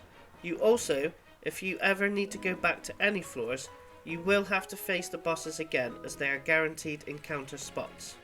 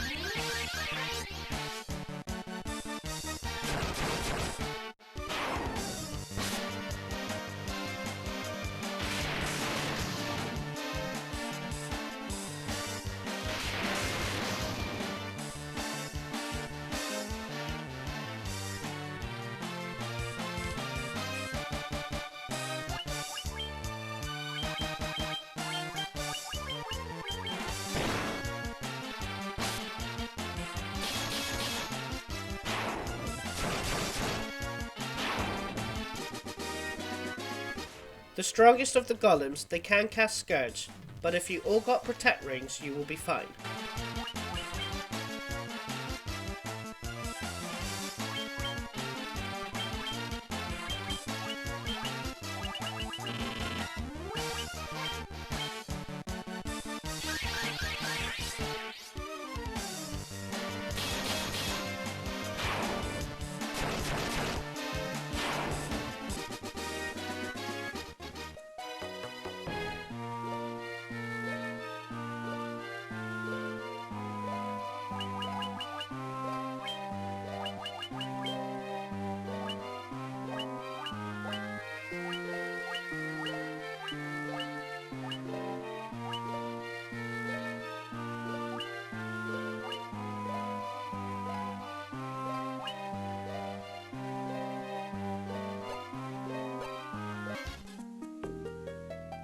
Head right to exit to the last floor.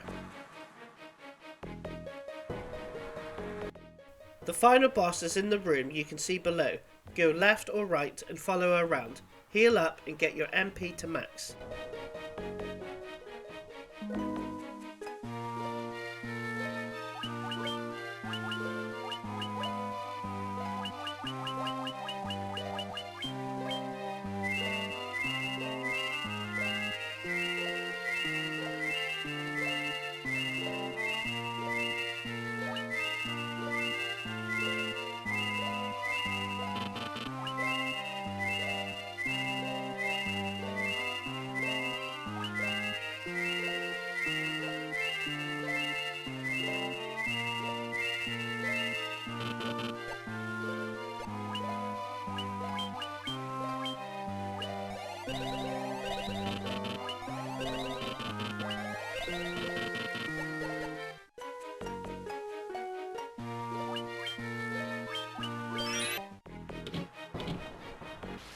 Use your white wizard to cast Null All to everybody, Protera and Invisiria, and heal when needed. Chaos has access to most of the spells in the game, and will cast them all eventually, even Flare, which is the most deadly. It will do physical attacks to one party member as well, which hits hard. I lost my white wizard and had to keep reviving using Phoenix Down, and hoping and waiting for him to use the physical attack so I can heal the white wizard to full. Don't be stingy on any good items you have. If it was any other member of the party that was KO'd, then you can use the white wizard to cast full life.